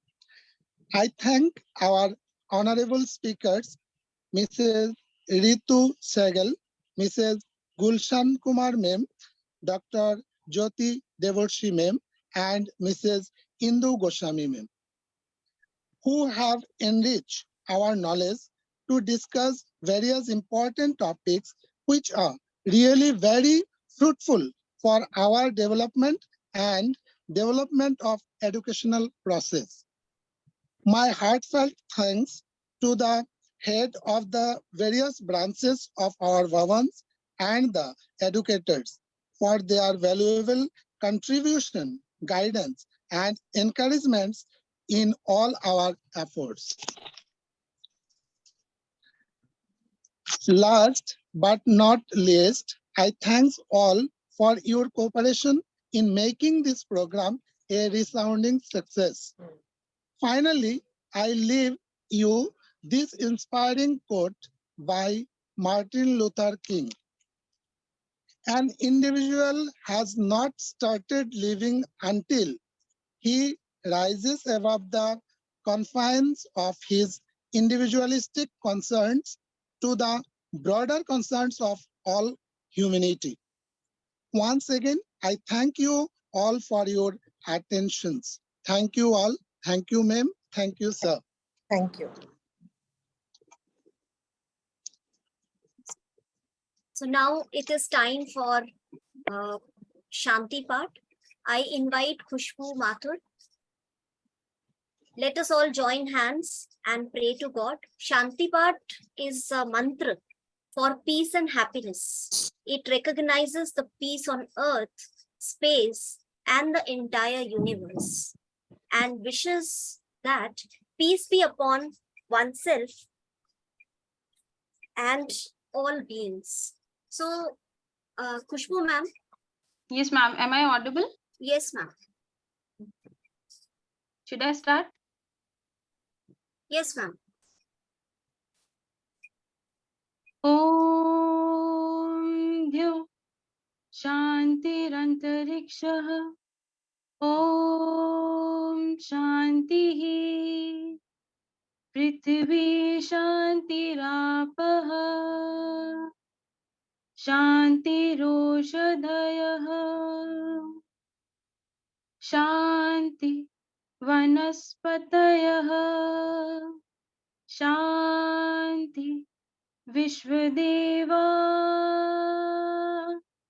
Shanti ब्रह्म शान्तिः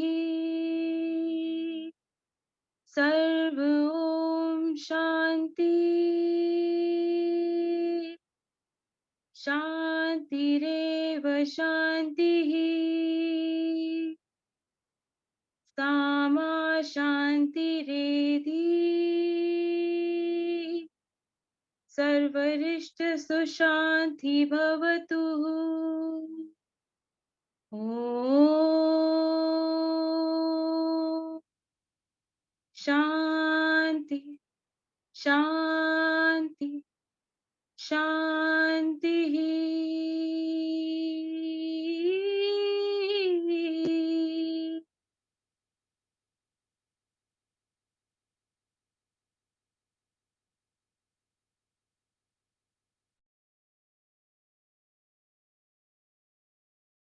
Thank you. Thank you very much.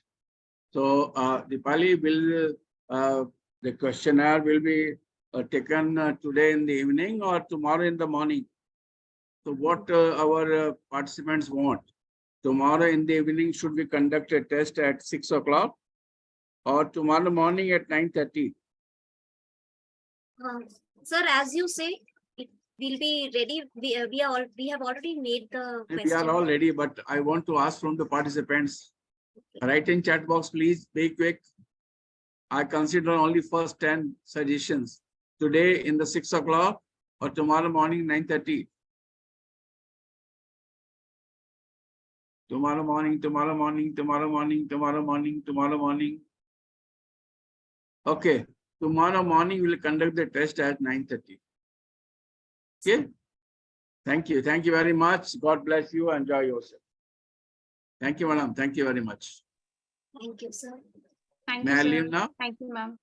Yes, and I hope all of you have filled the attendance. Yes, ma'am. Yes. ma'am. Yes, ma'am. Yes, Thank you, sir. Thank you. Thank you, ma'am, and thank you, sir. Thank you, sir. Thank you, ma'am. Good afternoon. Good afternoon. Thank you, sir. Thank you, ma'am.